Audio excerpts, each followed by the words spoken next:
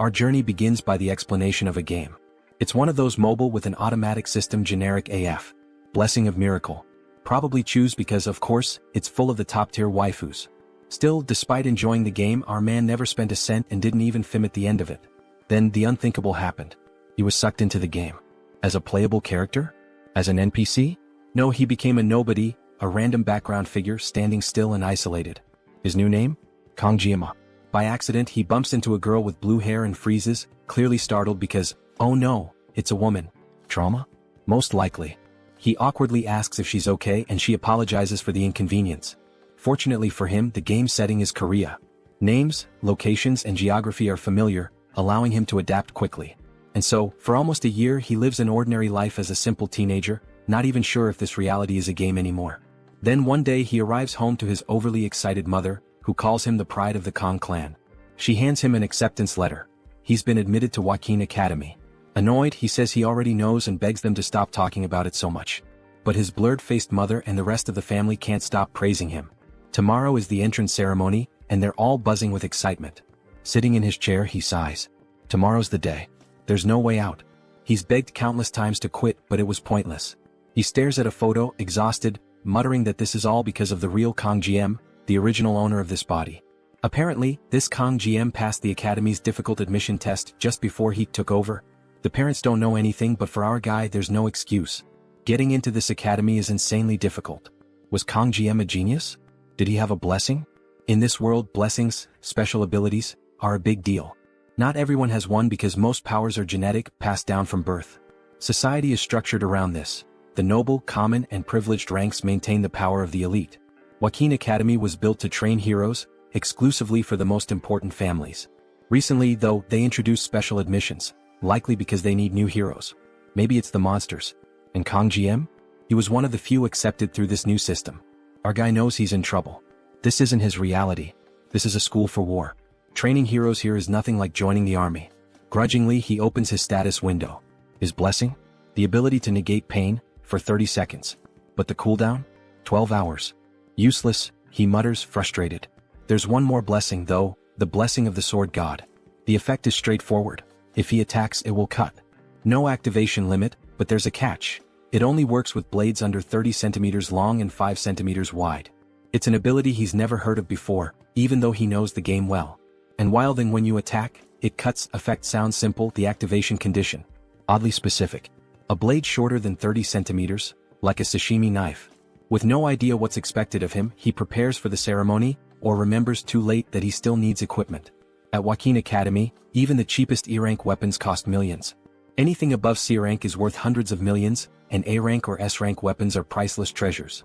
The academy itself already costs a fortune. Asking his parents for more money isn't an option, but they require him to bring equipment. So, he shrugs it off and decides to visit any random shop. His solution? Convenience store sashimi knives. After all, Japanese knives are known for being sharp. And a master shouldn't blame their equipment, right? The scene shifts to the entrance ceremony. Someone stares at him and asks, "What exactly did you bring?" Our guy stands there, awkward and silent, surrounded by a pile of sashimi knives. He knows the rules. Anyone who doesn't bring decent equipment gets marked, an easy target for the wealthy students' bullying. The evaluator slams the table, furious, demanding to know if Kong thinks this academy is a joke. Why would anyone bring a pile of kitchen knives here? Kong, maintaining a serious expression, calmly replies that this is his equipment. The professor looks baffled, nearly yelling, but Kong interrupts him, telling him to calm down. He explains that he was accepted through the new special admission system, and his family doesn't have the luxury of buying expensive equipment. Kong points to the badge on his uniform, which clearly indicates he isn't from a wealthy family. To him, it's ridiculous that a professor at an institution claiming to treat everyone equally would act so prejudiced. He adds with confidence that blaming equipment is something only amateurs do. A true expert never blames their weapon. The professor, though stunned, is impressed by the boy's unshakable confidence and wisdom.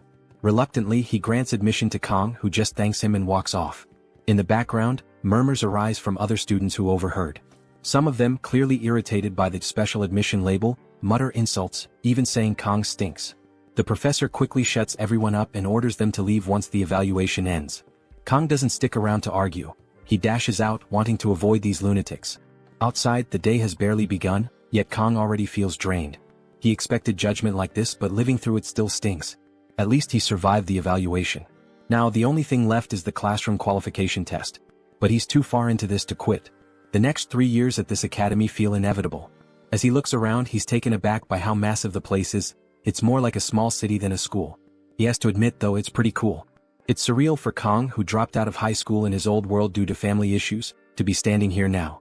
Then a voice over the intercom announces that tests are starting and instructs new students to gather in the training area.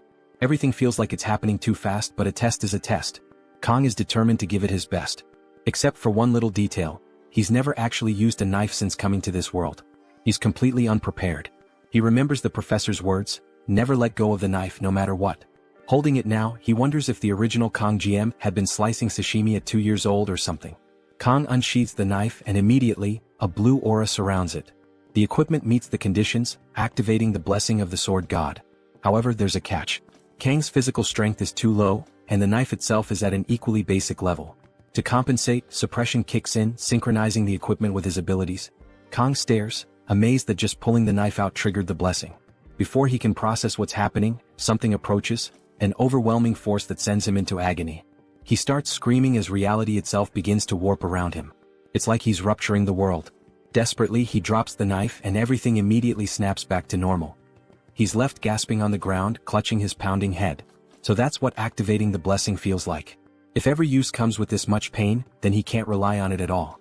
The intercom voice drones on, calling students to the training field. Kong hesitates, staring at the knife on the ground. He doesn't want to leave it there, it's still technically his equipment. Summoning his resolve, he picks it up by the handle, only to be struck by another jolt like lightning. He screams again. The scene shifts to the training hall, located in a massive coliseum filled with spectators. Nobles are gathered, whispering about their children entering the academy. All eyes turn to the arrival of someone significant, the Sword Emperor Siegfried von Nibelung. His name alone draws reverence. A messy-haired chubby guy nearby declares Siegfried to be the strongest human alive. Siegfried descends, his gaze shifting sideways. Someone else has arrived, Medea Poison. Her name suits her venomous aura. She greets Siegfried playfully, noting it's been half a century since they last met.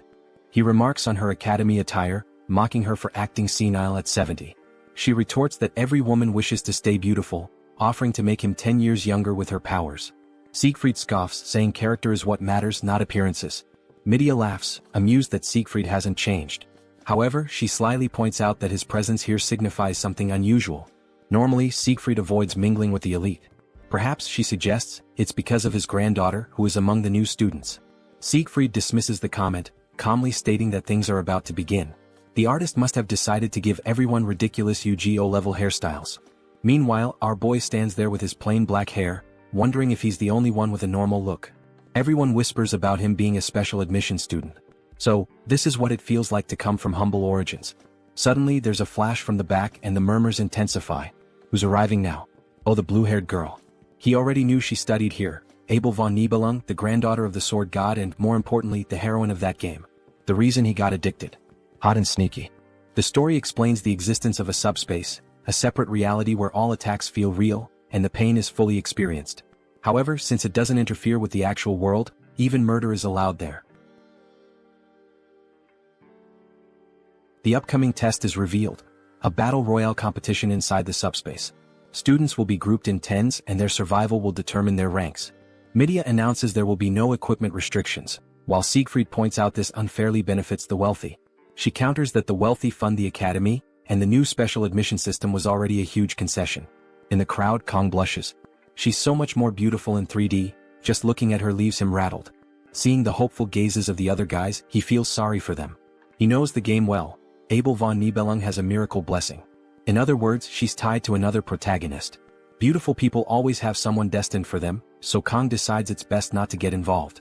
His goal is simple: live a peaceful, ordinary life. Finish school without trouble, get a safe desk job, and that's it. Then a paper catches his eye: heroes earn the highest salaries. But after the agony he felt from drawing that knife earlier, he knows hero work is out of the question. Those roles are for people who can protect the world. He'll stick to his comfortable desk. A crystal in the sky suddenly announces the Academy's test, a battle royale. Last one standing receives the star rank. Second and third place earn the dragon rank. Fourth through seventh get the wolf rank. And 8th to 10th? They're labeled common trash. The scoring is automatic and there's no time limit. Kong recognizes it immediately. This is just like the game. His strategy is to avoid drawing attention and finish quickly. A blue energy spreads as the test begins. May the blessing of the heroes be with you. Kang, however, is determined not to use his weapon. Cut to the next scene. Most students are already defeated. The top rankings are announced as 24 groups wrap up. Siegfried observes that this year feels unfair, with Abel and the descendants of the Shang and Jiao families competing. The results were predictable. Abel finishes her match in just 7 minutes and 14 seconds. It doesn't break her grandfather's record, but it's still one of the Academy's top 10 times. Siegfried shrugs it off. It's only natural for a Nibelung descendant to have that talent. With things wrapping up, Siegfried decides to leave. Abel asks if he wants to watch the other descendants, but he dismisses them as a bunch of pigs. Classic humility. He doesn't like nobles at all. Fair enough, he fought in the war and earned his authority. Suddenly the atmosphere shifts. A strange energy surges, startling both Abel and Siegfried. They look up, confused and alarmed. Pieces of the subspace begin to shatter, crashing to the ground and exploding among the students. People panic, wondering if someone fell from the alternate space. A blue light flashes in the sky. Siegfried watches intently as a small knife falls, embedding itself in the ground. Midia immediately calls for medics and orders cadets to help. And lying there, unconscious? Yep, it's Kang. The outcome seems decided already. A blonde noble yells that he'll take Kang out, but another grabs him by the neck and punches him. Kang snaps to his senses, realizing he's now in the middle of the battle royale. Worse, the June brothers are here, infamous for their brutality. Horrified, Kang watches as the brothers torture students for over 30 minutes instead of killing them outright. But why are they leaving him alone? Is he so weak they don't even consider him worth fighting? One of the brothers, holding the blonde noble by the neck, checks if he's dead yet. Then he throws another student to the ground, complaining that it's getting boring. He begins to count the remaining people. He glances at his brother and tells him to slow down, he's killing too quickly. Then he stomps on another person, crushing them underfoot. Sarcastically, he apologizes, saying, "Oops, there goes another one." Pointing to a terrified girl nearby, he says, "You can have her for some fun." The girl freezes in fear. Hiding nearby, Kang is paralyzed. Ever since the torture began, everyone has panicked, but the brother's sadistic behavior hasn't changed. The brother in red begins walking toward the girl. He smirks, saying she's just his type and that he's already imagining the screams coming from her mouth. His brother in blue calls him a pervert, but the red brother insists, "I'm just going to start tearing her apart." Suddenly, a voice shouts out, "You damn bastards." It's Kang, his voice trembling as he calls them out for their psychotic behavior. Even if this is a separate space, this is too much. The brothers pause and turn toward him, curious about who dared to speak up. They quickly notice he's a special admissions student. The red brother sneers and promises to crush Kang's head in an instant. As he advances, he adds that he'll rip Kang's tongue out for the insult. Kang panics, scrambling for a plan. He considers using his pain-nullifying ability, but it only lasts 30 seconds. The brothers have been at this for half an hour. What chance does he have? Then he remembers something, the sashimi knife in his bag. But there's a problem. Activating it will also trigger his blessing. Still, it's his only choice. The brothers hesitate as Kang pulls out the knife, which glows with a faint blue aura. He expects them to be frightened, but instead they burst into laughter. "Are you serious? What's that supposed to do?" Kang glances at the girl. She's alive for now. He steels himself. The red brother laughs again, promising to give Kang a painless death since he's so amusing. Then he lunges, aiming for Kang's head. Kang activates the pain-nullifying ability for 30 seconds, knowing this is his only shot.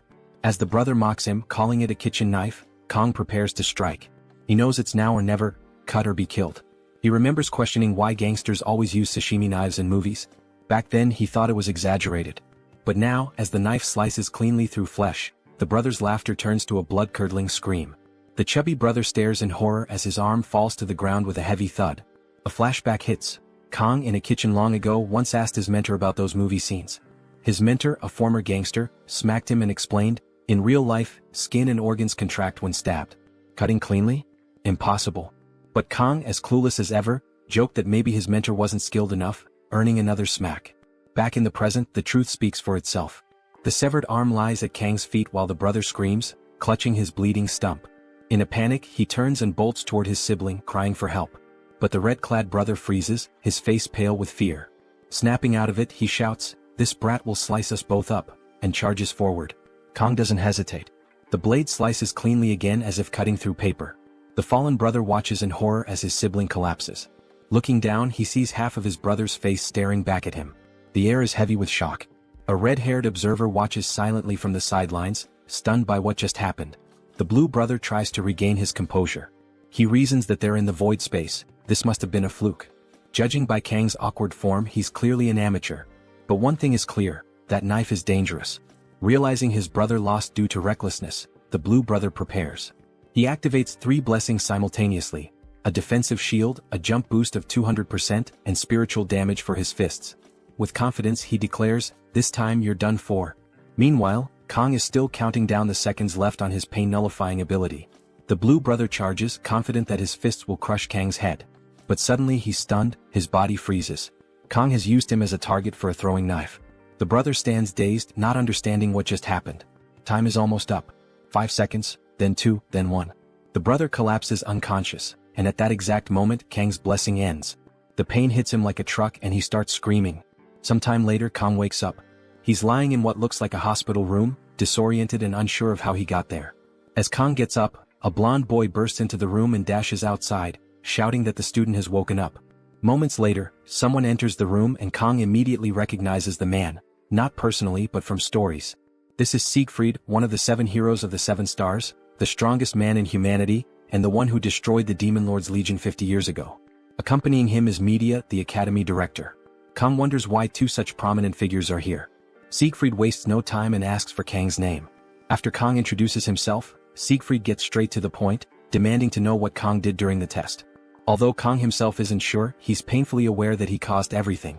He notices Siegfried's hand resting on his sword and feels a wave of dread. There's no way he could survive against someone like him. Nervously, Kang admits he may have gone too far during the evaluation and is prepared to accept the consequences. Siegfried stares him down, but Media interjects, telling Siegfried to stop intimidating the boy. She explains to Kang that Siegfried cleared his meridians while he was unconscious, which stuns Kang further. Media then says she finds him interesting. Siegfried reprimands Media for being so casual, but she brushes him off, saying she reviewed the test footage while Kang was out. She confesses that watching Kang risk everything to protect another student moved her deeply, even calling him a hero. Siegfried, ever the stoic, tells her to act more dignified. Media assures Kang that he won't be punished for his actions, though she mentions that the Mao brothers are on the verge of dropping out. Relieved, Kang feels some weight lift, knowing he won't have to deal with them again. Then Siegfried drops a bombshell. Kang ranked as the top student in the evaluation. Kang is floored. His whole plan was to stay under the radar and live a quiet, uneventful life. Later, in Media's office, she reflects on her 2 decades as academy director, admitting she's never seen anything like this. Meanwhile, Kang expresses his dislike for being named the top student. This surprises both Siegfried and Media. They explain that the subspace itself determines such rankings, but Kang still refuses to accept it. Siegfried, puzzled, wonders aloud how Kang, a seemingly ordinary boy, could possess such extraordinary skills. He admits that if Kang had an incredible physique, immense experience or even natural talent, it would make sense. Yet Kang has none of these. In fact, his untrained body contradicts the master-level swordsmanship he displayed. Siegfried feels an uncharacteristic surge of competitiveness, unable to understand how someone so young could perform at such a level. Media, ever eccentric, teases Siegfried, suggesting Kang might be worth pursuing romantically despite his age. Siegfried, unimpressed, spells out what people at the academy call women like her. Media loses her temper, but the focus shifts back to Kang. Through some maneuvering, Kang manages to get himself downgraded to the wolf class. This is a relief as he had no desire to remain at the top and become a target for power struggles. While some argued for placing him in one of the elite classes, Media ensured the matter stayed quiet, honoring Kang's wish for a low profile. When Kang enters the wolf class, all eyes are on him because of the badge on his chest. After a few moments, the students return to their conversations, allowing Kang to breathe easier. He hopes this means they'll ignore him. As he takes his seat, enjoying the solitude, a voice calls out to him. Turning, he sees the red-haired girl from the test. She thanks him for what he did. Kang brushes it off, saying anyone would have done the same, though deep down he feels like a hypocrite. Everyone sees him as a hero, but in truth he only acted to save himself. Kang introduced himself as Kang Jianma, and the girl introduced herself as Chloe. He politely commented that it was nice to meet her and added that he hadn't expected them to be in the same class. Internally though, he was puzzled. He had played the game countless times and had no memory of a character named Chloe. Since the main story didn't involve her during the Demon Tribe War, he concluded she must be just an ordinary person like himself. Kang asked her to keep what happened earlier a secret and she agreed. Chloe then mentioned she had a question for him, but before she could ask, the professor interrupted, telling everyone to take their seats. They agreed to continue their conversation later. The professor slammed a notebook onto the desk, congratulating the class on their admission and reminding them they carried the pride of the hero Valor Draken.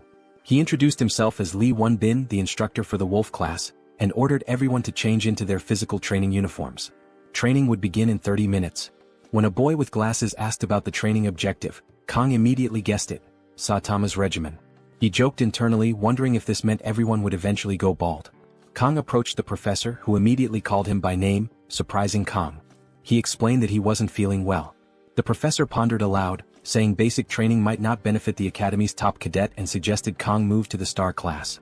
Realizing that media must have informed the instructors, Kang quickly clarified that he just needed to use the bathroom and would return for training. Outside, Kang joined the others in running. Or more accurately, he lagged behind, struggling with his unfit body. He hadn't even finished the warm-up and was already exhausted. Chloe caught up to him, asking if it was really that difficult. Kang denied it, insisting he was fine, though he'd only managed 5 laps, while Chloe casually mentioned she was on her 9th.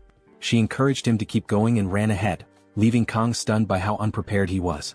Later, back at home, surrounded by empty bottles, Kang slammed one on the table in frustration. He was completely drained and starving. After just 1 week at the academy, he faced an unexpected problem: food. The scene shifted to the cafeteria, where Kang, desperate for pork, was told by the counter lady that he needed a meal ticket.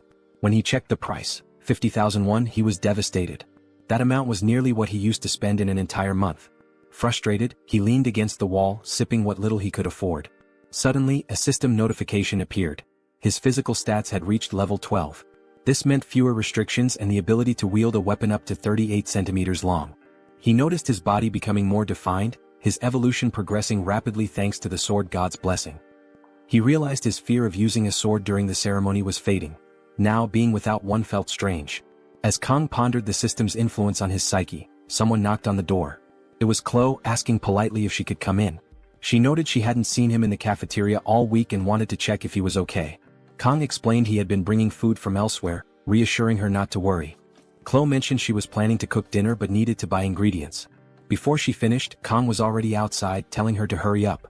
He offered to cook instead, and later, after Chloe finished her meal, she praised how delicious it was. Noticing the empty plates, Kang asked why her fridge was stocked with so much fish. Chloe explained she lived near the beach. Kang remarked that it was perfect, as cooking fish was his specialty. Deciding to show off, he prepared sashimi using the sword god's blessing. With impressive precision, he finished in just 21 seconds, marveling at his own work. When Chloe asked how he became so skilled at cooking, Kang explained he had worked part-time at a Japanese restaurant. Chloe seemed unfamiliar with the concept of part-time work, highlighting their difference in social statuses. Kang simply smiled, saying he was glad she enjoyed the meal. Chloe offered to handle the dishes, leaving Kang to relax after a surprisingly eventful day. He stepped outside to admire the moon, feeling a rare sense of satisfaction after a grueling week. But his peace was interrupted by a sudden noise inside. Turning back, he saw Chloe struggling with the dishes. Clearly, this was her first time attempting such a chore. As he moved to help, a book tumbled from the shelf and landed open. Glancing at it, he realized it was a diary. His curiosity got the better of him and he began reading. One entry caught his attention. She had received help from someone in class and felt indebted to repay the favor. Smiling at the stickers adorning the diary, he thought it was endearing for someone her age. Flipping another page, he read about how her heart wouldn't stop racing whenever she saw the person who helped her. It dawned on him that she was talking about him. Amused, he turned another page only to find it filled with "I love you" scrawled over and over. Alarmed, Kang thought it might be time to quietly slip away. But Chloe had already noticed. Dropping a glass, she stared at him in shock and demanded to know if he had read it. The scene shifts to Chloe's backstory. Born into the infamous Cecilia family, she was trained from childhood to be an assassin. In their tradition, emotions were weaknesses, suppressed through rigorous conditioning. By the age of 15, Chloe had taken her first life. The family motto drilled into her was clear: assassins don't deny their talents.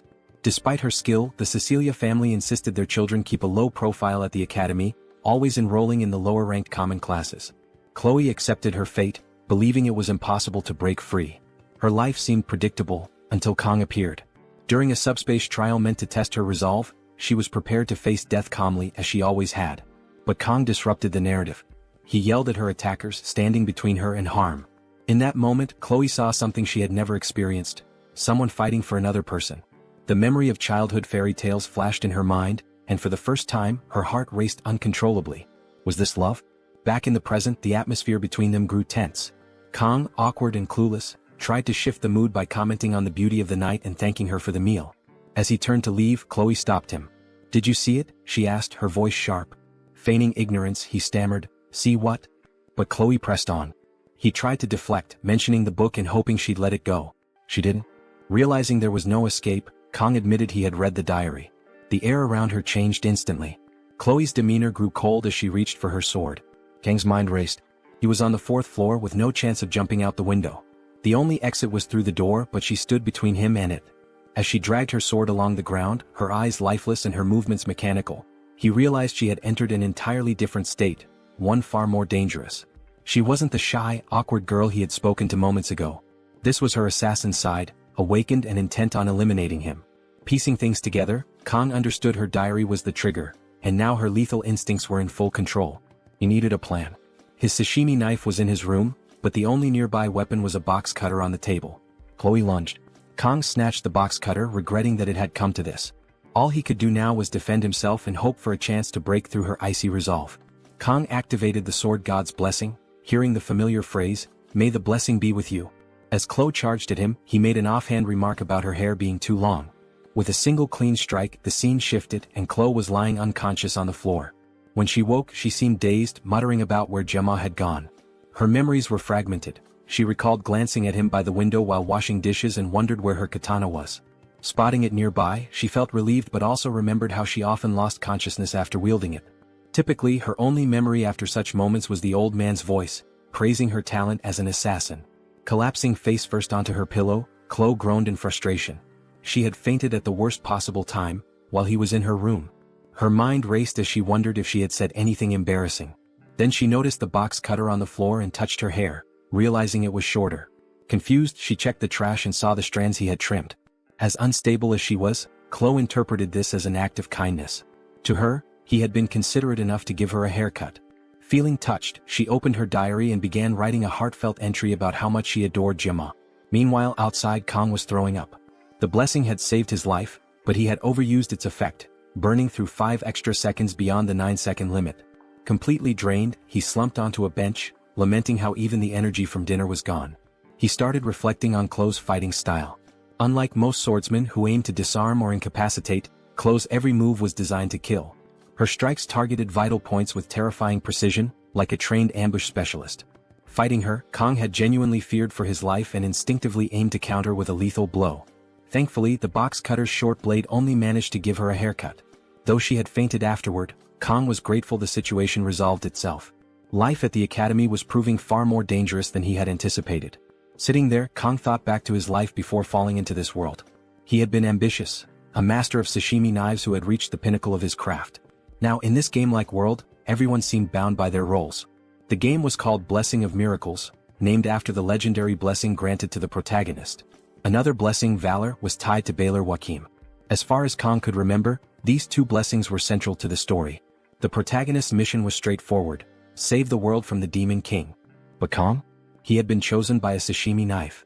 Slapping himself in frustration, he tried to make sense of his predicament. The events at the academy were making him lose sight of his original goals. While he knew the key characters and major story beats, he didn't fully understand how this world worked. What he did know was that the game's main storyline was about to begin. The protagonist's blessing should have activated by now, signaling their arrival at the academy. According to the storyline, major events would escalate in the 2nd semester of the 3rd year. That's when the demon race would attack the academy, igniting a war between demons and humanity. This conflict would eventually spiral into a full-scale world war. Kang couldn't deny the story's cliches. Back when he played the game, he had quit halfway through, finding it predictable despite its challenges. But now, living in this world, the looming war felt terrifyingly real. The question wasn't if it would happen, it was whether he could survive it. For now, Kang had 3 days to prepare.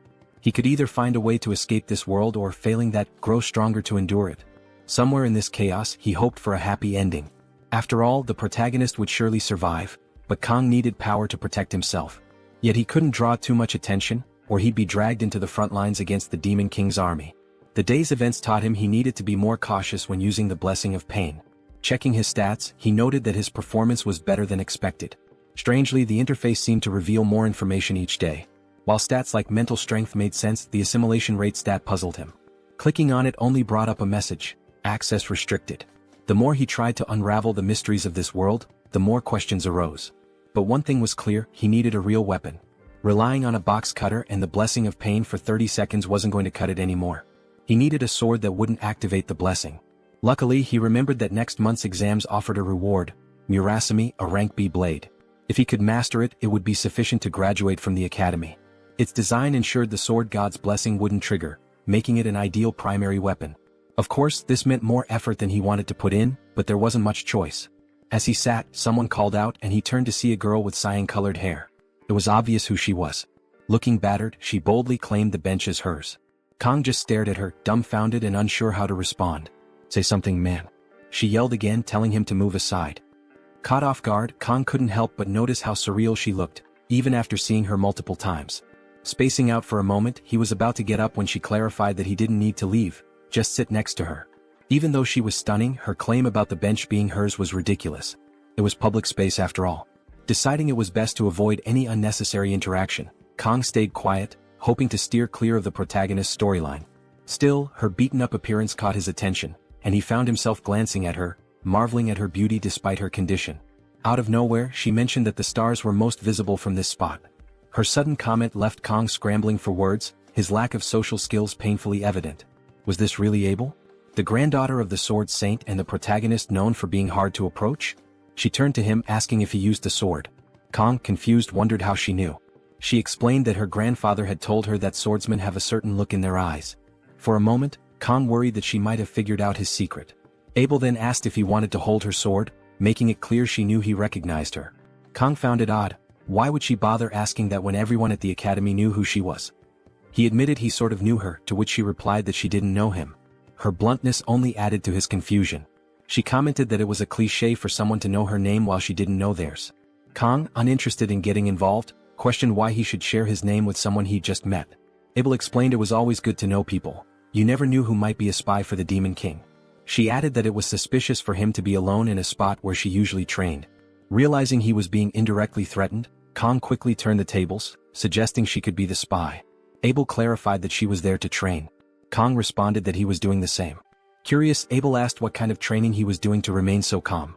Kong said it was breathing exercises. Noticing the wounds on her hands, he complimented her dedication.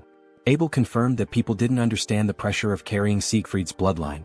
She explained that she needed to be perfect because any sign of weakness would attract opportunists. This year she admitted she wasn't the top student. It was the first time she had been defeated, and while it was frustrating, she also found it oddly relieving. However, she was determined to find out who had surpassed her and defeat them next time. Kong asked if it was worth taking so seriously. Abel replied that it was a matter of pride. She even begged her grandfather to reveal the person's identity, only to learn they weren't even in her class. The worst part? They had just joined the academy.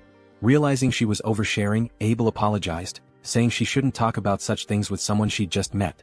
Intrigued, Kong asked why she was telling him all this. Abel replied it was because he seemed weak. Her family's motto was to be firm with the strong and kind to the weak.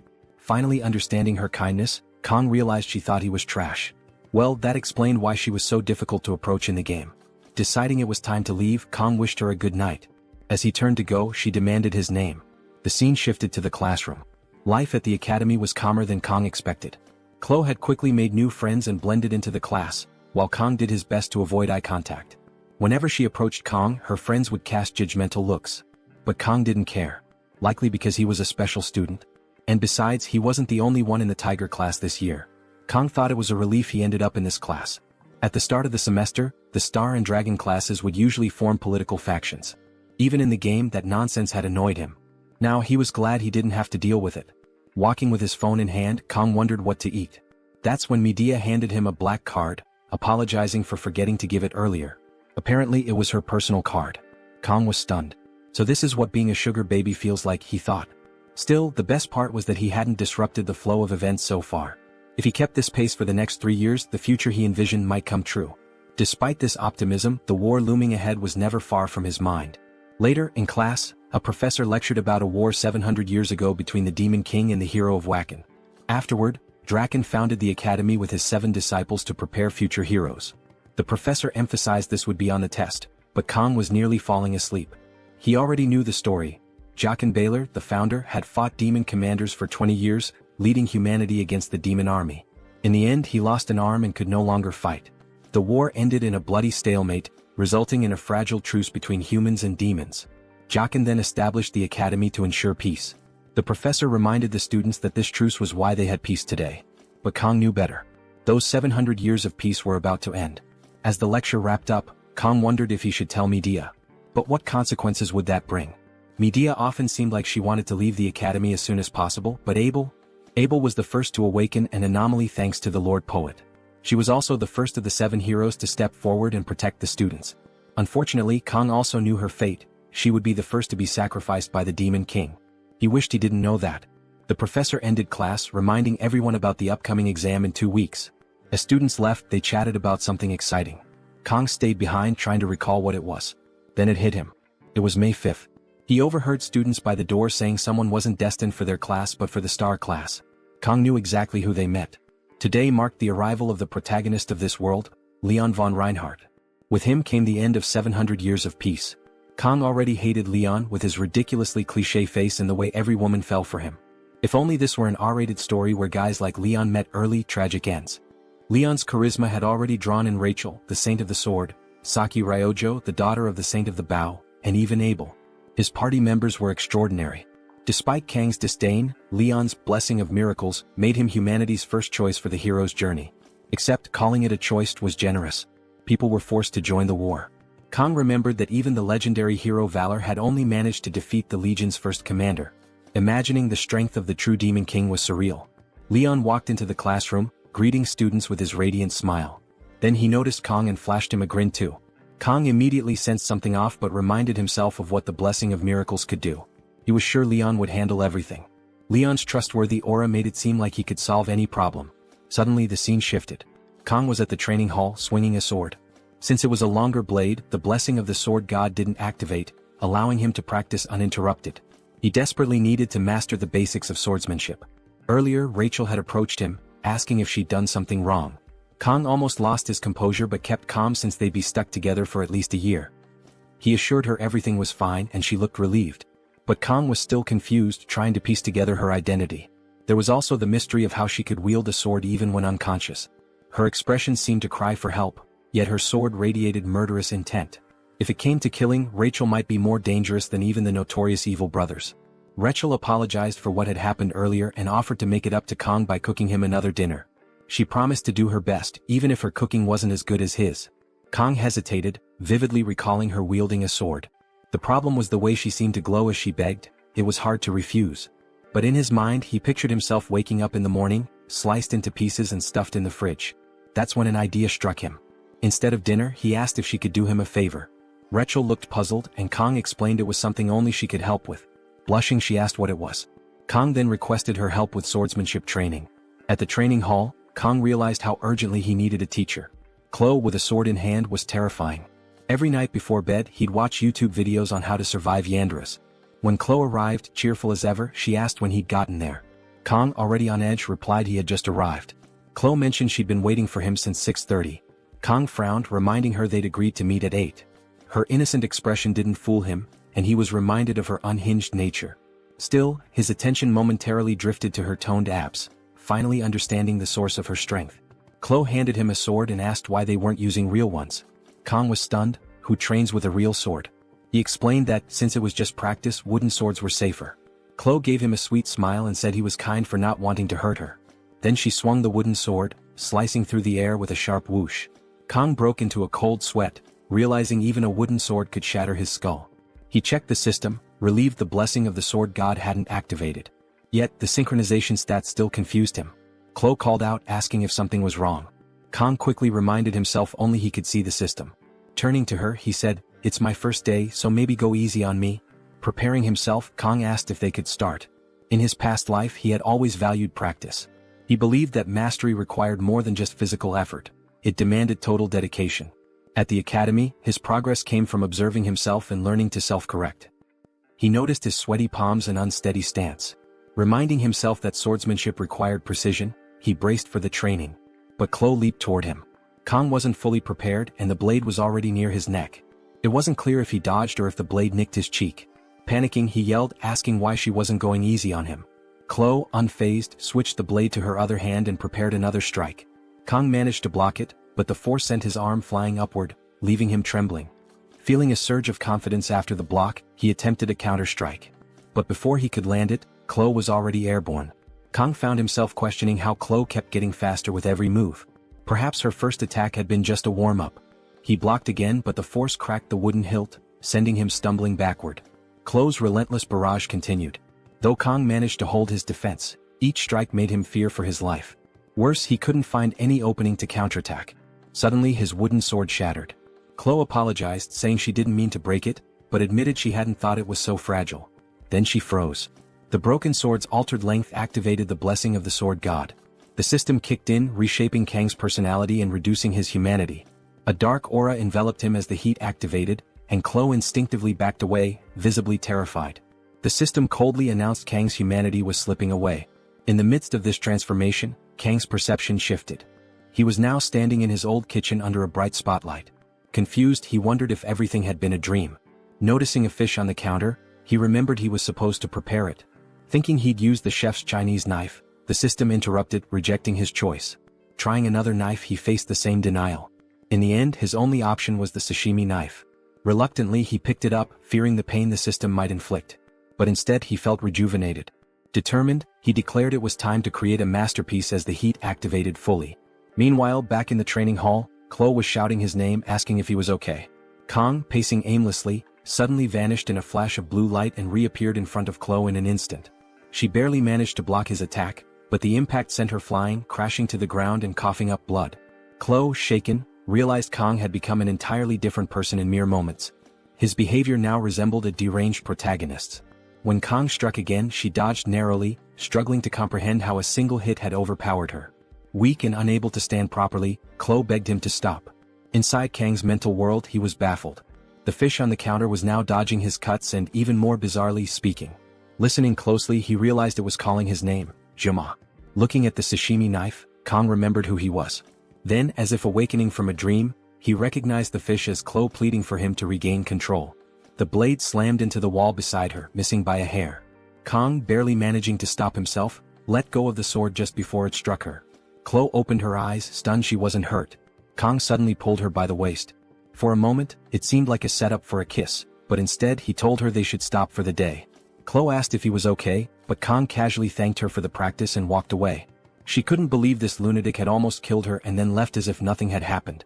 Later, as Chloe returned to her room, she reflected on the day. Kang's power wasn't just raw strength, it carried an unusual, almost instinctive energy. Even with the broken sword, she realized she had no chance against him. Suddenly, a voice interrupted her thoughts. Knox Audier, a second-year student she addressed as her brother, commented on her enjoyment. Chloe's demeanor shifted instantly. Knox mocked her, asking if she was now associating with insignificant people like Kang. Chloe snapped back, telling him not to insult others. Smirking, Knox warned that if she continued spending time with Kang, the Audier family would eliminate him. Lowering her head, Chloe retorted that even if the entire family came after Kang, they wouldn't be able to defeat him. Without waiting for a reply, she walked away. Knox remained behind, pondering Kang's name. Meanwhile, Kang was beginning to realize that his power wasn't a blessing or divine favor. It felt more like a curse. Determined to stop relying on the sword god's dangerous influence, he resolved to find new equipment. Yet the strange power seemed to defy his will, controlling his body and urging him to cut deeper, destroy more. For a fleeting moment, he lost all control, feeling utterly free yet bound like a puppet. It was only Chloe's desperate scream that finally snapped him back to reality. He glimpsed fragments of another reality and instinctively let go of the sword, breaking its hold over him. His body seemed to know that holding onto the blade any longer would mean losing himself forever. Strangely enough, it was Chloe, the Yandra girl who once wanted to kill him, who snapped him back to his senses. While part of him resented that the power had activated because Chloe broke the sword, he couldn't deny his gratitude. He left quickly, but the question lingered: how could he prevent this power from ever awakening again? This so-called blessing from the sword god was far more of a curse. Kang began to realize that activating it came at the cost of pieces of his life. 3 days later, the classroom buzzed with energy. A purple-haired student tried to chat with Chloe, but she brushed him off, saying she'd check it out later. All she could think about was Kang Jiama, who hadn't shown up that day. Earlier, she had knocked on his door and heard groans of pain but hadn't dared to barge in. She feared breaking the door might make him hate her, so she left. Yet she realized how much she enjoyed secretly watching him, whether he was fighting or simply lost in thought. Oh Chloe, you're the definition of a Yandra. She'd lost count of how many times she'd spied on him, always making sure not to get caught. Another day passed, making it 4 since anyone had seen Kang. The teacher silenced the class, scolding them for wasting the opportunity to study at such a prestigious academy. Since it was raining, they would have an indoor study session. But even the teacher couldn't help noticing Kang's prolonged absence. He chose to trust the boy and hoped he'd return soon. As the lesson began, the classroom door opened, startling the teacher. "Who dares to arrive late?" he barked. The figure approaching was unfamiliar, taller, colder, and more imposing. Chloe called out to him in confusion. Wait a second, where was the kind-hearted Kangjiyama? This version looked like a bad boy, and naturally the girls were swooning. The teacher dismissed the commotion, urging everyone to take their seats. Whispers filled the room as students wondered if this was the same special admission student. Someone even commented that he looked more handsome now. Of course they love bad boys. Kang sat with a brooding expression that practically screamed he hated the world. When class ended, everyone headed to the cafeteria. Chloe approached Kang asking what had happened. He brushed it off, claiming it was nothing serious. She pressed further, mentioning his absence and expressing her worry. Flashing a faint smile, he thanked her for her concern, but Chloe could tell he wasn't being entirely honest. In truth, Kang had endured a harrowing 3 days. He had been bedridden, convulsing, and mentally drained. The curse of the sword god had inflicted unbearable pain, leaving him too weak even to eat. When he finally looked in the mirror, he barely recognized himself, skeletal and with strands of his hair turning white. This was the price of meddling with that cursed power. Spotting Chloe's guilty expression, Kang decided to ease her mind. "Is your dinner offer still open?" he asked casually. Chloe, flustered, misheard him and asked him to repeat it. When he did, she lit up with joy, eagerly agreeing. Kang felt relieved to see her so happy. She asked what he'd like to eat, promising to prepare anything. He requested fish, mentioning it had been a while since he last ate it, and the last time hadn't ended well. As he began to explain, something red brushed past his neck. Turning his head, he noticed a strange plant radiating energy. He shifted his gaze and spotted someone standing nearby. It was Nox Audier, his crimson eyes glowing with mischief. Chloe froze in fear. Kang immediately asked if she knew him. Locking eyes with Nox, Kang stepped forward, demanding he speak. Nox didn't say a word, simply smirking as his aura intensified.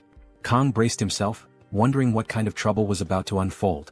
Chloe urged Kang not to get involved with Nox and demanded the man leave. Despite her attempt to sound firm, Kang noticed her trembling voice betrayed the fear she held for this individual. Nox sneered, questioning whether Kang was worth breaking the rules for. He added that Chloe, no matter what she claimed, could never truly sever ties with the Cecilia Audier clan. Chloe snapped back, declaring she had no connection to the clan anymore. But Nox only laughed, saying the blood on her hands bound her forever. The family she was born into would always claim her. Kang silently observed, piecing together that Chloe was being treated as some kind of renegade, caught in the middle of a deep family feud. Nox demanded she abandon that thing and return to the clan. But Chloe's anger flared, shouting at him not to call Kang a thing. Kang, already weary of his growing list of problems, began recalling what he knew about the Audier clan from the game. They were infamous for their unmatched skill in assassination, a shadowy group that emerged halfway through the storyline. Despite their lack of raw power compared to other heroic houses, their precision and brutal upbringing molded every member into a deadly weapon. To Kang, Nox seemed to fit the mold perfectly. The real oddity was Chloe, so cheerful and kind in contrast. Still, as Nox stared down at them with unshaken resolve, Kang noticed Chloe trembling beside him, biting her lips so hard it bled. She just wanted a normal life. But Kang knew that for someone like her, born into a clan like the Audiers, that dream was nearly impossible. Just as his cursed blessing tied him to a cruel fate, Chloe's birth had chained her to a life of violence. Kang wasn't a hero, nor did he aspire to be one. But he couldn't stand by and do nothing. Deciding to face Nox, Kang felt a rush of determination. If he couldn't escape his curse, then he'd use it. He asked Nox if he was ready, calmly declaring that he wouldn't run anymore. The time had come to move forward. Elsewhere, their instructor was deep in thought, concerned about Kang's recent demeanor. A student interrupted with a teasing comment about his grumpy expression leading to baldness, but he brushed it off irritably. Suddenly, an urgent call came through. The instructor's expression darkened as he learned about the brewing confrontation between Kang Jianma and Nox Audier. The subspace arena was being prepared. In the arena, Kang stood ready. He hadn't expected the setup to be so quick, but it didn't matter. This wasn't reality, so physical harm wasn't a concern, though the mental strain would still be real. As the crowd gathered, Kang couldn't help but note the irony. All he ever wanted was to avoid attention, but now he stood center stage, a gladiator in a coliseum. Chloe, visibly shaken, stood by his side, guilt weighing heavily on her. Kang reassured her, thanking her for the equipment she'd lent him. She warned him that Nox was dangerously strong, the greatest genius in the family's history. Kang dismissed the title as overdramatic. Titles didn't matter, winning did.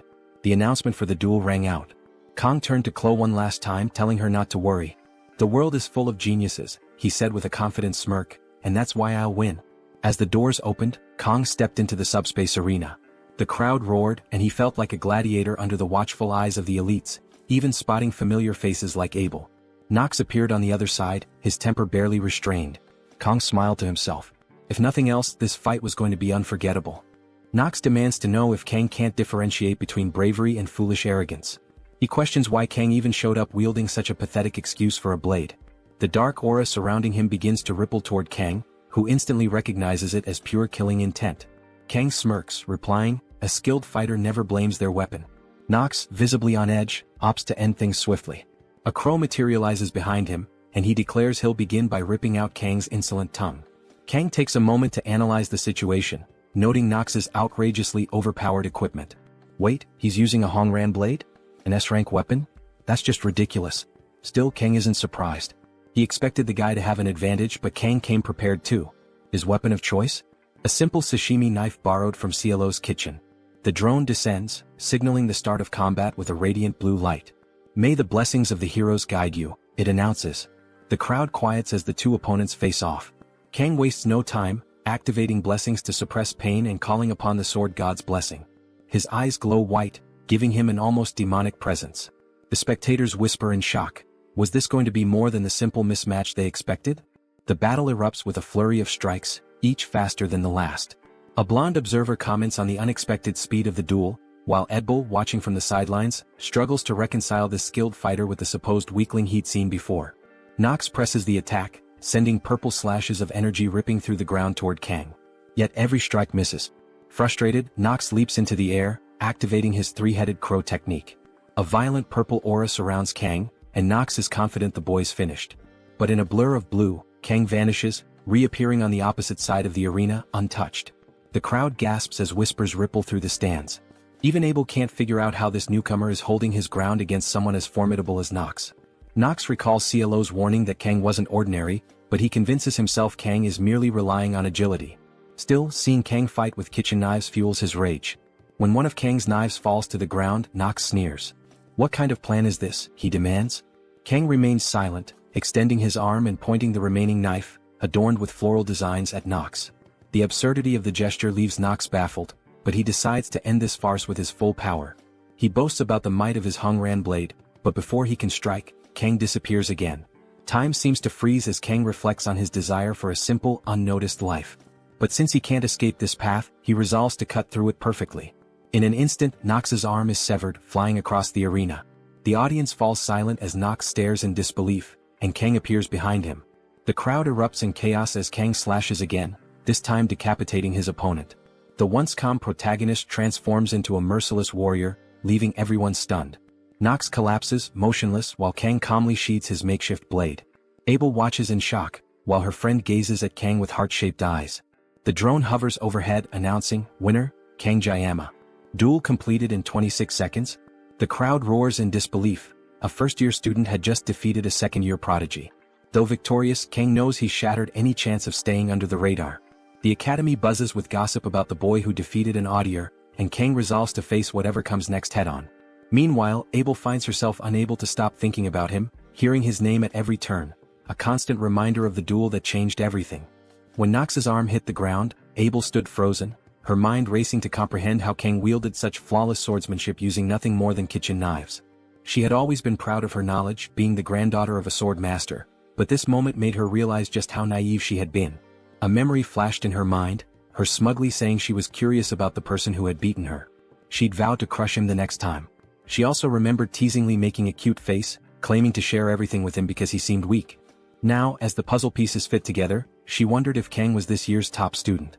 Her face turned crimson as she muttered under her breath, "It must be this damn guy who's stronger than me." Abel's thoughts spiraled, and she desperately wanted to know what had been going through Kang's head at that moment. Suddenly she woke up startled, her heart racing. Her blonde friend Rachel leaned closer, asking what was wrong. Abel quickly brushed it off, saying it was nothing. Rachel wasn't convinced. "Are you sure? Did you forget your gear? Are you hungry? Do you need the bathroom?" she teased, one question after another. Abel snapped, telling her to shut up. Then Rachel smirked. "Wait, is it about a boy?" Abel's face turned tomato red and Rachel burst into laughter. "I never thought the legendary Abel would be caught up in romance. Abel stammered, denying any romantic feelings, but Rachel was already curious. Who's the lucky guy? Is it Leon? He's handsome. Abel's expression gave nothing away, but Rachel's gears were turning. Then it hit her. Wait, is it that special student from yesterday? Kang? Abel froze and Rachel's grin widened. Oh, I'm a genius. Grabbing Abel's hand, Rachel announced, we're going to the tiger's classroom. One dramatic entrance later, Rachel burst through the door, stunning the students inside with her beauty. She climbed onto a table shouting, where's that black-haired guy? Someone meekly pointed out that standing on tables wasn't appropriate, but Rachel waved it off. I'm pretty enough to get away with it, she said confidently, and the poor guy agreed. Abel meanwhile stood awkwardly at the door, mortified by the scene. Then Rachel's eyes lit up as she spotted Kang. Found him, she exclaimed. But she also noticed Kwa, a girl nearby, looking at Kang with unmistakable admiration. Rachel's grin turned mischievous. This just got even better, she muttered, starting to unbutton her shirt and loosen her tie. Kwa, sitting quietly until now, suddenly felt a chill run down her spine. Rachel approached Kang, sniffing him playfully, leaving everyone including Abel and Kwa thoroughly confused. Rachel shrugged and dramatically flopped onto the table in front of Kang, who was just waking up. Kang blinked groggily, his brain struggling to process Rachel's presence. Are you Kang Jayama? She asked, leaning in closer. Kang's instincts screamed danger, but before he could react, Kwa grabbed Rachel's arm, demanding to know who she was. The tension in the room skyrocketed as Rachel smirked, clearly enjoying the chaos. Kang finally understood why his gut had been warning him. Rachel's demeanor shifted and she pulled out a dagger. A fight was about to break out in the middle of the classroom, something Kang had never expected. Abel stepped forward, her voice sharp. Rachel, what are you doing? Rachel casually replied, just saying hi. Abel sighed, placing a hand on Rachel's head. Drop the dagger and don't interrupt when adults are talking. But Ko wasn't backing down. She lunged at Rachel, shouting, die already. In a blur, Rachel deflected the attack, spilling what looked like strawberry juice. Tauntingly, she glanced at Kwa and said, you're weak, short, slow, and completely out of control. The room held its breath as tension crackled in the air. One thing was clear, Rachel wasn't just here to visit, and this situation was far from over. Rachel grips Kwa's arm tightly until Abel yells at her to stop. With a swift motion, Rachel flings Kwa across the room. Miraculously, Kwa lands gracefully on her feet like an angel. The guys in the room are enjoying the drama unfolding. Here's the truth. Rachel hails from the Sword Sinks clan, where raw power is everything. She turns to Kong and asks, is that girl your girlfriend? Kong quickly responds, no. He notices Kwa doesn't seem happy to hear that, but it's the truth. We're just friends, he adds, still trying to make sense of the chaotic situation he's found himself in.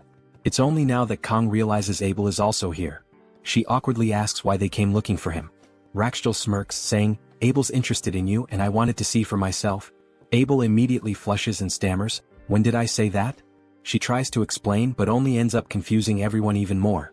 Embarrassed, she turns away, muttering that this is all a misunderstanding and that she never asked to come here. Unfazed, Kong says, if that's the case you can leave now. Rachel's hard eyes soften slightly at his bluntness. It seems she's drawn to guys who reject her as she quickly replies, you're interesting just the way I like them. Kong retorts, good to know you like interesting guys but I'm not one of them. But Rachel isn't discouraged. Don't be like that, she says. How about coming to my dorm after class? She makes her intentions clear, drawing out the invitation to make sure there's no misunderstanding.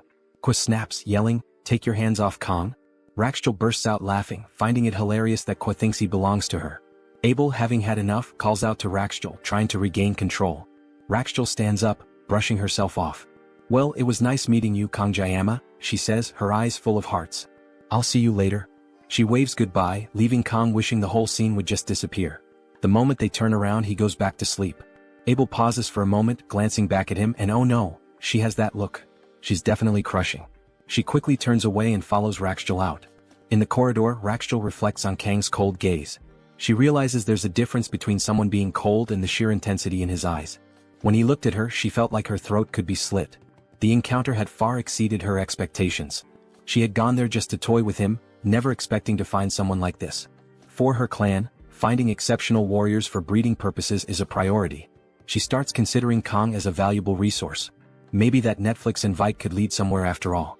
She teases Abel, saying, it's no wonder Kong caught the attention of the invincible princess. Then she abruptly apologizes. Abel brushes it off, saying, you should apologize to the students whose class you interrupted. But Rachel replies, I'm not apologizing for that. I'm apologizing for Kang Jayama. Unfortunately, I'm the one who's going to enjoy him. Meanwhile in the hospital, Nox has just woken up, muttering, "I'll kill that bastard." Before the fight, he was known as the genius of the audiers, and his body had never known defeat.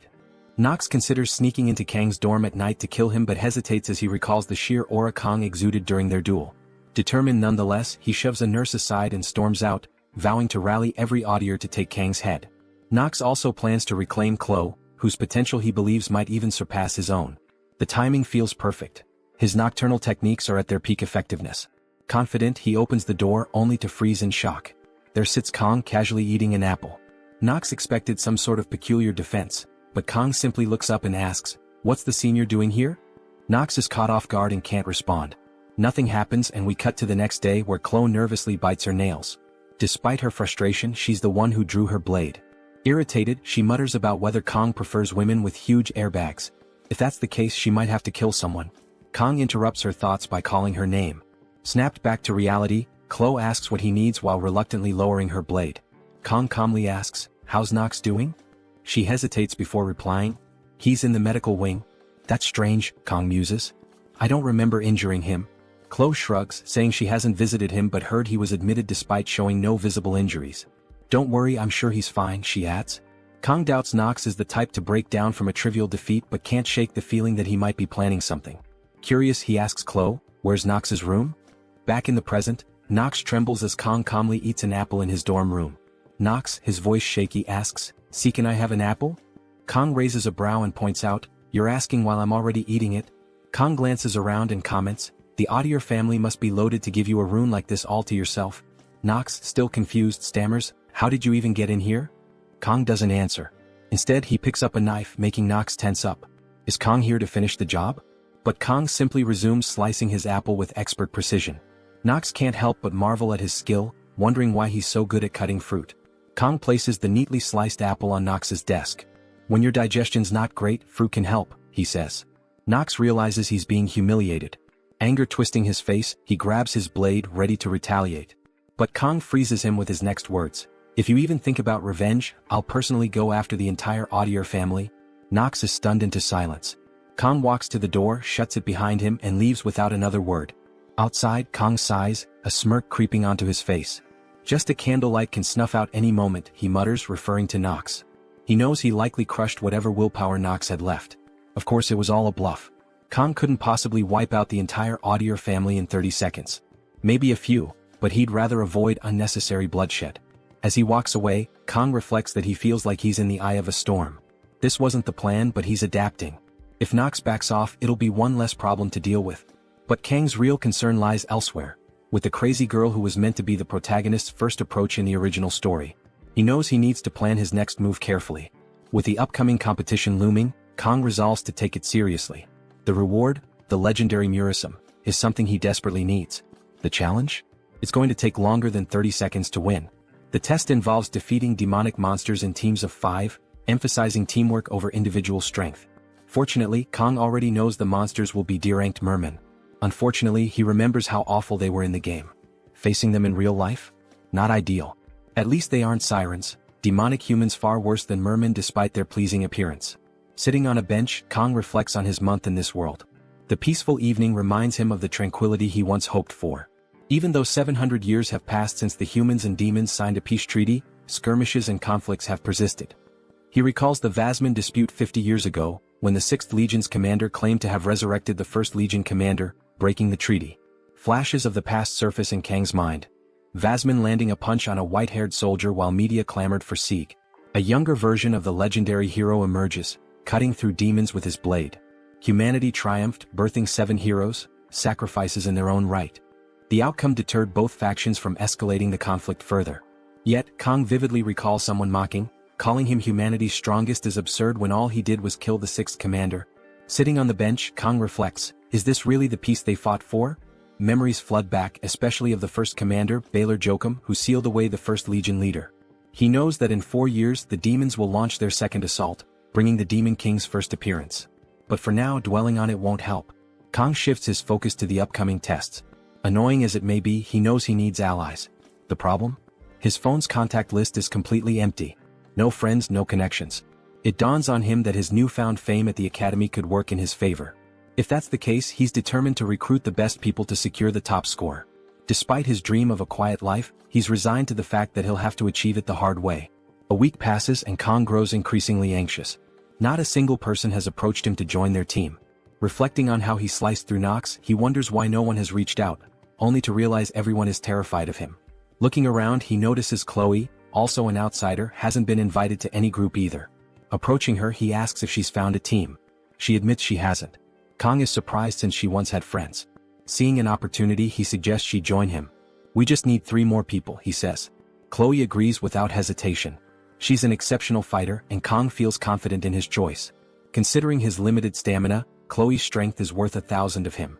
As Chloe beams with happiness, their moment is interrupted by someone shouting Kang's name. It's Rachel declaring, "I'm back to play with you." Kang sighs, already annoyed.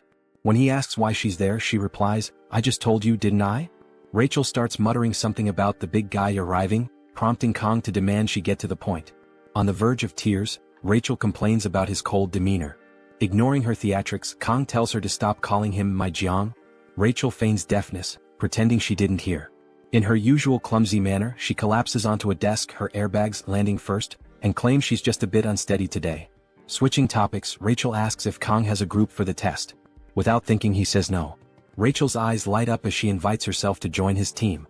Grabbing his chin teasingly, she says, "Gotcha now?" Kang brushes her hand away, questioning why she'd want to team up with him when she has plenty of admirers. Smirking, Rachel responds, "Because it'll be way more fun with you." Kang explains he already has a team with Chloe. Rachel grins and declares that's perfect. Now they only need 2 more people. Kang, baffled, wonders if she realizes she's risking her score by teaming up with him. He looks at Chloe, who seems fine with the idea. Reluctantly, he agrees. Rachel claps her hands, declaring, "No turning back now." When Kang asks who else she plans to recruit, Rachel grins and mentions a name that freezes him. Leon.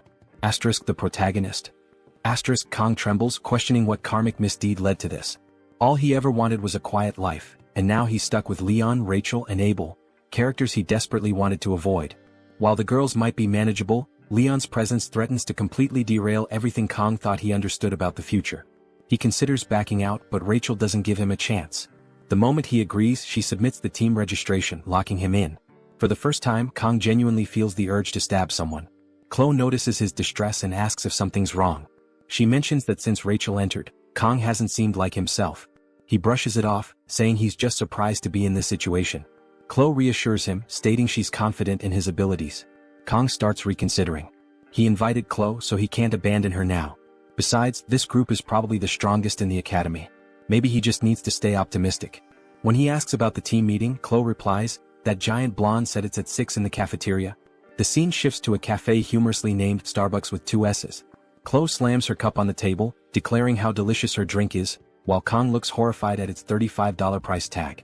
Muttering robbery, he begrudgingly buys a $7 espresso, the cheapest option, and hates every sip. His phone buzzes. It's Rachel, claiming she's already at the cafe and asking when he'll arrive. Annoyed, Kang tells her to just come in. Moments later, Rachel bursts in, apologizing for being late, with Leon following behind her. Rachel scans the room, spots Kang and Chloe, and asks if they've been waiting long. Meanwhile, Leon's gaze locks on Kang. Kang immediately notices Leon's striking orange hair. His first thought? This guy looks like a delinquent. I expected Abel, but it's this guy instead. Leon steps forward, extending a polite greeting and introducing himself. He compliments Kang on his fight against Nox, calling it impressive. Observing Leon, Kang notes the balanced tone of intelligence and class in his voice, undeniably the protagonist of this world. As they sit down, the introductions begin. Leon starts by introducing himself as a student from the star class and the leader of their group. A pang of jealousy hits Kang. Not only is Leon skilled, but he's also incredibly handsome, while Kang feels worn out by life. Rachel skips her introduction, already familiar to everyone, passing the spotlight. The next to speak is a guy introducing himself as Speed Weapon, another star class student. Kang finds the name ridiculous and thinks it needs better context. Speed Weapon even has a superhero tattoo on his neck, clearly a fanatic. Chloe introduces herself next, stating her name as Chloe Audier from the Wolf class, adding that she's here thanks to Kang. Rachel can't resist teasing, repeating Kang Jayaman in a sing-song tone. Chloe frowns but quickly regains composure, politely greeting everyone. Finally, all eyes turn to Kang. He keeps his introduction short. Kang Jayama, same class as Chloe. The atmosphere turns awkward, but someone breaks the silence by opening a laptop and declaring it's time to start the meeting. A hologram of an island appears on the screen. Leon explains that earlier team leaders received files detailing the upcoming test. The island, while real, will be accessed through subspace teleportation. Injuries from the beasts there, however, will also be real. Leon zooms in on the map, showing their assigned northern region. Their objective? Kill as many mermen as possible since the number of creatures is limited. He adds that 3 other groups will be on the island. Leon asks if anyone has questions. Speed Weapon raises his hand, asking if the island has sirens and whether they pose a risk. Leon reassures him, saying the professors have already accounted for such threats. Chloe then asks if teams can attack each other. Leon clarifies that sabotage is grounds for disqualification, as the focus is on killing beasts. Kong quietly notes this news is likely disappointing for Chloe, given her assassin background. With the meeting concluded, everyone begins to leave. Leon lingers, gathering his things. As Kong rises intending to slip away, Leon calls out to him. Kong turns, confused. Leon asks, "Where are you from?" Though simple, the question feels loaded, as if it carries a deeper meaning. Before Kong can answer, Leon apologizes, saying it was rude to ask so suddenly. He explains he just had a strange feeling they were alike. Kong, puzzled, wonders why Leon would ask something so obvious. Kang's Korean heritage is clear to anyone. Leon dismisses it, telling Kong to forget the question, and begins to leave. But Kong instinctively places a hand on Leon's shoulder, stopping him. "Wait," he says, surprising even himself. Without thinking, he asks, "Where are you from?" Leon raises an eyebrow but replies calmly, "Germany?" He gently removes Kang's hand and walks away, leaving Kong standing there, confused and questioning himself. Why did he feel compelled to ask that? Could Leon be from another world just like him? The idea seems absurd, yet Kong can't shake it. If someone had to take over a body, the protagonist would make far more sense than a random side characters. He glances at his blade, recalling how his reasoning sharpens when its power activates. Determined, he focuses on the existence of Leon in this world. A familiar voice whispers to him, confirming what he suspected. This Leon is exactly like the one from the game. But the revelation comes with a piercing headache, one even his pain suppression blessing can't fully dull. Even so, Leon's earlier comment about their similarities lingers. Seeking answers, Kong looks up Leon online but finds nothing useful. He curses himself for never paying attention to the male characters' backstories in the game. Trying to reassure himself, Kong thinks, it's just one encounter. Nothing will go wrong, yet the unease remains, leaving him with more questions than answers. If it happened again, Kong decided he'd consult the media. One thing he noticed was how much calmer he'd become in situations he'd normally avoid, possibly an effect of one of his blessings. Opening his skills menu, he saw his assimilation rate had increased from 2.5 to 6.8. Mental fortitude and weaponry stats were unchanged, and while his physical power had slightly improved through training, Kong was confident his weaponry skill would rise once he got his hands on the Murasum. But what exactly was this assimilation stat that kept increasing? The only unusual events recently were his fights with Nox and CLO. Could it be related? Unfortunately, he had no way of confirming it and no one to ask. Suddenly, a notification appeared, informing him that he'd achieved a certain number of blessings, triggering adjustments. He noticed his pain suppression blessing had been upgraded from 30 to 40 seconds. Finally, his efforts were paying off. Time flew as Kong trained physically, attended group meetings, sparred with CLO, and dodged Rachel, who seemed glued to his side. With just one day remaining, Kong threw himself into training, slicing even the droplets of sweat that fell. His precision was impeccable and he felt ready for the exam. When the day arrived, an enormous subspace gate loomed before him, radiating a far more imposing presence than the training gates. Someone called his name and he turned to see his group fully armed and ready. Among them, Rachel's oversized halberd stood out, though her weapon wasn't the most intimidating thing about her. She teased him about being late as Leon urged him to hurry, while Speed Weapon stayed silent as usual. CLO greeted Kong cheerfully as he joined at the back of the group. Walking with them, Kong was impressed by everyone's equipment. Rachel wielded an S-rank halberd called Vermilion Phoenix. Leon didn't yet have his iconic Balma, but Speed Weapon wore a strange tube-like device on his chest. When Kong stared at it, Speed Weapon snapped, "What are you looking at?" CLO explained it was a healing support item, an S-rank artifact worth millions. Kong thought it was impressive, but Speed Weapon warned him to stay away. Suddenly, a voice announced the start of the exam. The professor addressed them, saying, "You seem ready, but remember, you're cadets, not heroes. Be cautious and don't take unnecessary risks for extra credits. Anyone injured can withdraw anytime." Leon stepped forward, rallying the group. "The time has come. Let's give it our best." The day Kong had prepared for was finally here, though CLO seemed uneasy. When Kong asked, she admitted her fear of sirens appearing on the island. He reassured her, reminding her that the instructors had cleared the area. Later, he learned her homeland had been devastated by siren attacks in the past. The professor signaled for them to step through the gate. Ruffling Cielo's hair, Kong said, "Let's go." Blushing, she stammered, "With Jayama around, there's nothing to worry about." As they entered the portal, Cielo suddenly heard Kong shouting her name. Snapping out of her daze, she realized she had zoned out. The group was discussing whether to call an instructor, frustrated by their lack of connection in subspace. Someone was already sprawled on the ground. The nightmare had begun. A siren appeared before them. Before that moment, the group had arrived on the island of Scapulae. The journey left everyone vomiting except Kong, who stood unfazed. Leon, impressed, asked how he was fine. Kong shrugged. "I never get seasick." Before they could regroup, a merman appeared. Smaller than expected, Kong felt foolish for taking the mission so seriously. It seemed easier than anticipated. Leon clarified these were the smallest mermen, and they'd grow larger closer to the central area. Their priority was finding CLO, who had somehow been separated. Moving through the forest, Leon warned everyone to stay alert, sensing her nearby. Suddenly, a red blur descended from the trees. CLO landed in front of them. Leon scolded her. "Why were you swinging like a monkey?" CLO admitted she was trying to stay unnoticed. She reported a cave 500 meters ahead. The group soon stood before the cave, its entrance dark and foreboding. Inside, dozens of glowing eyes reflected the firelight. Mermen filled the cavern. Rachel estimated 50 to 60 of them. They discussed their options. Clearing this horde could secure first place, but the risks were high. Ultimately, the decision rested with Leon. Earlier, they had agreed CLO would scout the island. Now their resolve was about to be tested. Leon had assigned Kong to the rearguard to deal with any threats from behind, a role Kong gladly accepted, appreciating the relatively light responsibility. Leon himself planned to stay in the center, ready to step in only if absolutely necessary. When Rachel asked about his strategy, Leon revealed his plan. On the island, Kong noticed the determination in Leon's eyes.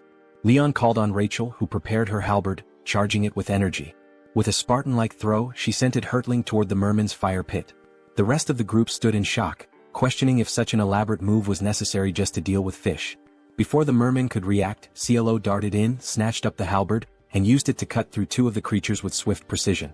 She recalled Leon's directive, "Take down as many as you can."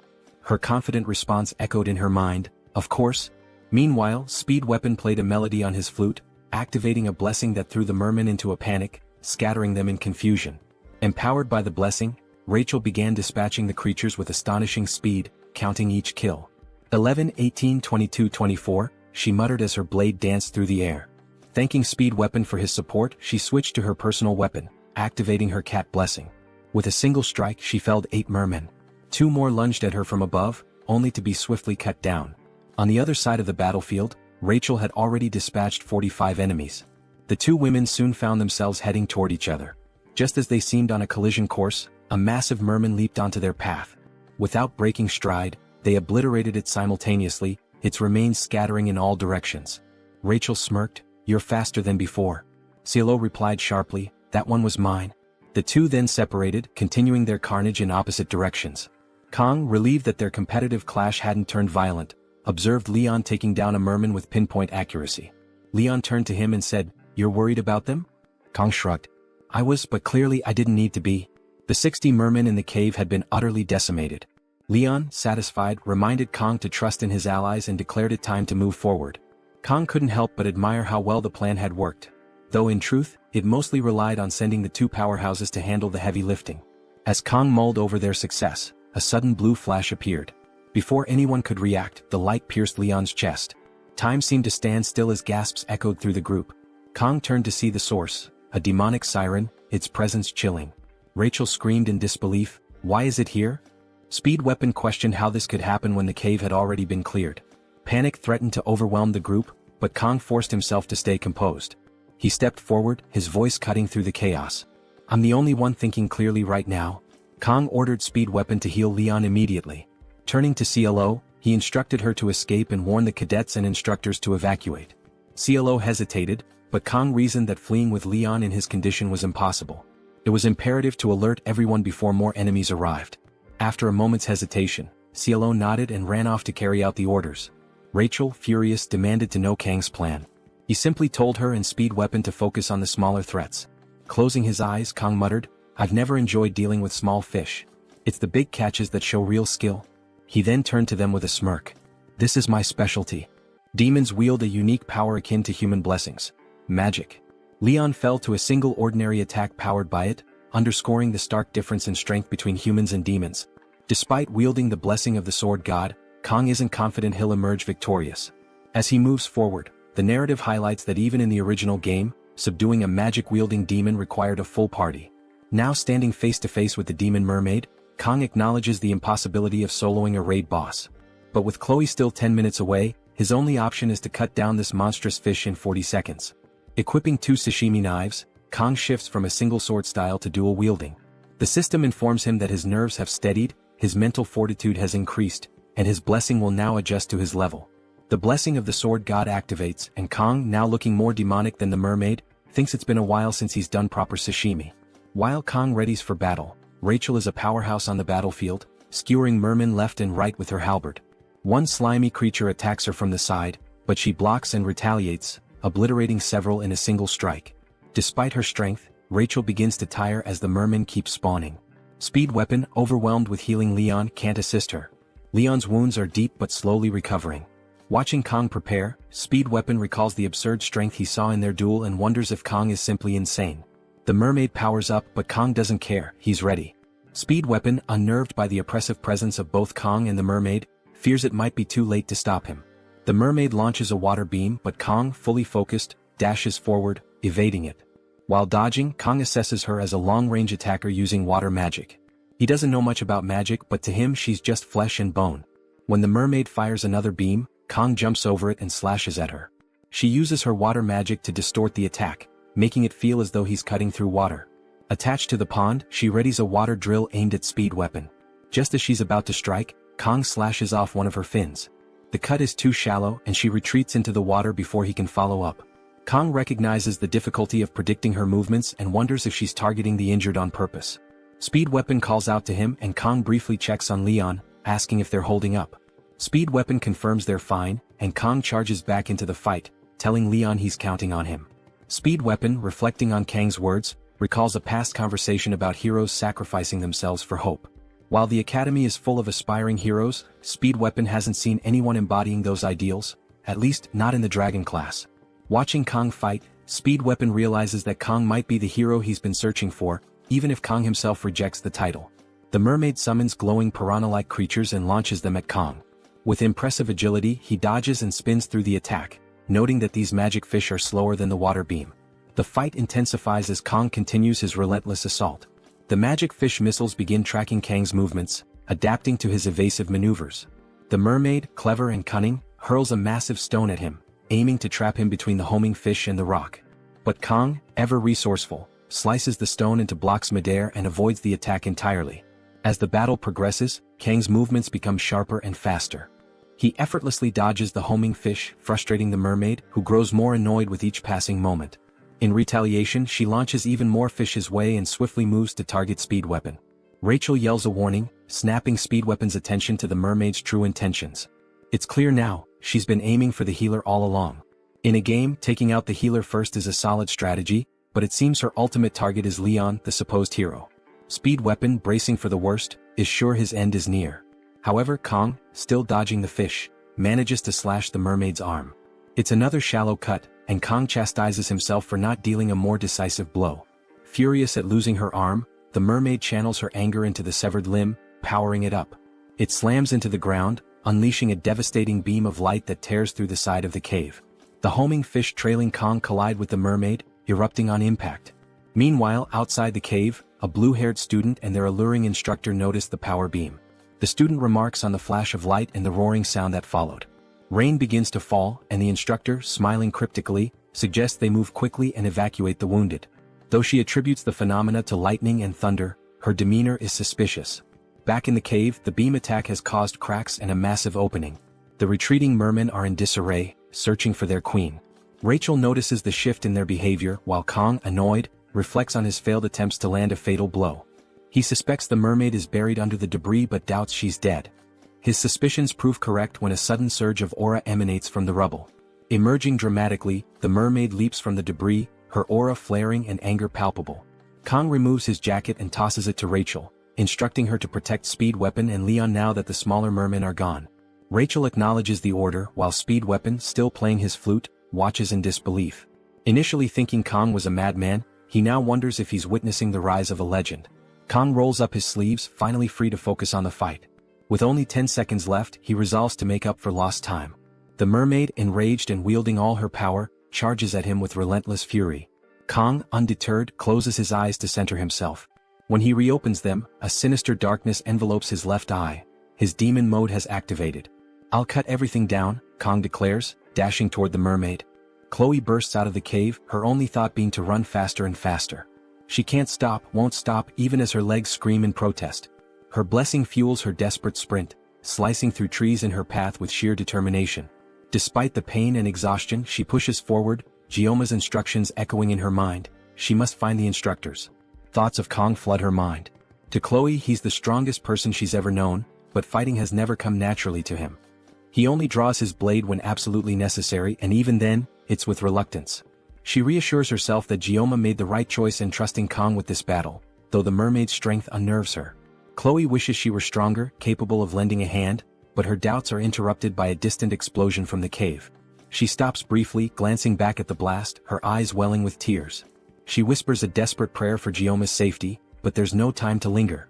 With renewed urgency, she sprints forward, dodging obstacles, sliding through mud and shouting for anyone to help.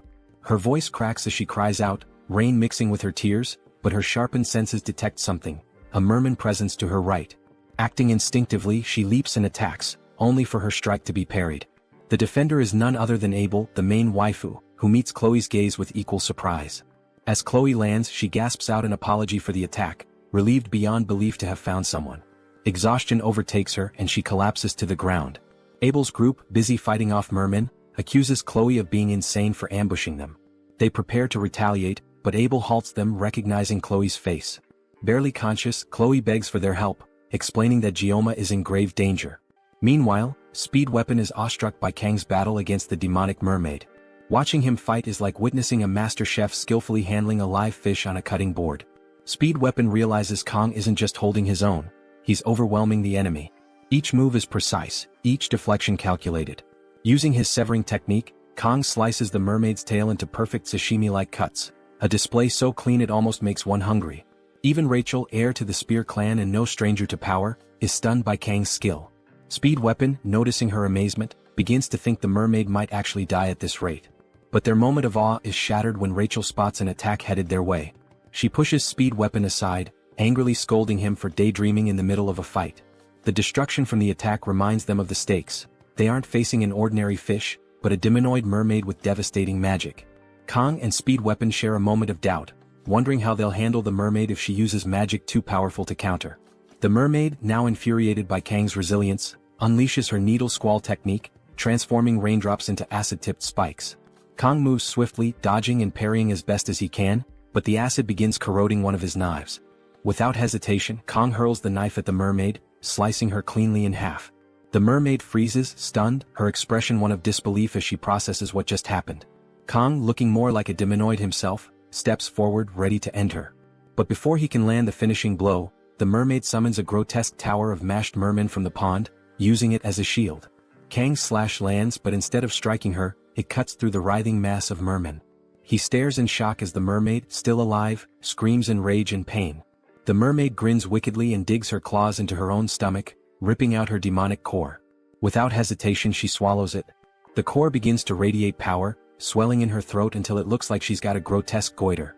With her glowing throat aimed at Kong, she prepares a devastating magical beam, her desperate all-or-nothing final attack. Speed Weapon, watching in terror, screams at Kong to get out of the way, but it's too late. Kong freezes, unable to evade, and the beam hits him directly. The scene shifts, and we see Kong standing in a vast expanse of water, bewildered and trying to piece together what just happened. He touches the water, realizing he's not alone. Surrounding him is an endless blue ocean under a sinister, demonic red sky. A voice calls out, "It's the system." The system begins to explain something, but Kong cuts it off, declaring, "I already know." Suddenly we're back in the fight. Instead of dodging the mermaid's magical beam, Kong had spun his knife midair, catching it in a reverse grip. With rain pouring in chaotic sheets and death bearing down on him, Kong had calmly severed not just the mermaid, but her magic too. This is the truth of his blessing. Whether it's magic, tangible or intangible, if Kong slices it, it gets cut. The rain pours relentlessly, drenching the battlefield. Kong stands over the lifeless body of the demonic mermaid, his knife and her corpse drenched in blood and rain. The mermaid's twisted, wrinkled form lies motionless, her head at an unnatural angle. Kong looks absolutely monstrous, his expression cold as he gazes down at her. A faint bubbling noise emerges from her body, and Rachel and Wet Pen exchange worried glances. Is it really dead? Wet Pen mutters nervously. Without hesitation, Kong raises his knife and delivers another slash, severing the mermaid's head. He kicks it into a nearby crater without a second thought. Wet Pen stands frozen in disbelief. He did it? Kong Jayama, a freshman, defeated a demonoid on his own, he whispers.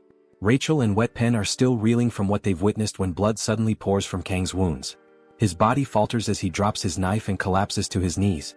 Rachel rushes to his side, cradling him as she calls out for help.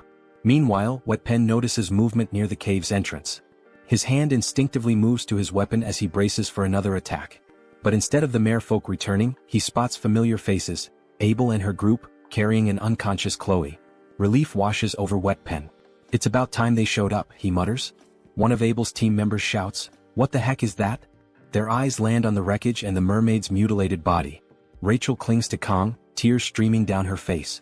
Why is a mermaid here? And why is everything destroyed? Abel demands. The students gather around, taking in the scene. Abel's sharp gaze lands on Kong, her annoyance growing as she notices Rachel holding him close. Jealousy flickers across her face. Abel takes a moment to evaluate the situation. Despite the chaotic battle that left Kang's team battered and bruised, he seems relatively composed, though gravely injured. Abel thinks to herself, how can someone this young achieve so much? When she asks what happened, Wet Pen doesn't hold back. You expect me to believe the Academy scouted this island properly? What a joke, he says bluntly. Abel tries to rein him in. Explain properly, she insists. Wet Pen narrows his eyes. You don't have to believe me, but here's the truth. A demonic mermaid appeared out of nowhere and Kong defeated it, alone. Abel listens intently, but skepticism clouds her expression. A freshman killed a demonoid on his own? That's absurd, she mutters, though the evidence lies before her. As she processes Wet Pen's words, Abel reflects on her own prestigious lineage, descended from legendary heroes. Yet compared to Kong she feels ordinary. The sheer gap in their abilities stirs a mix of admiration and dread within her. Finally, Abel orders her group to start healing Kong. The guy is dying here, Wet Pen grumbles. Rachel continues to hold Kong tenderly, marveling at his strength. He's my age, yet he fought a demonoid alone and won. It's unbelievable. Abel, both impressed and irritated, watches silently. Wet Pen interrupts her thoughts, asking, You contacted the Academy, right? Yeah, Abel replies. Wet Pen hesitates before continuing, Don't tell them everything. Something doesn't add up. What do you mean? Abel asks. Wet Pen explains, if they scouted this island, how did a demonoid just appear in a cave cadets could easily find? It doesn't make sense. Abel stiffens, glancing toward her unconscious teammate. Suspicion creeps into her mind as Leon, standing nearby, speaks coldly. You think there's someone from the demon faction within the Academy, don't you? Wet Pen shakes his head. That's not exactly what I meant. But the uneasy tension lingers, and Abel's sharp gaze suggests she isn't ruling anything out. They can't rule out the possibility of a spy, and it's undeniable that this cave isn't easy for cadets to miss. As Wet Pen points out, if it weren't for Kong Jayama, Leon's group would have been slaughtered by the demonoid. But the question remains, how did this even happen? The story reveals that, despite conflicts during the 700-year truce, demons had never dared to target cadets of the Joaquin Academy. There was even a clause in the truce stating such an act could justify war. Abel begins to comprehend the potential gravity of the situation. This could be a spark for war.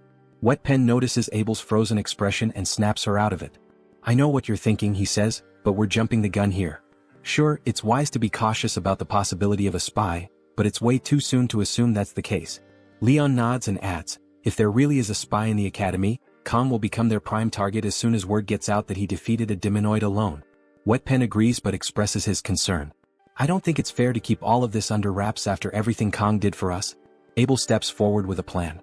We should talk to my grandfather, the Sword Emperor, she suggests. He's outside the Academy's authority and can keep this confidential. The scene shifts to a sunny day. A light breeze flows through an open window as Kong wakes up in a hospital bed. He stares at his hands in disbelief. I'm alive, he thinks. His mind flashes back to the battle, recalling how the mermaid fired a magical sphere before its death. He couldn't dodge the attack but managed to see it clearly. In a beautifully illustrated moment, Kong remembers how his sashimi knife cut through the sphere like a straight line. It felt as though the magic itself had a thread he could sever. When he slashed, the magic split in two before bursting. The sensation was unlike anything he'd experienced before, almost as if he had sliced through water itself. Sitting up, Kang wonders about that feeling. After activating the sword god's blessing, he felt things he can't quite describe. As he contemplates the blessing, he opens his stats window. He notices his mental fortitude has increased by 1 point. Reflecting on how he didn't feel fear facing the mermaid, he attributes it to this stat boost. His assimilation rate has also risen from 6.8% to 7.2%, and one of the conditions for something has been met. The next will unlock at 15%.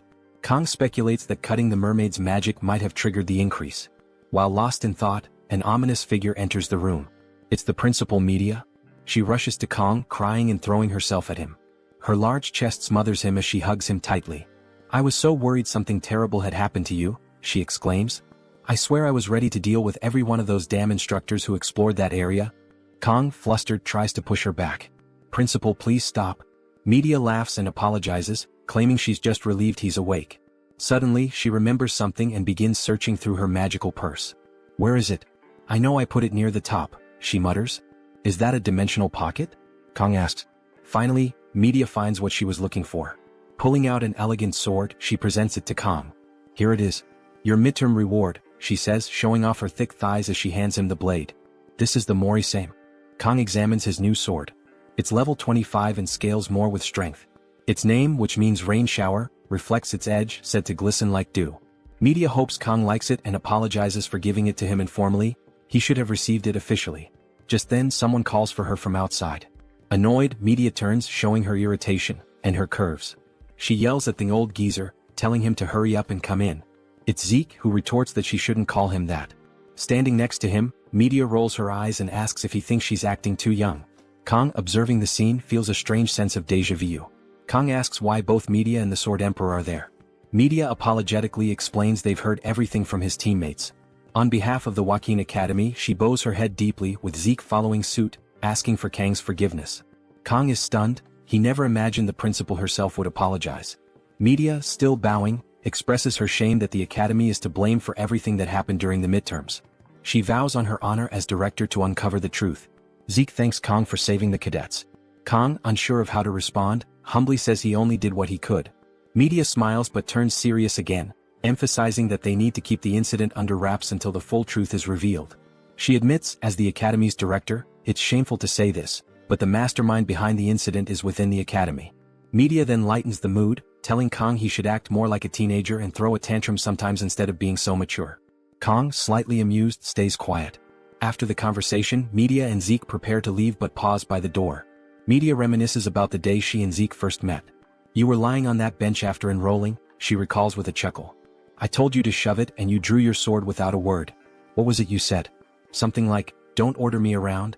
Typical 8th grader syndrome." Zeke doesn't remember any of it. Media sighs, stating it feels like just yesterday, even though she's been at the Academy for 60 years. Reflecting on the Academy's ancient history, she marvels at how small her time there feels compared to its legacy. Zeke, deep in thought, agrees. Despite the occasional major or minor incidents, the Academy has nurtured and protected cadets for 700 years. Media, now surging with green aura, becomes furious. The glass around them shatters as she creates a protective barrier for herself and Zeke. Angrily, Media recalls that before the midterms she had received reports that the instructors had completed multiple surveys of Scopula Island. Even though mermaid sightings were rare, every precaution was taken. Yet things still went horribly wrong. Zeke places a calming hand on Media, pulling her out of her anger. Apologizing for losing control, Media shifts back to her more relaxed self, praising Kang for his incredible feat of defeating the mermaid alone. Zeke acknowledges Kang's extraordinary talent. Reflecting on the countless so-called geniuses who burned out, Zeke admits that Kang is different. If anyone deserves the title, it's Kang, whose potential seems limitless. Zeke wonders just how far Kang might go, questioning if he could reach the pinnacle Zeke once dreamed of. As they leave, Zeke seriously advises Media to stay at the Academy for now. Media smiles at him and asks if he's not going to help her clean up. Zeke, clearly confused, doesn't remember agreeing to anything like that, to which Media teasingly asks if he's gone senile. Zeke simply responds, "I don't remember." The scene shifts back to the Wolf class where Kang is now back in class. He reflects that the fact he severed the demonoid's head on Scopuli Island seems to have been kept quiet, likely due to the headmaster's instructions. Although it feels a bit awkward to say, he wonders if his classmates are so carefree because of his role in stopping the mermaid.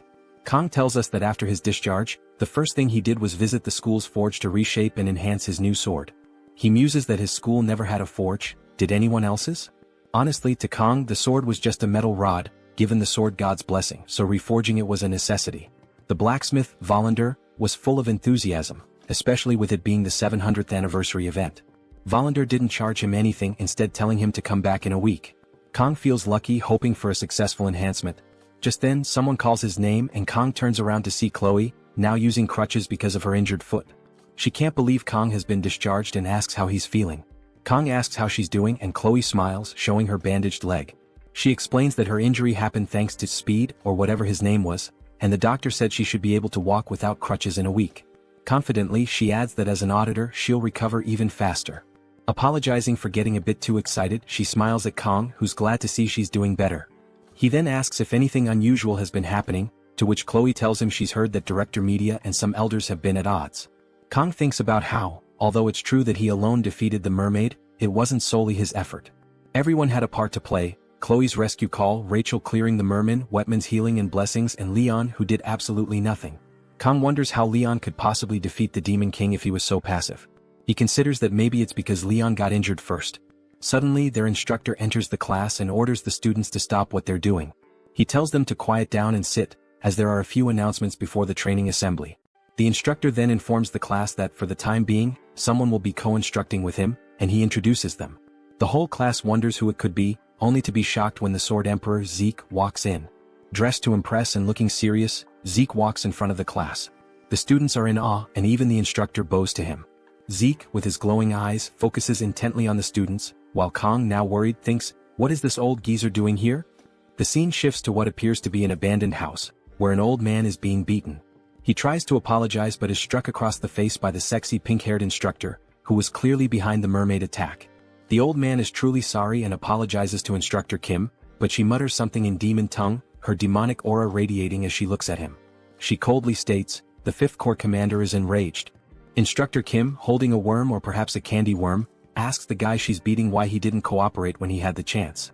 With a seductive look, she eats the candy worm and comments that he really has a knack for annoying people. The guy attempts to apologize again, but she slaps him across the face. Sucking on the candy worm, she tells him to repeat himself. Annoyed, she mumbles that this is becoming too much. The guy, bleeding, mumbles an apology and Kim kicks him, saying he still isn't taking her seriously. He curses her, calling her a mere instructor and questioning how she dares hurt him. Kim is irritated, disgusted by the blood on her shoes. Cleaning them off, she remarks that it's ridiculous a mermaid was taken down by a group of first-year students, but looking at the new students this year, she wouldn't be surprised if they could do anything. The guy then tries to explain that the mermaid was defeated by just one cadet. Kim asks if it was Leon, but the guy shakes his head. She demands to know who it was, and the bloody guy reluctantly reveals that it was this year's top student, Kang Jiyama. Kim recalls Jiyama, realizing he's the special admission student. Holding and burning the candy wrapper, she understands the situation and finds it exciting. As the wrapper disintegrates, she enters her seductive demon mode. The scene shifts to cadets running and counting after their instructor, signaling the start of training. The instructor yells at them to shout louder since he can't hear them. All the students are running and counting, but one student is sitting on a bench, Chloe, the injured cadet, cheering on the others. Kang looks at her and smiles, feeling jealous. From behind, someone yells at him to pick up the pace. It's the old Sword Emperor Zeke in a tracksuit. He asks Kang if he's still injured from the midterms, and Kang responds that he's fine now. Zeke wonders why the old man is running alongside him, thinking about Zeke's identity. Zeke is a descendant of the first Sword Saint and the right hand of Baylor Wakeen, the Sword Saint Aaron Nebulum. Kang knows that Zeke would later become one of the greatest forces in humanity's coming war, and also Leon's swordsmanship master during the Second Demon War. Kang wonders why Zeke is here now and just wants him to go back to Leon, as the main story is falling apart. Despite his annoyance, he's impressed by how fast Zeke is, realizing that this old man is faster than he is. Kang remembers from the game wiki that Leon never actually received the Sword Saint title, which was a major issue in the game community. He wonders if it matters since Leon could still inherit it, but it still feels uncomfortable. Other students are impressed with Kang and Zeke, with Kang noting that Zeke's speed seems almost poster-worthy, like master and pupil running together. Zeke states that the foundation of any warrior is physical strength and endurance. No matter how talented someone is, it's useless without the body to support it. Conditioning is key to growth. He tells Kang not to cut corners and keep up. Kang, out of breath, shouts back, "Yes, sir."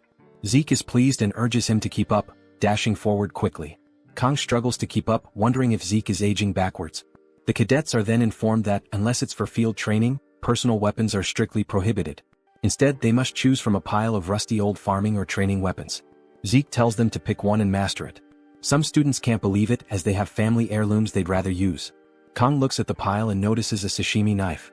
One student raises his hand to ask Zeke if it wouldn't be better in the long run to get used to the weapons passed down by their families. When asked why personal weapons are prohibited, Zeke responds that it's a good question. He explains that mastering the basics is more important than relying on high-grade weapons. The more someone depends on superior equipment, the more they risk neglecting their training. A good warrior shouldn't rely on their weapon alone to make up for shortcomings. A student argues loudly that learning how to use these weapons is even more important. The other students get annoyed, sensing he's just trying to get attention.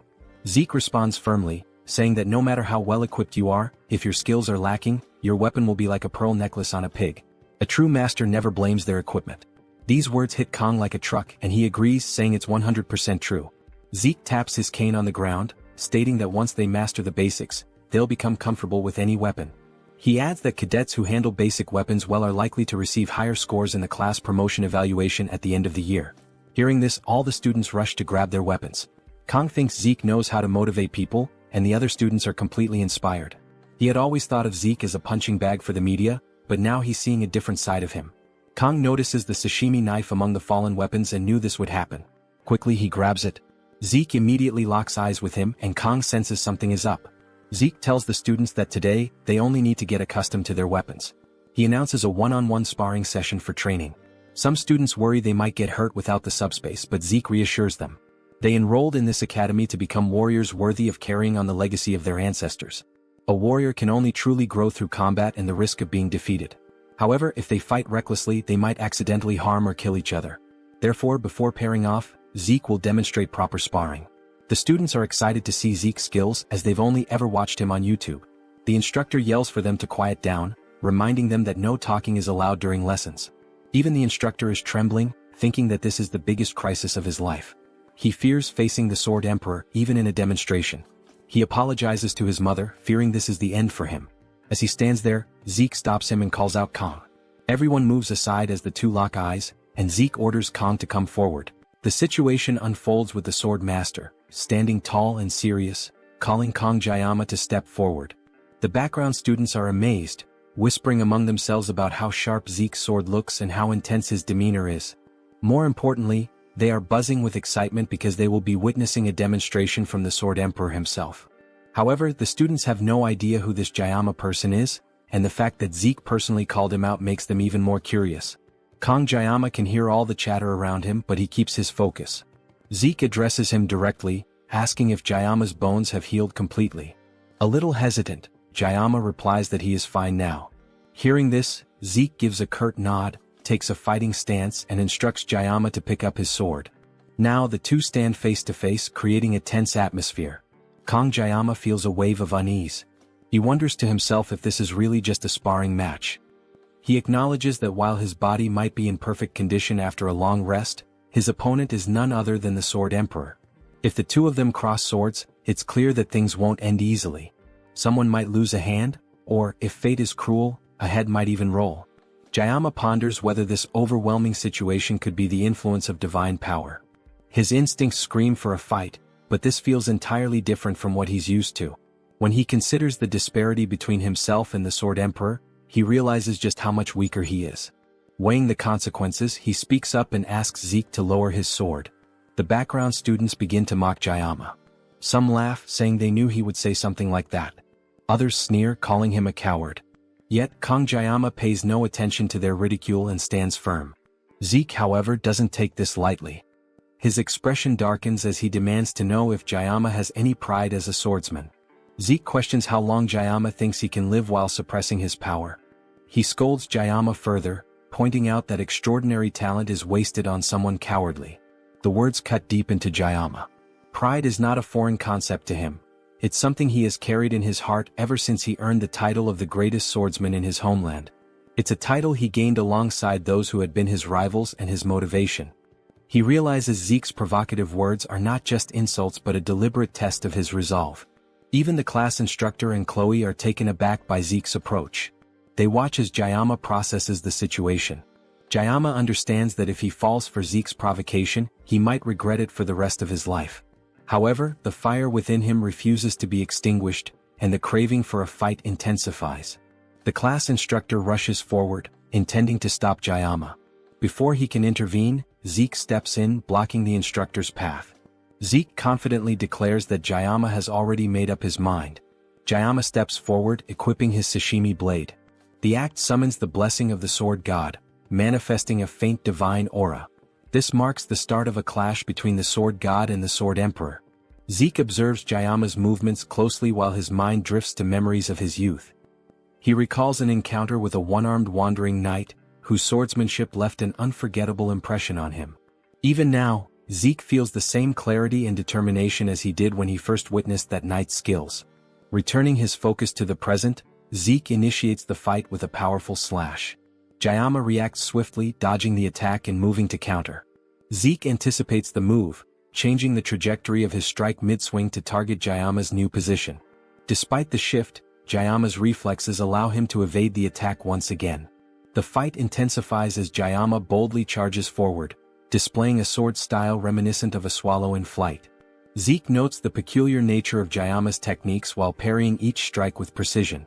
Jayama doesn't let up, launching a series of attacks in quick succession. Zeke eventually lands a counterattack, disarming Jayama and sending the sashimi blade flying from his grip. But Jayama reacts immediately, catching the blade midair and slashing at Zeke once more. Zeke blocks the attack, though it forces him to take a step back. The Sword Emperor acknowledges that Jayama's physical strength has significantly improved. Deciding to end the fight decisively, Zeke unleashes his full power, summoning a blue demon-like aura that radiates throughout the room. The students around exchanged uncertain glances, their faces filled with confusion. None of them seemed to understand what was happening. One student observed the two combatants standing still, their gaze locked in intensity. He questioned quietly why there was no movement, no action. Another student muttered his frustration aloud, questioning why the Sword Emperor wasn't taking the opportunity to humiliate Kong Jayama with a clear and decisive lesson. The murmurs spread among the rest, who eagerly anticipated a crushing victory for Zeke. Their expectations for an overwhelming triumph grew with each passing second. Amid the chaos of speculation, the instructor remained silent but attentive. His expression betrayed an understanding of the situation that others had failed to grasp. The instructor had already deduced the truth. He recognized that the confrontation was not unfolding in the physical realm but in a far more dangerous place, the mental realm. He recalled Zeke's prior words, explaining that there would be no real crossing of swords. This battle would be fought in an entirely different arena, one where only those with exceptional mastery could enter. Zeke stood amidst the confrontation, his gaze sharp as he observed Jayama. His initial doubts had dissipated, replaced by a sense of amazement. The rapid development of Kong Jayama's skills had surpassed all expectations.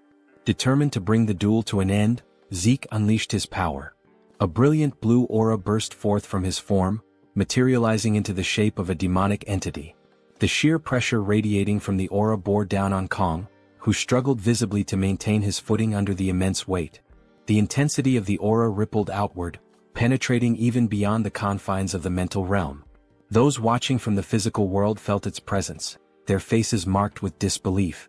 None could comprehend the magnitude of what they were witnessing. Without warning, the mental realm shattered. The boundaries of the ethereal plane dissolved as the two combatants returned to reality, standing face to face. The instructor's expression changed instantly, his calm composure replaced by alarm. The situation was spiraling beyond his control. Realizing the danger, the instructor moved in haste to intervene. However, before he could act, both Zeke and Kong launched forward with unrelenting speed. Their strikes were set to collide, the air charged with the promise of an unstoppable clash. Before their blades meet, a massive surge of energy disrupts the battle. The ground trembles as media poison arrives, her fury palpable. Her veins bulge with anger and her glasses fly off her face. She shouts at Zeke, demanding to know what he's doing to his student. "Have you completely lost your mind?" she yells, her voice echoing through the battlefield. Hours later, in Medea's office, Zeke stood with a deeply remorseful expression, apologizing for his actions. Medea, still visibly irritated, found his behavior unusual. Her annoyance grew as she recalled the effort it took to place Zeke as an instructor in Kang's class, only for him to take such reckless action. The outcome of the battle could have been disastrous had Medea not intervened.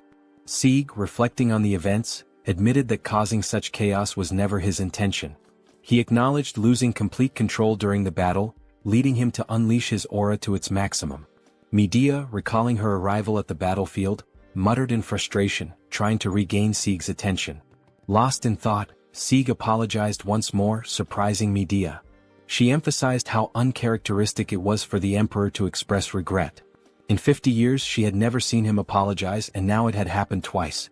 Medea pressed for an explanation as to why Sieg used his aura against the student. Sieg explained that without doing so, he would never have gained the upper hand in the battle. Medea, taken aback, realized the gravity of his words. For someone as proud as Sieg to admit inadequacy against a student was a rare show of vulnerability. Sieg then revealed that Kang had achieved control over the mental realm. Medea was struck with disbelief. A young man of only 17 years mastering such a skill seemed unfathomable. Sieg had no answer for how this was possible. Medea recalled her brief encounter with Kang at the conclusion of the battle. His gaze had emanated an intimidating aura. His resolute expression exuded an unshakable determination that left her unsettled. The fear she felt mirrored an encounter from her youth with a commander named Vaesen. Yet the source of her apprehension toward Kang remained unclear. Composing herself, Medea questioned whether Sieg considered himself defeated. Sieg, incensed, rejected the idea outright. Despite Kang's exceptional talent, he could never compare to Sieg. Medea chuckled at Sieg's exaggerated reaction and teased him, remarking that it was unlike him to make excuses. She joked about the emperor blaming his equipment, finding the notion almost comical. Sieg responded with playful irritation, masking his fondness for his old friend. The exchange ended with an affectionate reconciliation between the two. The scene transitioned to a flashback of the battle. The intensity of their clash replayed in Kang's mind. He woke suddenly in his room, relieved the battle had concluded without catastrophic consequences. Despite Sieg's hot-headed nature, the presence of Medea had clearly prevented things from escalating further. As he tossed in bed, Kang pondered whether what he experienced during the battle truly was the mental realm. The sensation was peculiar. The mental realm could only be accessed by mastering a weapon and required specific conditions to activate. Only those with unique weapons and mastery could enter it. Even heroes struggled to use the mental realm freely. Kang reflected on Leon, who had spent 3 years training as a hero to achieve access to this skill. This thought gave Kang pause. How had he managed to achieve it so quickly? The answer was clear. It was the knife. In his previous life, Kang had spent over 2 decades perfecting its use. Each time the spirit of the blade was unleashed, Kang reached new heights. He contemplated how events in this world intertwined with those of his past life. Realizing the futility of avoiding challenges, Kang resolved to address his problems head-on. Rising from his bed, he decided to strengthen his control over the mental realm. With his knife in hand, Kang focused intently, attempting to enter the mental realm. As he succeeded, an unfamiliar energy began to draw closer. The force intensified until it collided with him, causing the realm to shatter along with his knife. Dazed, Kang struggled to comprehend what had just occurred. Meanwhile, a heated discussion unfolded at a grand table. Members of a clandestine group deliberated their next move. Some proposed dispatching demons, sworn enemies, to handle a certain individual. One member, resembling an elderly woman with green hair, questioned if Leon, the aspiring hero, was the real issue. Another member, appearing like a vagrant, dismissed the notion. He argued that Leon barely managed to manifest his blessings and insisted the true threat was the student ranked first in the academy. This was the one who had defeated the twins during the entrance exams. This student had garnered Medea's protection, which only confirmed his importance. The group agreed this individual posed a significant threat. They concluded that Kang, the very student who had drawn the emperor to the academy, needed to be eliminated. The vagrant muttered that Medea's leadership as director had weakened their influence. He worried that the emergence of a hero could spell disaster for their plans. A hero capable of challenging the Demon King must not be allowed to exist. Privately, the vagrant reflected on the urgency of his argument. He dreaded the consequences of meeting the fifth commander again without satisfactory results. The meeting concluded with the family auditor tasked with hunting Kang. Elsewhere, in a weapon artisan's shop, Kang stood seething with anger while the craftsman cowered on the floor, pleading for mercy. The reason behind the heated argument quickly becomes clear. It was about Murasame, which had now dropped to rank E. Kang glared furiously at the blacksmith, who scrambled to explain himself as if his life depended on it. He confessed that in over 30 years of his craft, he had never encountered such an issue. It seemed like the blade outright refused to be forged. With utmost care and technique, he did everything possible to shape the weapon, but with a single strike of the hammer, everything fell apart. Kang, recognizing the blacksmith still managed to deliver decent results, tried to maintain an air of strictness. The blade met the blessing's requirements perfectly, but Kang didn't want to lose his upper hand in the negotiation. The blacksmith then revealed that, despite its low rank, the weapon had the potential to grow to rank A. With future reinforcements, it could become exceptional. He even offered to perform these enhancements free of charge. Kang, however, remained stern, questioning whether the weapon would break again during the process. Desperately, the blacksmith explained that reaching rank A enhancements would require an unbreakable material, a resource that never fails. However, obtaining such material required battling dangerous monsters from the demon army. These rank A monsters were equivalent to the ones Kang fought during his examination, making him weigh the risks. After all, lower-ranking monsters could also yield upgrade materials, and his funds were limited.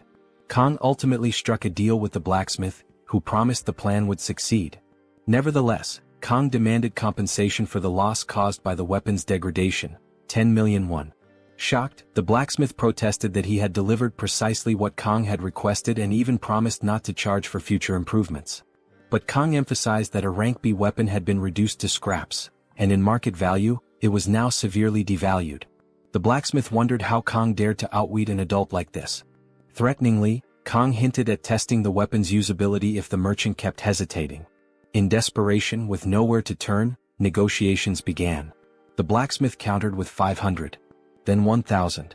Finally, they settled on 800, acknowledging that even scraps of a rank B weapon held significant market value. With the deal closed, a wave of relief filled the room.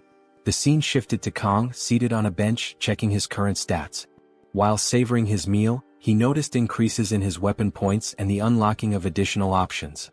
Reflecting on the intense pain caused by using the blessing, he realized the pain had lessened and acknowledged the need to improve this stat further. He recalled how unbearable the pain had been when he first tested the blessing. If he could significantly enhance this stat, perhaps he could use the blessing without suffering. Moreover, by mastering his weaponry, he hoped to grasp the full extent of the power granted to him. As he enjoyed his anchovies and pondered who might have sent him to this world, someone approached him. Chloe startled him by calling his attention. After calming down, they greeted each other. Chloe asked why he hadn't finished his meal, and Kang claimed he had lost his appetite. Kang noticed Chloe had removed her cast, prompting him to question whether she was fully recovered. Chloe assured him she felt much better, though she still needed crutches. She even joked, asking if her bones had strengthened after healing.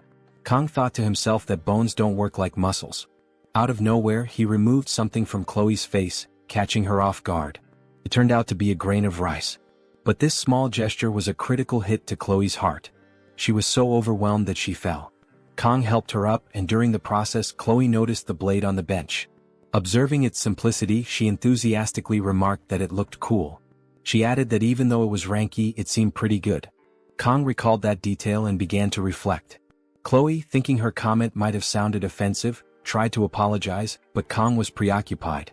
He responded that the blacksmith would compensate him for leaving the weapon in this condition through refunds and free services. Chloe praised Kang, saying he was already strong without an exceptional weapon and would become even more formidable with one. But Kang, deep in thought, saw no reason to become stronger.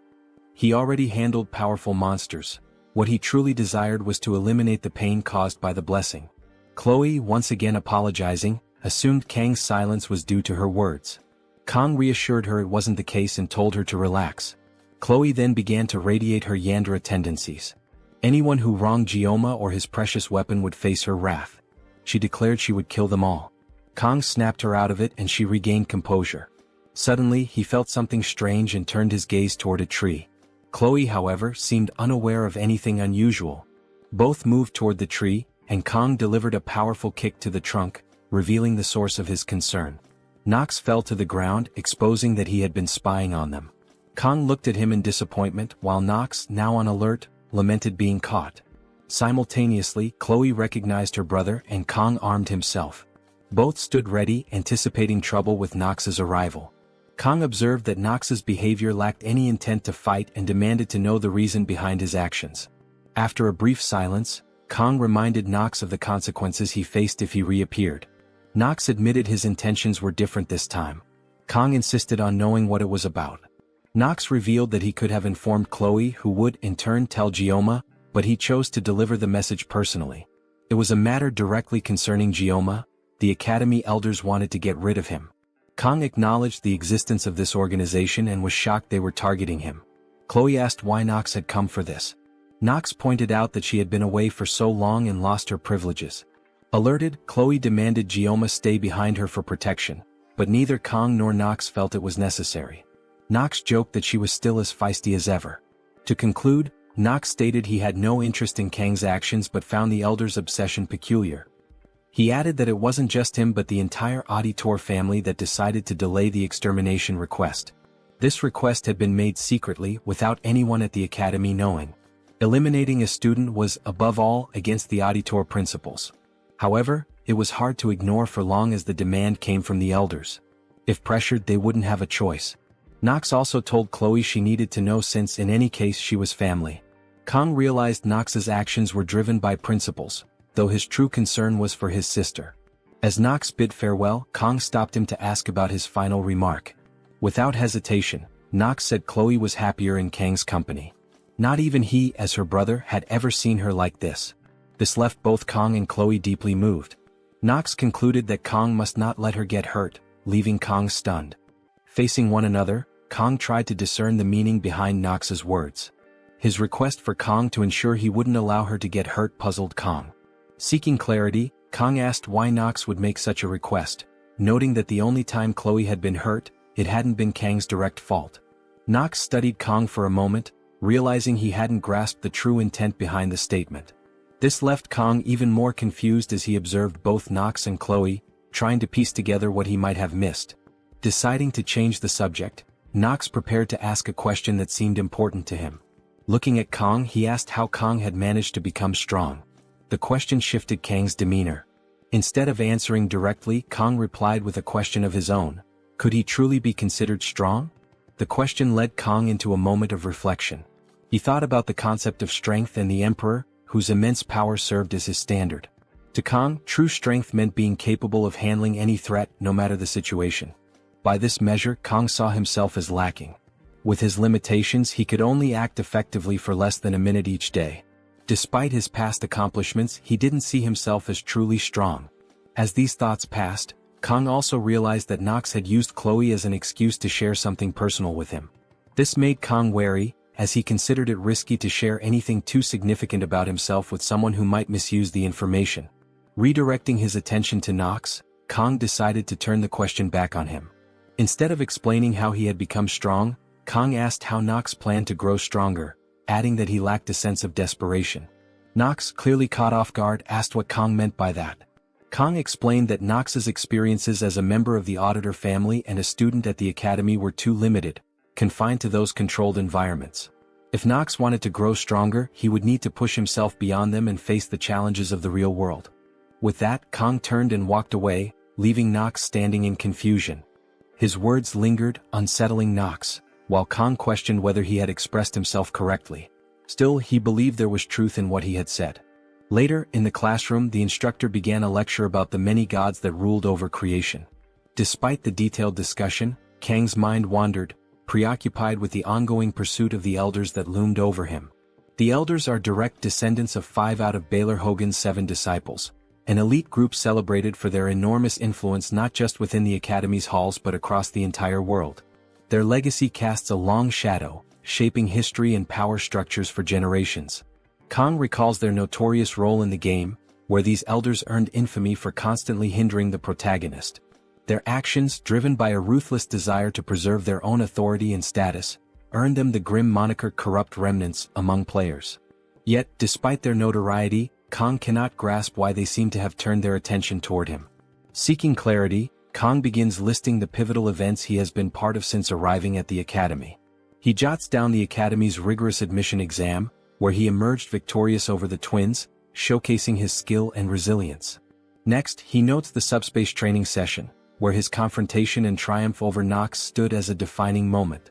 Lastly, he recalls the midterm exams during which he saved Leon, an act of courage that further distinguished him. As he examines his notes, Kang is struck by the realization that his actions have been far from ordinary. Time and again he has found himself at the center of significant events, inadvertently attracting attention. However, this self-awareness only deepens his confusion. None of his actions fully explain why the elders would single him out. His thoughts drift to Scupley Island, replaying the events following his victory over the mermaid and his rescue of Leon. A troubling pattern begins to emerge. Kang comes to a chilling conclusion: the elders aren't truly after him. Their real target is Leon. Kang was simply an obstacle in their path, a nuisance they were forced to deal with. Despite efforts by the media to suppress the Scupley Island incident, Kang knows that news of his defeat of the mermaid must have reached the ears of the noble elite. This realization leads to an even more disturbing thought: the elders' actions suggest a sinister motive. By targeting Leon, a hero candidate, they reveal their willingness to conspire against humanity's future. Kang cannot ignore the implications. Someone among the elders, or perhaps all of them, may be colluding with demons. The betrayal shocks him to his core. For these elders, individuals entrusted with safeguarding humanity and guiding the academy, to prioritize their power over the survival of the world crosses every conceivable line. The fact that they would go so far as to try to eliminate Leon, a mere student, is beyond reprehensible. Kang's anger simmers. He briefly entertains the idea of barging into the elders' chambers and confronting them head-on. But he reins in his impulse. The time to act hasn't come yet, and he knows he must bide his time. When the moment arrives, Kang resolves to ensure the elders face justice for their treachery. A sharp voice cuts through his thoughts as the teacher instructs the class to take notes. Kang blinks, realizing he has been distracted. Refocusing, he reminds himself of his immediate goal: acquiring a weapon enhancement. For this, he knows he will need to venture into a dungeon. However, he understands that clearing a dungeon solo is a near impossible task. He needs a party. Kang considers his options. Chloe comes to mind as someone who would undoubtedly assist him. Yet, instead of relying on someone with overwhelming power like Rachel, he decides a more strategic approach is preferable. This train of thought brings Speed Weapon to the forefront of his mind, and Kang resolves to seek him out for help. The scene shifts to the bustling dragon class. Kang's presence immediately draws attention, with a student stepping forward to confront him. "This isn't a place for someone like you to come and go as they please," the student sneers. Kang eyes him, unbothered, and thinks to himself, who is this two-bit extra with an overinflated ego?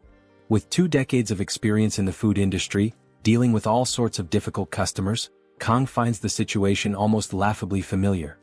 He calmly warns the student, "Don't waste my time or I'll deal with you myself." Enraged, the student lunges at Kang.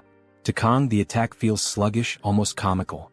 He notes how easily he could counter it, but before he needs to act, a figure intervenes. Speed Weapon steps in, delivering a decisive punch that sends the aggressor sprawling.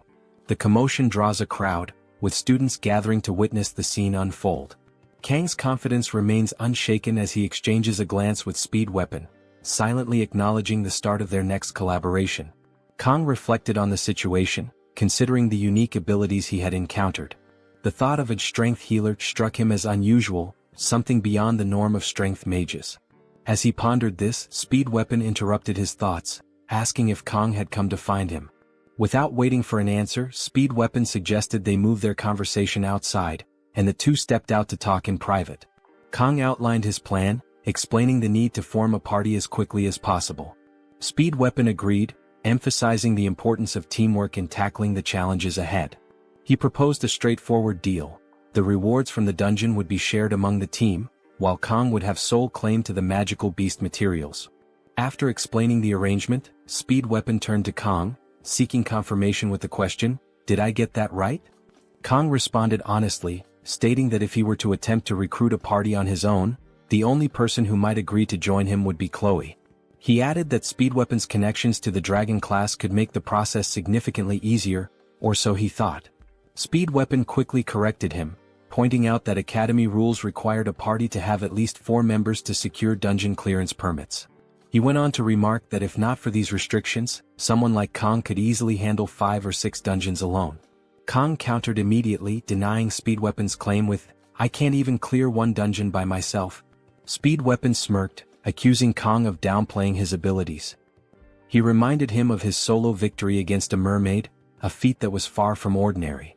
"Your false humility is starting to get annoying," Speed Weapon added with a hint of exasperation.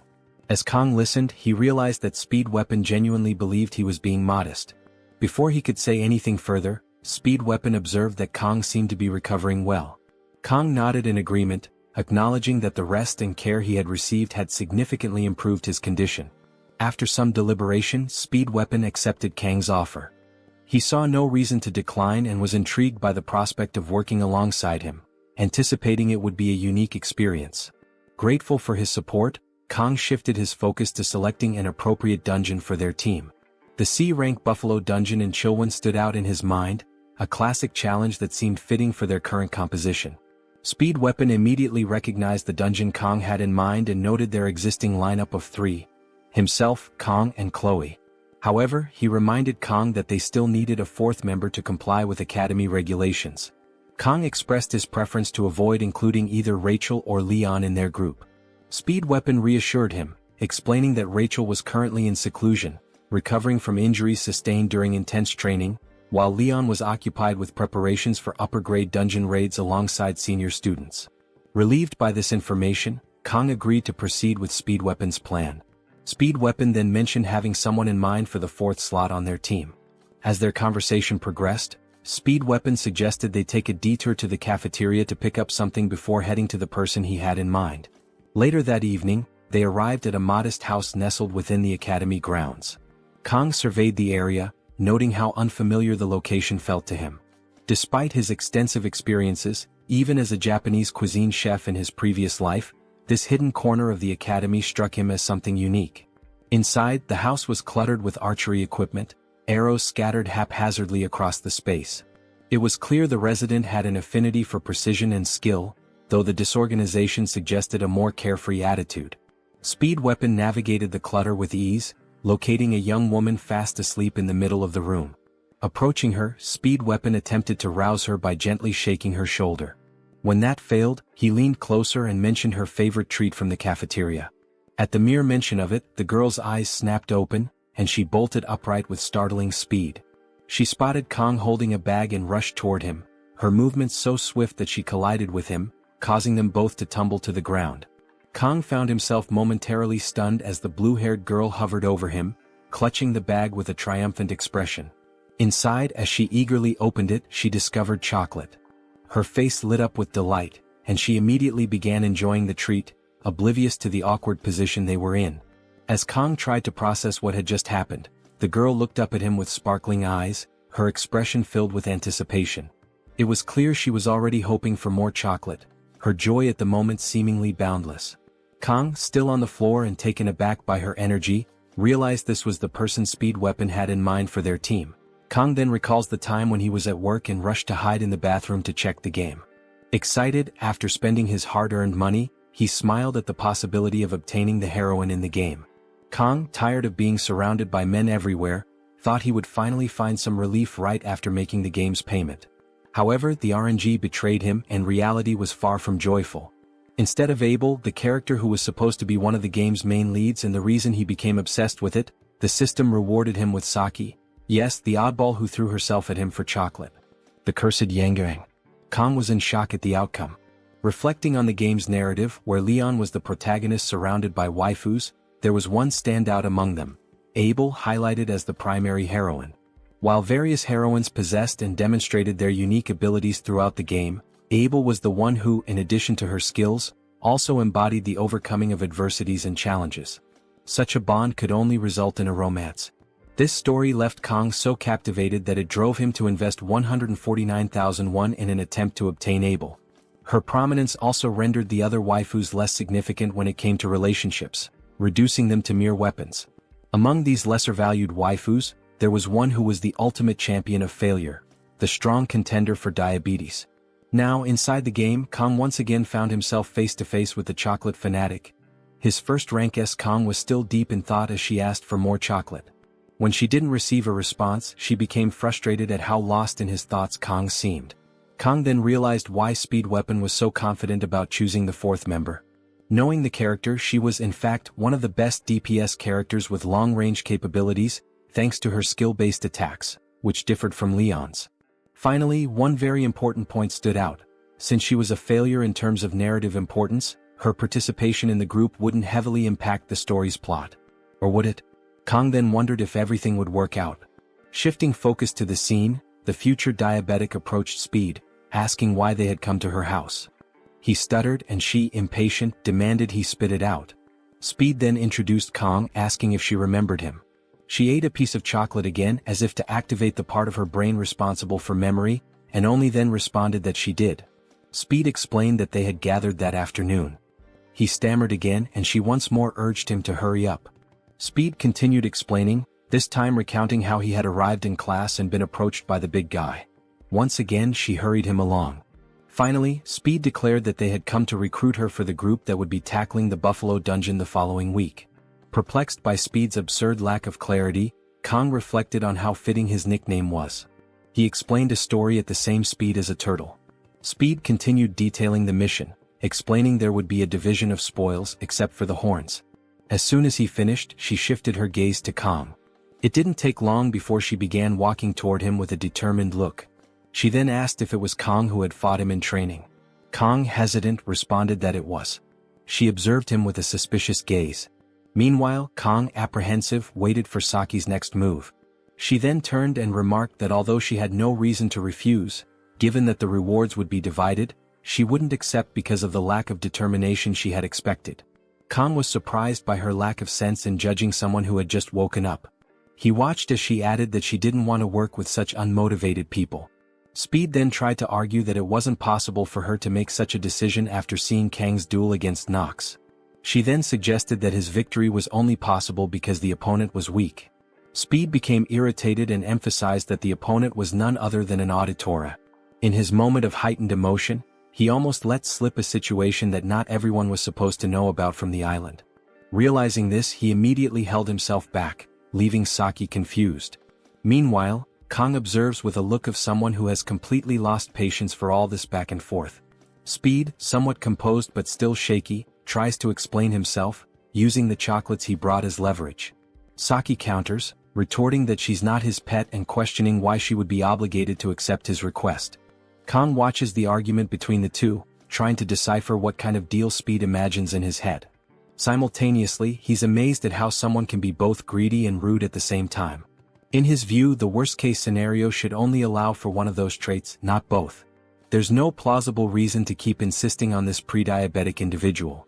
Deciding enough is enough, Kang interrupts Speed, declaring there's no need to waste time on someone unwilling to cooperate, as it would harm the team's performance. The priority now is finding someone better. Hearing this, Saki challenges Kang, questioning whether the urgency of the raid justifies his attitude. Kang, without saying a single word, looks at her calmly before opening his vest and pulling out a knife.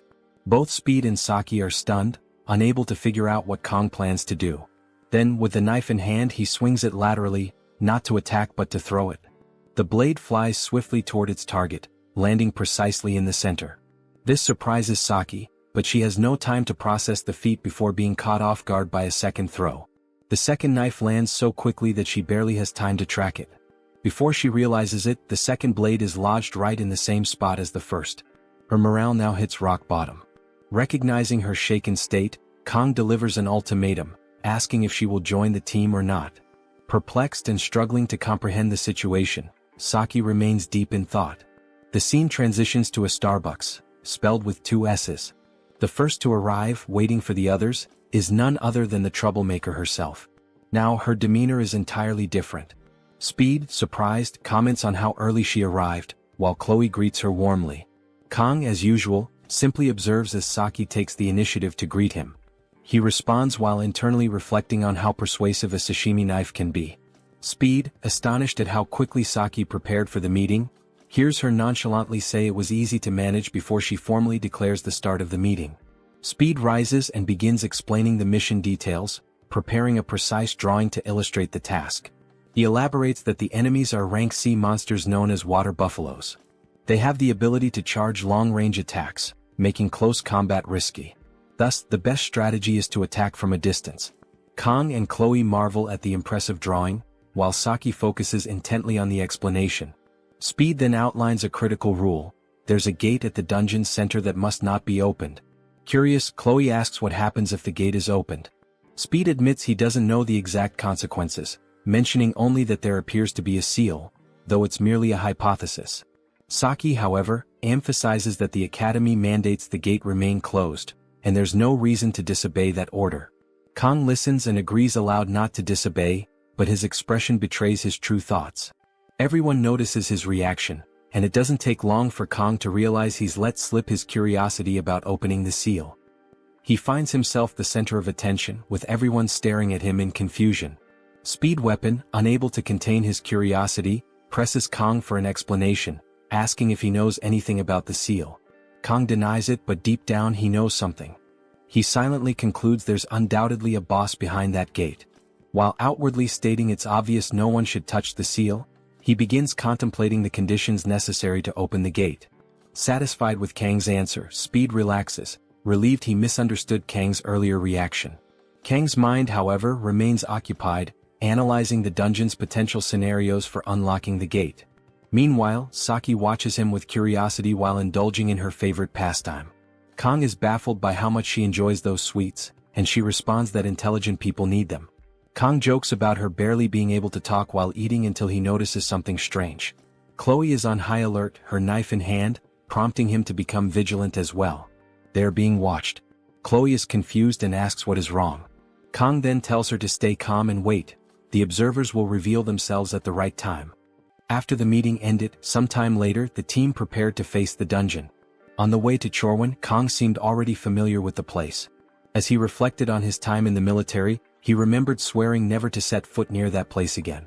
Yet, despite his personal vow, he had no choice but to press forward.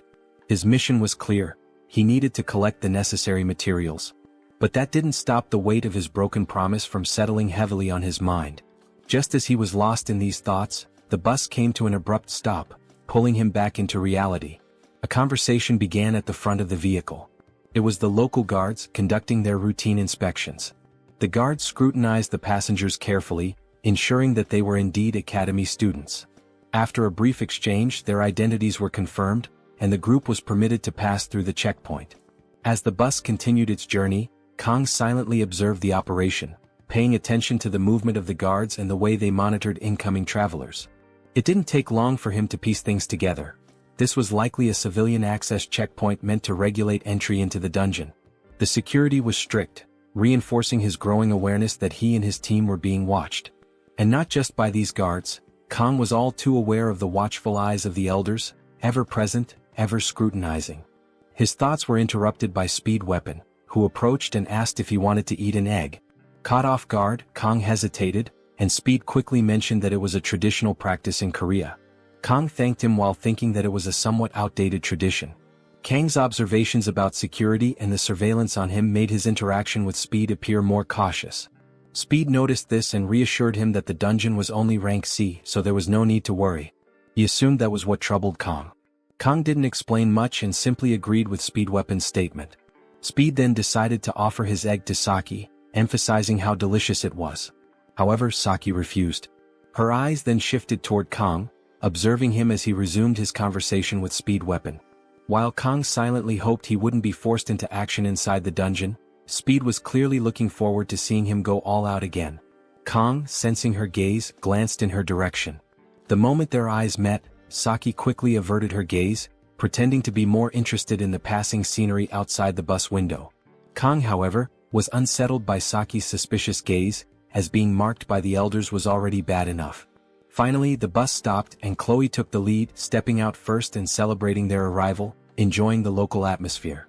As the group disembarked, Kang realized that this was a place where demonic beasts had once nested, but now it was nothing more than a simple dungeon. Restless, Speed Weapon asked what Kang was carrying in his bag, given that his backpack looked quite bulky. Kang asked if Speed really wanted to know, while Saki observed and Chloe was preoccupied with admiring the view. Kang then decided to open the bag to reveal its contents. Unsurprisingly, it was knives. Lots of knives. A huge amount, in fact. With this quantity, one could make a good profit selling knives, and Speed immediately pointed that out. Kang simply replied that excessive caution never hurt anyone. This made Speed compare Kang to an old man in the way he spoke, but he understood that Kang must have his reasons for being so prepared. Chloe interrupted the conversation, urging them to move forward and leading the way, while Kang placed his trust in her leadership. The group then proceeded to the dungeon's entrance area, and as they approached the gate, they encountered two guards. The guards noticed the group and, analyzing their appearance and clothing, concluded that they were students, requiring each of them to write their names in a logbook. Chloe, Speed, and Saki wrote their names, and when it was Kang's turn, one of the guards seemed surprised, his expression carrying a hint of malice upon recognizing him. Kang noticed his behavior and immediately became more aware of the atmosphere forming around them. Speed, noticing Kang's delay in writing his name, called his attention. Kang responded that he was on his way. They then proceeded into the dungeon, which had a rather unpleasant smell, while Speed reminded everyone to be cautious. Kang entered last, still thinking about the guard's trembling gaze. As they advanced and the doors closed behind them, he declared that nothing bad could happen. As they walked, the scenery caught Kang's attention, as some inscriptions on the walls suggested that the dungeon was actually a tourist site for nobles. Suddenly, a hand tugged at Kang's jacket sleeve. When he turned around, he realized it was Saki, complaining about being tired. So soon, and this diabetic was already exhausted. Kang replied that her fatigue was quite noticeable, and she asked if he had something sweet to give her energy. Without responding immediately, Kang opened his backpack and started rummaging through his belongings, searching for something that would suffice. As she waited, Saki began to sway slightly back and forth, humming softly, as if she were about to receive a precious gift. Her expression was so exaggerated for someone who was merely expecting candy. He finally found a small piece of candy and offered it to her. However, she frowned, saying it wasn't to her taste, and asked if he had that chocolate instead. Losing patience, Kang bluntly stated that he wasn't some kind of storage unit to always have what she wanted on hand and was sure she had brought something herself. She admitted that he was right but argued that she was saving it for later. As they argued, something caught everyone's attention. Chloe suddenly announced the presence of enemies, 4 of them heading toward the group. Speed quickly reminded everyone to follow the plan to avoid any problems. He then called out to Chloe and Saki, informing them that he would grant them buffs and wish them luck. They were already in position to start the battle. Saki immediately drew her bow, catching Kang's attention. He noticed that her weapon was an S-rank item, which meant dealing with the dungeon's monsters wouldn't be difficult. Saki, analyzing her weapon more closely, admitted that she hadn't used it in a while and that the equipment felt a bit stiff. This revelation made Kang doubt whether he could trust its effectiveness. Suddenly, she announced that she had something to help. To everyone's surprise, or perhaps not, it was one of the chocolates she had been saving for later. After satisfying her sugar craving, even the bow seemed to have loosened up. She smiled confidently, but her attitude didn't convince Kang that she was reliable. With that commotion over, everyone focused on the approaching monsters. As they advanced rapidly, the team prepared for the attack, with Speed weapon granting buffs to everyone while Chloe charged toward the monsters. Chloe moved ahead alone, leaving the others in the rear, with Saki ready to use her bow and observing the monsters' reactions. Then, Chloe leaped into the air, hoping to get a better view of their enemies, and unleashed a volley of arrows. One monster was struck in the eye by an oddly different grain of sand and collapsed, but the remaining 3 continued advancing unfazed. Chloe's attacks weren't enough to halt their charge. Frustrated, she decided to launch more attacks, this time using her sword. Speed weapon immediately warned her to fall back as per the plan. She ignored him and pressed on, but before she could reach the monsters, Saki stepped in and began her attack, aiming between their eyes. She fired 3 arrows simultaneously at the monsters that were already dangerously close to Chloe. Upon impact, all of them turned to ash, such was the power of her arrows. Chloe stared in shock, while Saki sarcastically lamented that the monsters had exploded. Saki resumed eating her chocolate, while Kang internally regretted that such powerful attacks could also destroy the materials he needed. Though this was a concerning issue, Kang acknowledged that Saki's class was truly impressive and unstoppable. But he quickly returned to worrying about his enhancement materials when Chloe urged the group to move deeper into the dungeon. Suddenly, the monster that had been hit by the strange grain of sand stirred.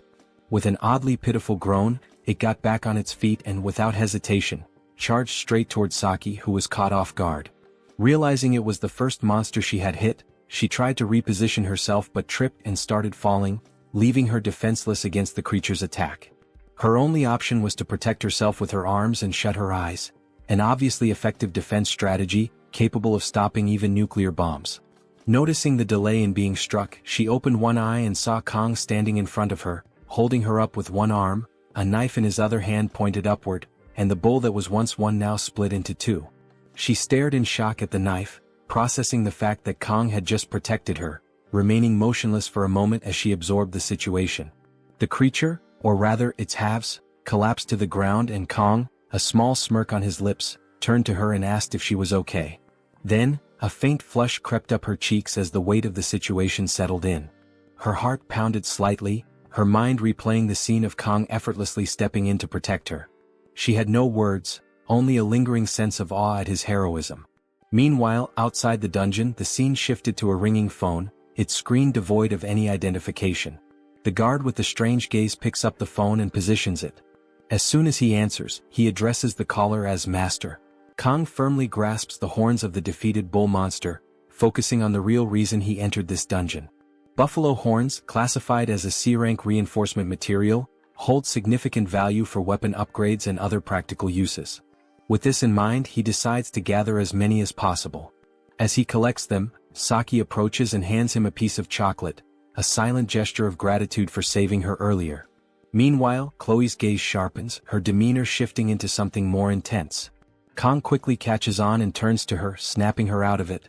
Lowering his voice, Kong leans in and whispers something to Chloe about the guard they had encountered. Her expression shifts and she responds with a brief nod.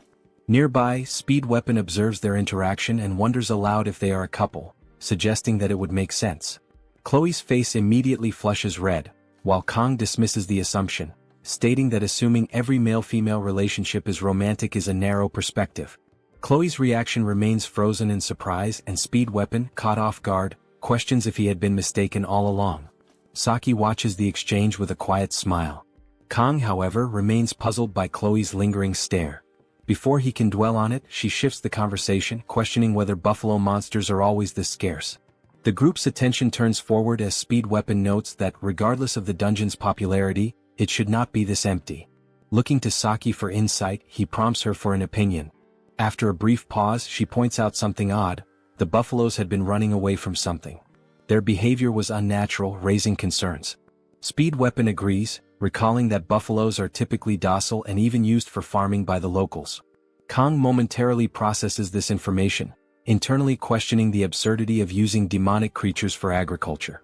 Despite the unusual circumstances, Speed Weapon reassures the group that they have received signals ahead, implying that there is no immediate danger.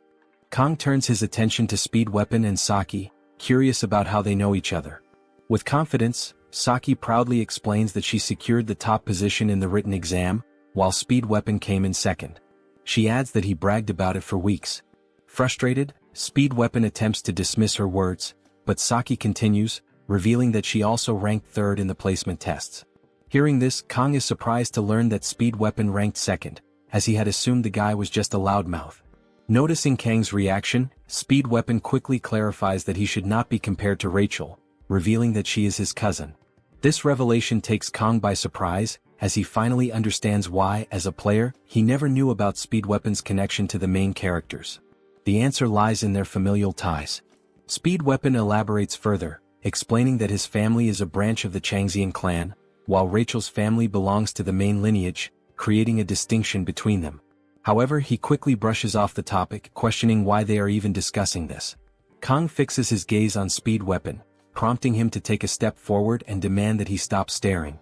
With a grin, Speed Weapon declares that he is living the dream, emphasizing that Kong is the most impressive one. Jokingly, he reminds Kong not to forget about him once he becomes famous. Kong, smiling, reassures him that such a thing will not happen. As the group continues moving forward, Speed Weapon casually remarks that no one can predict the future, suggesting that Kong might even join the Seven Heroes one day. Chloe agrees, pointing out that Speed Weapon has a valid point and that Kong undeniably has the potential. At that moment, Saki steps ahead of them, suddenly turning to face the group with a serious expression. Without hesitation, she declares her hatred for the Seven Heroes. Despite the weight of her words, the trio remains unbothered, though Speed Weapon briefly wonders what her issue with them might be. Choosing to set aside his curiosity, he urges the group to keep moving, reminding them of their objective, defeating 20 buffalo monsters to clear the dungeon. As they proceed, Kang's attention is drawn to a crystal lying on the dungeon floor, surrounded by a faint purple aura. Before he can examine it further, Speed Weapon calls out, urging him to keep moving and questioning what he is waiting for. Hesitating for a brief moment, Kong ultimately steps forward, dismissing the crystal as nothing. Outside the dungeon, a guard speaks on the phone, confirming that everything has been arranged. The academy students should have already encountered the enraged buffaloes by now, leaving no cause for concern. However, the person on the other end remains skeptical, dismissing the guard's confidence. Pressing for further details, the caller asks if there is anything else to report. The guard affirms that he followed the given instructions precisely, though he personally believes the buffaloes will handle the students on their own. It is then revealed that the person on the phone is the commander of the Demonoids. She warns the guard not to grow overconfident, reminding him that failure is not an option. With a cold tone, she questions whether he is prepared to take responsibility should things not go as planned. At this, the guard falls silent. Sensing his hesitation, the commander reassures him, expressing trust that the task has been properly executed. She instructs him to report back with the results once the situation is resolved. Acknowledging the order, the guard ends the call. Staring at the dungeon entrance, he mutters to himself, recognizing that his fate is already sealed regardless of the outcome. Just then, an ominous aura begins radiating from the dungeon gate. Reflecting on his actions, he recalls that he had forcibly opened the gate as an extra measure, ensuring that survival for the students is now impossible. Yet, something about Kong unsettles him, those eyes as if they see through everything. Unable to shake his unease, he decides to enter the dungeon and witness the situation firsthand. Inside the dungeon, Chloe turns to Kong, alerting him to the presence of magical beasts approaching from behind. Kong immediately asks for a count, and through her blessing, Chloe detects roughly 50 creatures. The group is stunned by the revelation. At that very moment, another presence rushes toward them from the opposite side of the dungeon. When they turn to look, their eyes widen in shock. A massive horde of buffaloes is stampeding directly at them. Speed Weapon, dumbfounded, struggles to understand the situation. Buffaloes don't normally swarm like this, yet these creatures appear completely enraged, charging at full speed. Still in shock, he questions Kong, recalling that these buffaloes were supposed to be harmless. In response, Kong remembers a lesson from his past life, where his master once taught him that every blade has its purpose, just as a sashimi knife is meant for handling fish.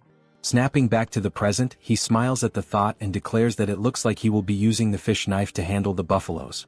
According to Chloe, Kong instructs her to distract the herd, warning her not to charge in directly. Instead, she should move unpredictably to disrupt their formation without engaging in combat. Chloe acknowledges the strategy, nodding in understanding. Next, Kong turns to Speed Weapon, ensuring he is prepared. With a grin, Speed Weapon confidently responds, showing no hesitation. Meanwhile, Saki struggles to understand why Kong remains so composed despite the overwhelming odds. He assigns her to hold the front, ensuring that nothing gets too close. Though she acknowledges the command, she remains puzzled and turns to Speed Weapon, questioning Kang's unwavering confidence. Speed Weapon, wearing a knowing smile, advises her not to be surprised. Still, Saki remains confused, unable to grasp Kang's plan. With his resolve unwavering, Kong steadies himself, refusing to overthink the situation. He came prepared. No matter how many enemies stand before him, he will take them all down. With that determination, he draws his weapons and activates the blessing of the sword god. As one of the buffaloes charges at him, ready to attack, Kong makes his move.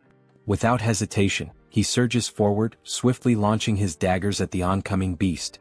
Meanwhile, Saki remains in shock, unable to comprehend how Kong intends to handle the horde alone. Saki, stunned, lets the chocolate bar slip from her hands as she struggles to process Kang's overwhelming efficiency in combat. Perched atop a pile of defeated buffalo-like creatures, Kong remains unshaken, scanning for any remaining threats. In mere moments, he had effortlessly neutralized the ferocious charge of the monsters. Meanwhile, Chloe refuses to be outdone.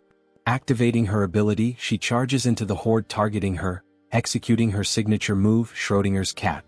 With fluid precision, she takes down multiple enemies at once, delivering her attacks with the style and flair of a Power Ranger. As Kong readies himself for the next wave, he leaps forward, slashing through his opponents with a flurry of strikes, reducing them to mere fragments. However, as his assault concludes, he finds himself surrounded. Saki and Speed Weapon watch as the creatures swarm him, forming a towering mass of flesh over his position. Saki tenses, preparing to intervene, but before she can act, Kong retaliates with a single spinning strike, obliterating every enemy around him. Once again, Saki is left speechless at his prowess, while Kong remains as composed as ever. Yet this time something does concern him: resources. Without hesitation he begins collecting horns, intent on using them to upgrade his weapon. He reflects on how useful his ability upgrade has been, increasing from 30 to 40 seconds, allowing him to dispatch 50 creatures with ease. Chloe approaches, praising his performance. Kang acknowledges the teamwork involved, reciprocating the compliment before running a hand through her hair in a rare display of warmth. From a distance, Speed Weapon and Saki observe their interaction, as if already expecting such an exchange. Still, Saki finds herself bewildered by the turn of events, a frenzied battle concluding with an affectionate conversation.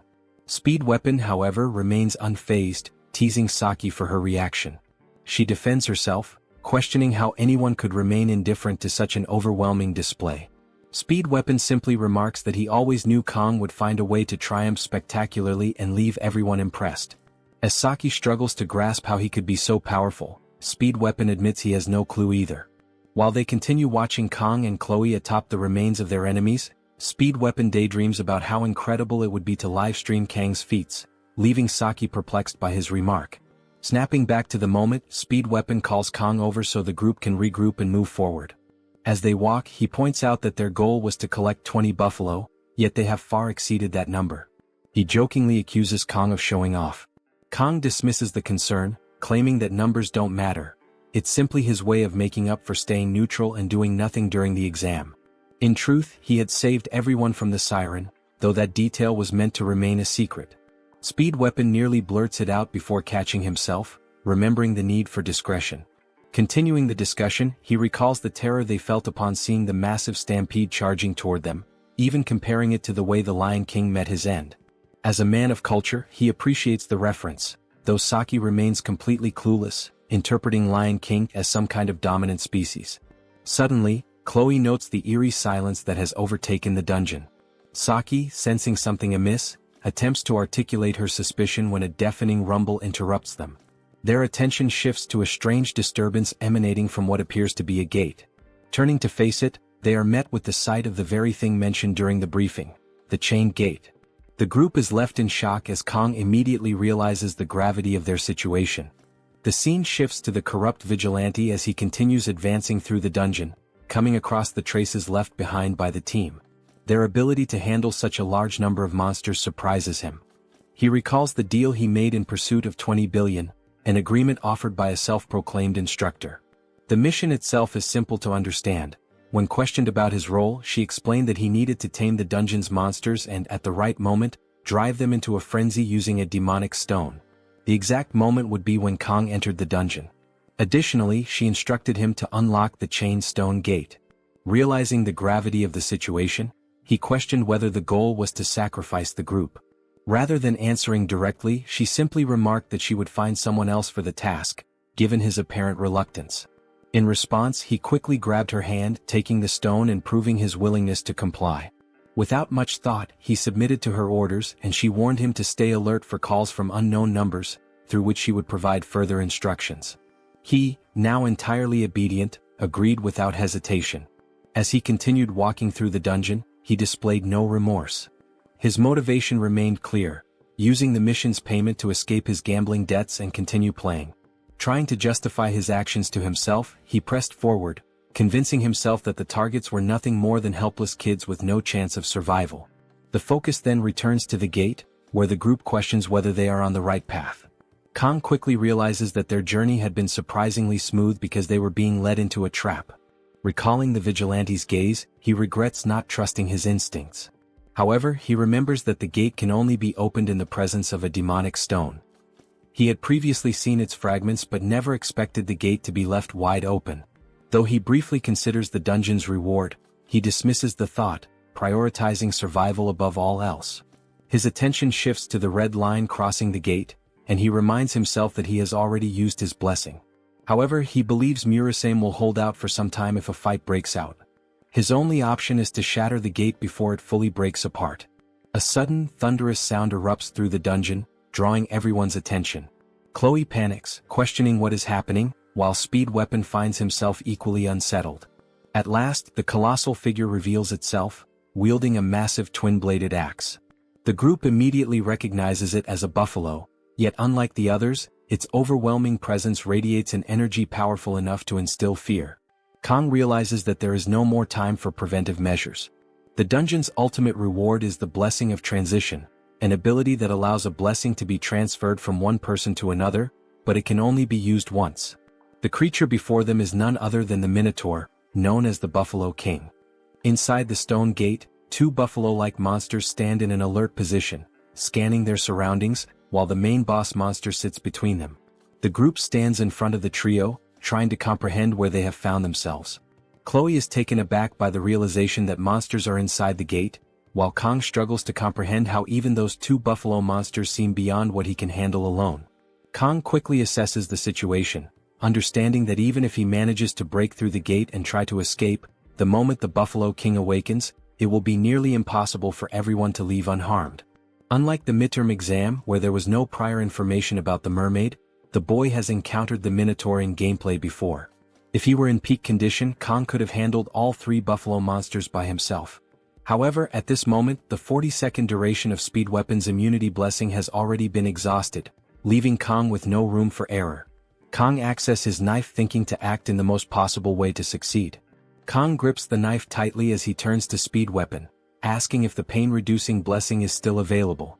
Speed Weapon confirms that it is, and when asked how long he can maintain it, he responds that the maximum duration is about 2 minutes.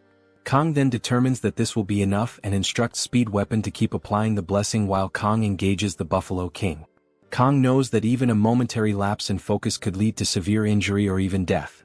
Speed Weapon reassures him, promising to do his best. Kang then shifts his attention to Saki and Chloe, assigning them to handle the wounded buffalo monsters on the side while warning them to stay away from the boss, as it is far too dangerous. Saki, observing Kang's composed demeanor and decisive leadership, appears genuinely impressed.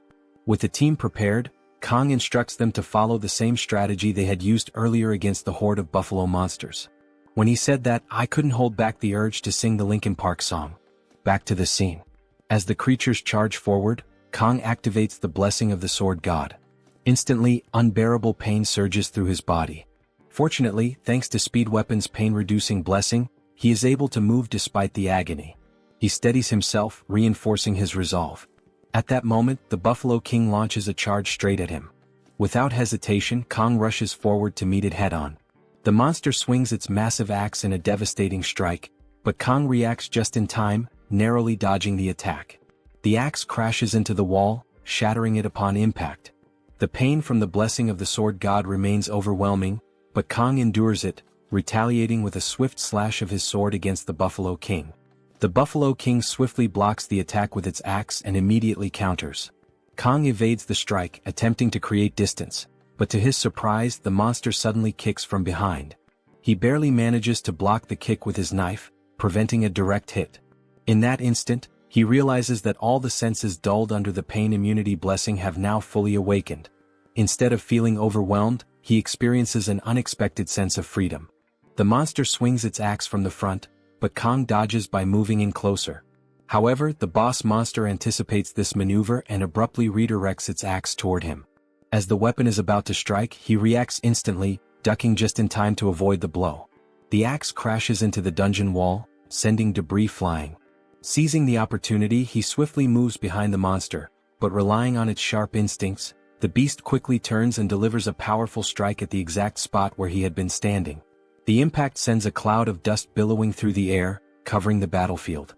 As it settles, the monster is momentarily stunned, finding Kang sitting on the blade of its axe. Saki watches in disbelief, unable to comprehend his movements, which seem beyond human capability. At that moment, one of the buffalo monsters charges at her, but she dodges with effortless grace. As she moves, she analyzes the battle, considering precise muscle control, posture, striking angles, and energy positioning. A combat sense designed to disrupt the enemy's center of gravity with minimal movement. Yet, she understands that the gap between theory and actual combat remains vast. Even in the face of life-threatening danger, Kang remains completely unwavering. His presence on the battlefield reminds her of the legendary sword Emperor Siegfried. Seizing an opening, Saki draws her bow and releases a perfectly aimed arrow, striking the buffalo monster with flawless precision and taking it down in a single shot. As she secures her victory, she recalls rumors about the Sword Emperor unleashing his aura against the special trainees. Piecing everything together, she deduces that Kang must be that very special trainee. Meanwhile, Kang's aura intensifies, fully enveloping him in its blessing. However, the Buffalo King remains unfazed. Instead of showing fear, it discards its axe and lunges forward, aiming a powerful punch. In an instant, he counters with a precise strike, severely injuring the monster's right arm.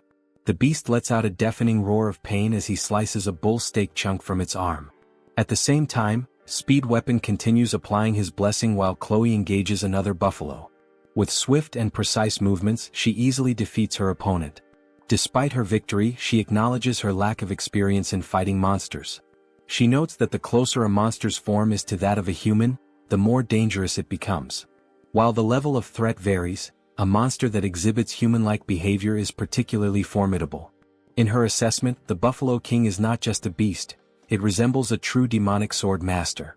Just then, the boss lets out a thunderous roar, grabbing the axe with its left hand and channeling magic into it, gathering its aura around the weapon.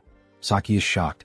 The idea of a monster using magic seems impossible, but upon closer observation, she notices something even more disturbing. The creature is burning its own life force to generate mana.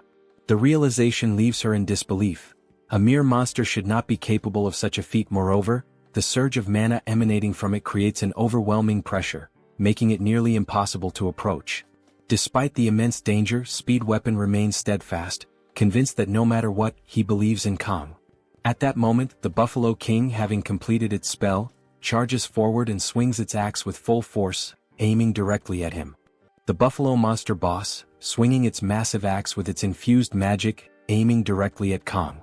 Without hesitation, Kang meets the attack head-on, charging against the axe with an unwavering gaze, his sword clashing against the boss's weapon. A powerful and dense aura erupts from the impact, engulfing the battlefield as both weapons meet each other's edge. As he locks blades with the monster, he exchanges gazes with the monster and then quickly realizes that the density of its magic is overwhelming. His sword alone will not be enough to win this battle. However, after taking a look, he also realizes that dodging is not an option. Chloe, Saki, and Speed Weapon are in danger, and retreating would leave them vulnerable. And sensing an opportunity, the Buffalo Monster boss intensifies the aura around its axe before launching another devastating strike.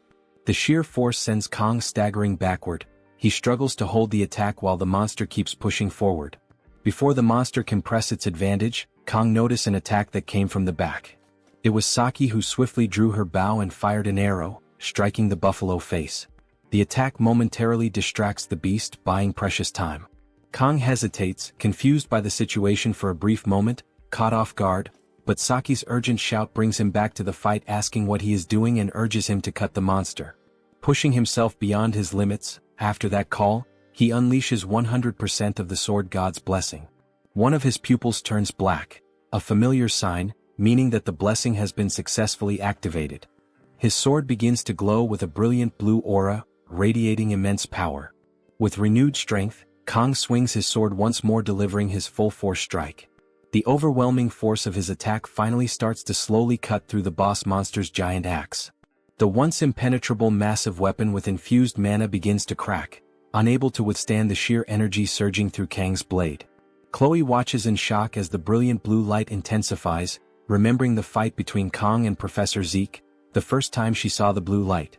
Kang, channeling his aura to its peak, presses forward his attack, leaving the boss unarmed, creating now the final opportunity to put an end to this fight.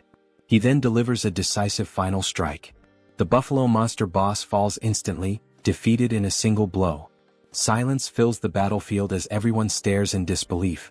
The demonic beast, once an unstoppable force, has been vanquished in minutes. It's now turned into pieces.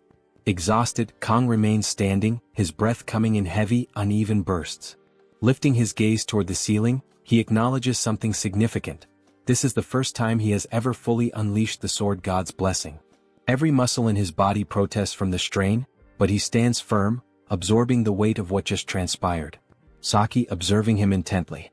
Kang takes mental notes. This time he measures, Kang sustained the blessing for precisely 12.7 seconds. The number lingers in his mind, a benchmark that speaks volumes about his rapid progression. Meanwhile, Speed Weapon, utterly drained from the intensity of the battle, collapses onto the ground with a weary sigh. His body feels heavy, but his mind is even more burdened by what he has just witnessed.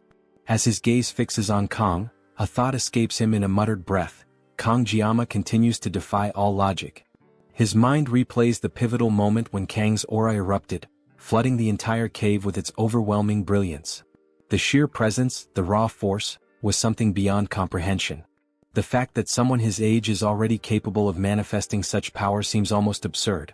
It is not simply talent, it is something far greater, something that should not be possible. Just then Saki approaches him, her steps measured. Her voice, though calm, carries an unusual note of concern as she instructs him to control his breathing, slow, deep inhales to steady himself. The unexpected kindness catches him off guard. His instincts bristle at the gesture, prompting him to question her sudden interest in his well-being. For a brief moment she remains silent, as if weighing her words carefully.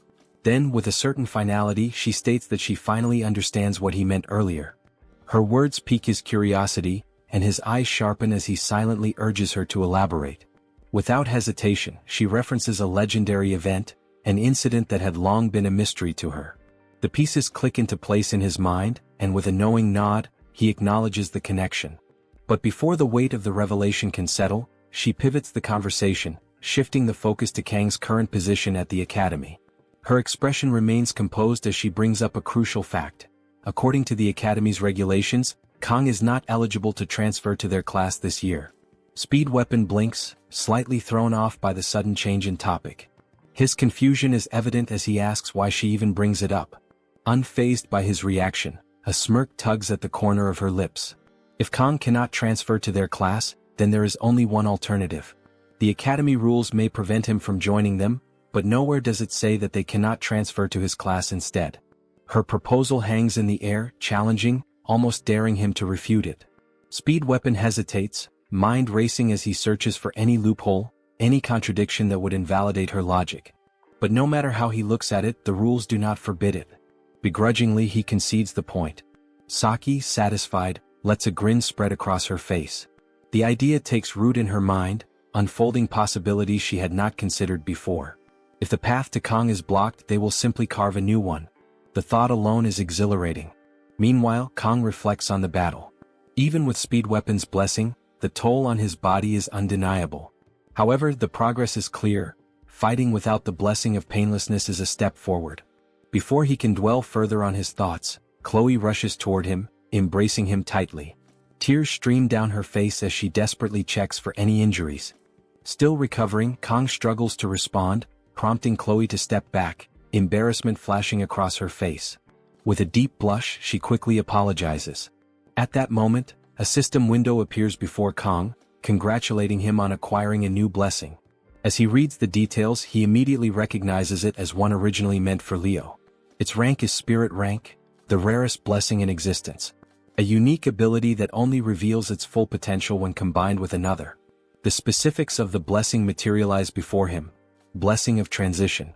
This power grants him the ability to transfer any of his own blessings to a living being or object. But, as a requirement, he needs to make direct physical contact with the target for activation.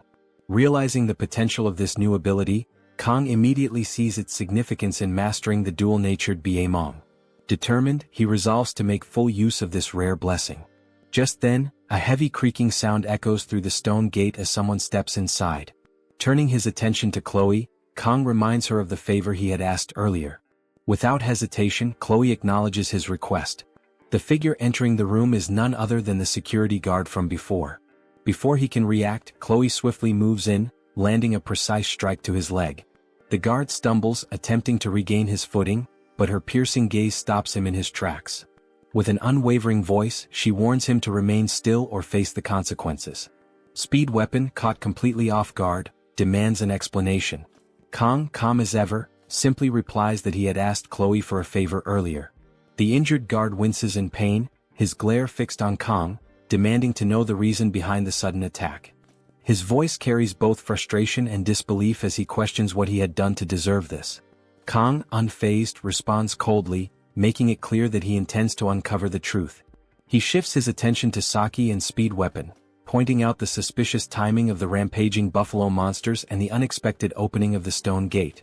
Every event seems to trace back to the guard before them. Saki, exuding confidence, crosses her arms as she assesses the situation. The lack of surveillance cameras within the dungeon makes it highly unlikely that the guard's arrival at such a crucial moment was mere coincidence. Speed Weapon, still struggling to piece everything together, questions the motive behind the guard's actions. Saki, growing impatient, dismisses his confusion and presses forward. There is no way the guard orchestrated everything alone, and she demands to know who is truly behind the scheme. The guard remains silent, his defiance evident. However, Saki's sharp gaze remains locked onto him, her stance unwavering. If he refuses to speak, she is prepared to make him talk by any means necessary. Before she can act, Kong steps forward, his calm yet firm tone leaving no room for negotiation. He makes it clear that if the guard does not reveal the identity of his superior, there will be consequences. Fear flickers in the guard's eyes as he begins to tremble. Realizing he has no way out, he finally gives in, his voice tense as he confesses. A few days prior, an instructor from Hawken Academy had approached him with an offer to have his debts erased in exchange for his cooperation. The revelation ignites fury in Speed Weapon, who clenches his fists, barely containing his anger. Saki, quick to regain control, orders him to stay calm before demanding a description of the instructor. The guard hesitates momentarily before revealing what he remembers. The instructor was a tall woman with purple hair and sharp eyes. At this, Saki's expression darkens. The details match someone she recognizes, a familiar face that immediately stands out in her memory. She turns to Kong, her voice steady yet grim. If her guess is correct, the instructor being described is none other than the assistant instructor from her own class. Speed Weapon's eyes widen in realization. If this instructor was involved, then she was likely responsible for the incident during the midterm exams as well. His words catch Saki off guard, and she quickly demands further clarification. Kong, his tone serious, confirms what Speed Weapon suggests. During the midterm exams, his team had encountered a demonoid mermaid. Saki, visibly shocked, processes the new information. Leon, who had ended up hospitalized, had fought against a demon? Speed Weapon wastes no time in setting the record straight. It was not Leon who had taken down the demonoid mermaid, it was Kong. Kong remains composed, neither denying nor elaborating further, simply confirming what Speed Weapon has stated. With all the pieces in place, Kong reveals that he had been recording the guard's confession the entire time. Saki, impressed by his foresight, watches as Kong connects the final dots. As the recording ends, Chloe pulls her sword out of the guard's leg, causing more pain, leading him to scream. Kong then elaborates on how the plan was supposed to be perfect. A dungeon that was never meant to open had done so at the perfect moment to eliminate someone. The realization dawns on the guard, his shock evident as he demands clarification. Kong, however, does not acknowledge his question. Instead, he turns to Chloe.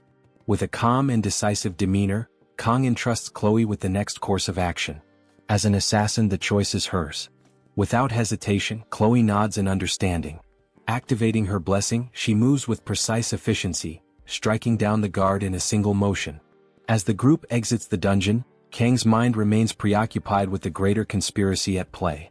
The elders and instructors of Hawken Academy are the ones targeting him. His expression hardens at the realization. If those elders wish to eliminate him, they should come at him directly. And when they do, he will ensure they are erased from existence. He will cut them down. Kong approached the blacksmith, presenting the Cow King's horn, an exceptional material obtained from the Minotaur, the formidable boss of the Buffalo Hidden Dungeon. This rare and precious horn was known to guarantee a 100% success rate when enhancing weapons below a rank. As he placed it before the blacksmith, the seasoned craftsman was momentarily speechless. His gaze locked onto the horn, his hands pausing mid-motion as disbelief washed over him. It was not just any material, it was an A-rank item, the kind that only the strongest hunters could acquire. The notion that a student from Hawken Academy had brought it to him was almost unfathomable.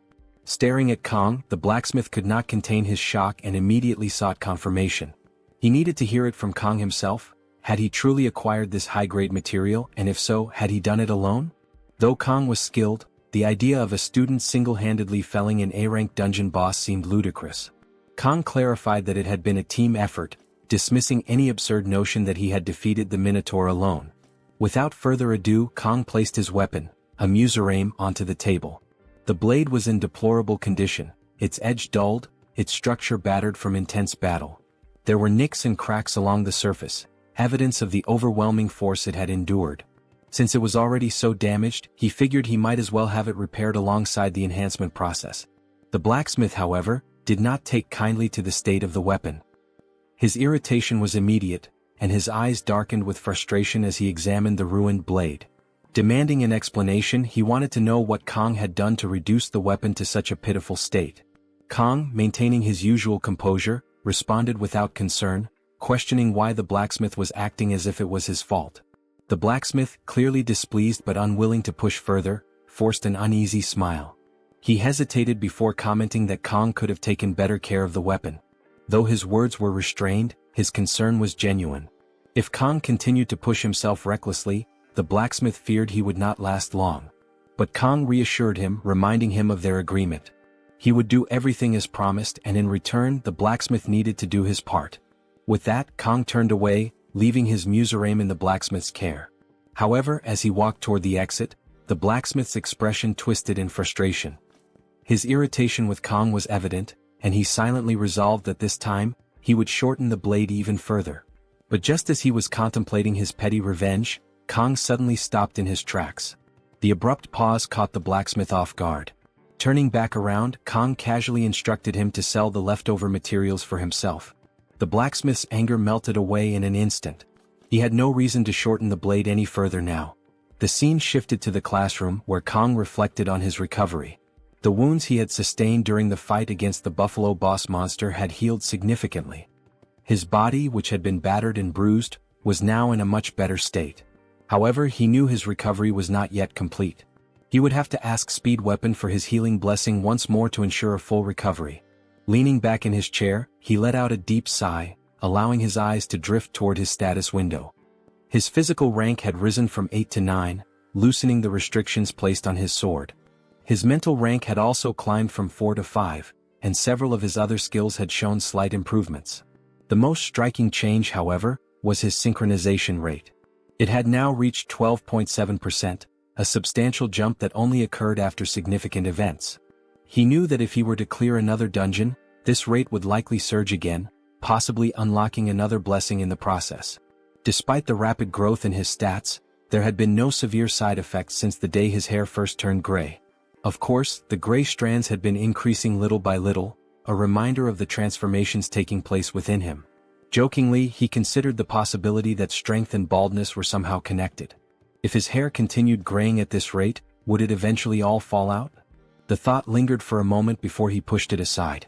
He had more pressing matters to focus on. With enemies actively targeting him, he needed to be prepared for whatever was coming. His survival depended on it. He had come too far to meet a meaningless end now. More than that, he needed to understand the full potential of the blessing of transfer. The gap between those with blessings and those without was immense, and if he wanted to survive, he had to grasp its intricacies. As he pondered his next steps, his thoughts briefly turned to Leon. A small pang of sympathy arose, but it was fleeting. Leon, as the protagonist, would inevitably amass an absurd number of blessings. His skill window would be overflowing in no time, so there was no need to feel bad for him. Kang had his own battles to fight. For now, his immediate priority was to ensure his complete recovery. As if on cue, a gift was placed before him, a small package seemingly from Chloe. It was a subtle yet significant gesture. This was the first time Kang had formed his own party and successfully cleared a dungeon together. Though being targeted had become a part of his daily life, it was not without its silver linings. He had gained 2 classmates whom he could genuinely call friends, Speed Weapon and Chloe. Neither of them had played a major role in the main story, and he was not even sure if Chloe considered him a friend. His eyes fell on the chocolate inside the package, triggering a memory. Chloe had been hospitalized with a fever after the dungeon raid. He had not checked in on her since then, but perhaps he should visit her when he had the time. At that moment, the classroom door opened, and the instructor walked in, accompanied by Siegfried. The instructor's commanding presence settled the murmurs in the room, and he instructed the students to return to their seats. Kang watched the scene unfold, his mind shifting from his own musings to the impending lesson. His attention turned to Siegfried, the Sword Emperor. How long was he planning to make them wait? Kang's phone suddenly vibrated, displaying a message from an unknown number. The sender's question seemed ordinary, asking what he was doing. Assuming it was a mistake, Kong ignored it, but the next message immediately followed, instructing him to look forward. Lifting his gaze, he was met with a startling sight: Saki Ryoso standing at the front of the room beside Siegfried. Before Kong could fully process her presence, Instructor Lee addressed the class with an unexpected announcement. As of that day, Saki Ryoso had been officially assigned to their class. The room erupted in whispers and murmurs of disbelief. Few could comprehend why someone like Saki would request a transfer to their class. However, Instructor Lee quickly silenced the commotion, expressing his hope that everyone would get along with the new student before giving instructions for the students to change and assemble at the training hall within 30 minutes. With Siegfried and Instructor Lee leaving the room, the class remained in stunned silence. The revelation that Saki Ryoso, one of the most promising cadets of their generation, had personally requested the transfer left them bewildered. Among the current first years, often referred to as the generation of miracles, she ranked fourth. Not only had she achieved the highest score on the written exams, but her combat skills were formidable as well. She was a master of the Kyushu style, an elite discipline that only a handful could execute proficiently. Yet, beyond her personal accomplishments, her lineage commanded even greater awe. Saki was the daughter of Daki Kojima, one of the revered seven-star heroes and the individual known as the Absolute Bao. Furthermore, Daki Kojima was not just a legendary warrior but also the Prime Minister of Japan, making Saki nothing short of a princess in her own right. In this world, Japan remained a dominant superpower, and to the students, meeting someone of her status felt akin to encountering a celebrity. Kong found himself unable to shake off an uneasy feeling. She shouldn't be here. Her presence alone was bound to cause trouble, and trouble was something he did not need. As Saki walked through the classroom, all eyes remained on her, observing her every step. Kong held on to the faint hope that she would simply take a seat elsewhere. However, much to his dismay, her path led directly toward him. Stopping beside him, she nonchalantly remarked about the chocolate, revealing that she had been the one who had given it to him. Until that moment, he had assumed the gift was from Chloe, but now the truth was laid bare. Kong was momentarily stunned. He had not expected this, nor did he know how to respond. Before he could react, Saki continued, asking if she could sit beside him. Then, as if it were the most natural thing in the world, she extended her phone toward him, insisting that he save her number. Internally, Kong could only sigh. His instincts had been correct once again. This was going to be a problem. Meanwhile, in a dungeon far from the classroom, an investigation was underway. Leo, an officer assigned to the case, stood in front of a guard, pressing him for details regarding the people who had entered the dungeon earlier. The guard recounted that they had expressed deep concern for the cadets and had insisted on entering. Leo's expression remained unreadable as he continued his questioning, asking if anything about the individuals had seemed strange before they went inside. The guard hesitated before answering. Now that he thought about it, there had been something unusual. Their faces had appeared pale, almost unnaturally so. Leo took in the information carefully, then dismissed the guard after thanking him for his cooperation. However, the unease in his mind did not fade. Outside the dungeon, another officer approached Leo, questioning the necessity of the investigation. Wasn't death in a dungeon just a common accident? Leo acknowledged the statement but pointed out a troubling detail. No matter how dangerous a dungeon was, there was always a body left behind. In this case, however, the staff member who had entered out of concern had vanished without a trace, as if they had never existed. The true horror, however, lay deeper inside the dungeon. When Leo had first entered the site, he had been met with an overwhelming sight, a battlefield littered with the corpses of buffalo monsters. The sheer scale of destruction was unlike anything he had ever witnessed. While the cadets from Joaquin Academy had indeed been there, the devastation was far beyond what a group of students should have been capable of. Something was off. The cadets had returned safely, yet the missing staff member remained unaccounted for. The more Leo pieced together the information, the more unsettling the situation became. Something had happened in that dungeon, something beyond the understanding of an ordinary investigation. The officer accompanying Leo raised a question, speculating whether the missing individual could be inside the stone gate. Leo hesitated before responding, carefully weighing the possibility. The likelihood was slim. The stone gate had never opened before, and there was no indication that it would now. However, the situation was anything but ordinary. Something about this entire case felt deeply unsettling. Further contemplating the matter, Leo admitted another complication. He had no means of interrogating the cadets from Joaquin Academy who had been present at the scene. The academy was not just any institution. It was an elite school attended almost exclusively by nobles, individuals beyond the reach of routine investigations. The other officer acknowledged this reality, musing about whether the higher-ups would ever issue a warrant to question them. The answer was uncertain, but Leo doubted it. People with power and influence rarely had to answer for anything. As their discussion reached an impasse, the officer excused himself for a brief bathroom break, leaving Leo alone in his thoughts. Frustration gnawed at him. The entire situation was maddening. No bodies, no evidence, just a mountain of questions without answers. Something was missing, something crucial that he couldn't yet grasp. Lost in contemplation, he barely registered the sudden commotion. A sharp thud echoed through the space, snapping him back to reality. His head jerked up just in time to see his fellow officer being thrown violently to the ground by an unknown assailant. The attack had come out of nowhere, swift and brutal. Leo's instincts kicked in, but as he turned to face the threat, his breath caught in his throat. Before him stood something beyond human comprehension. A figure exuding a menacing aura, its very presence radiating an unnatural energy.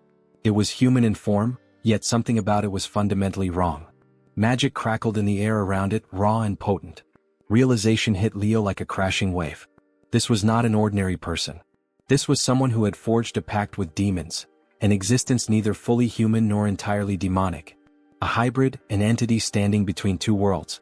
His body tensed, preparing to react, but he never got the chance. The creature moved with terrifying speed, a blur of motion that defied human limits. In an instant, Leo felt the impact, unrelenting, overwhelming. His world tilted and darkness swallowed his vision. His life ended by the hands of a villain. This is how these creatures are called in this game. Saki's happiness becomes evident as she enjoys the chocolate, drawing the attention of the surrounding students. Kang, seated nearby, looks confused and curious about Saki's presence. The unexpected sight of her in his class leaves him uneasy. Saki questions Kang about not eating the chocolate, expressing disappointment since she went out of her way to share it. Kang explains that Chloe typically occupies the seat Saki is in. Saki dismisses the concern, questioning if the class has assigned seats and suggesting it should be a first-come, first-served system. Kang reluctantly agrees, still processing the unexpected situation. Saki compliments the chocolate's flavor, prompting Kang to ask why she transferred into the class. Before she can respond, the instructor's voice resonates, announcing an assembly in 5 minutes. The students groan but comply, gathering their belongings and preparing to head out. Kang informs Saki about the class's routine morning training and asks if she's joining. Instead, Saki puts on a sleeping mask and states she will engage in mental training for the day, casually wishing Kang good luck before quickly falling asleep. Kang watches in disbelief, unable to comprehend her behavior. The contrast between Saki's nonchalance and the class's eagerness to attend the assembly leaves him bewildered. After a moment, Saki peeks through her mask, requesting Kang to call her by her first name from now on, explaining that it's customary in her country for close friends to address each other this way. Kang hesitates, surprised by the sudden familiarity. When Kang notes that Speed Weapon still refers to her by her surname, Saki dismisses the point, reaffirming her wish for Kang to have a good training session before dozing off again. Kang, still baffled, heads off for the assembly, wondering what could have led to Saki's peculiar behavior. Later in class, Rachel stretches after a lengthy lecture, relieved to have a brief break.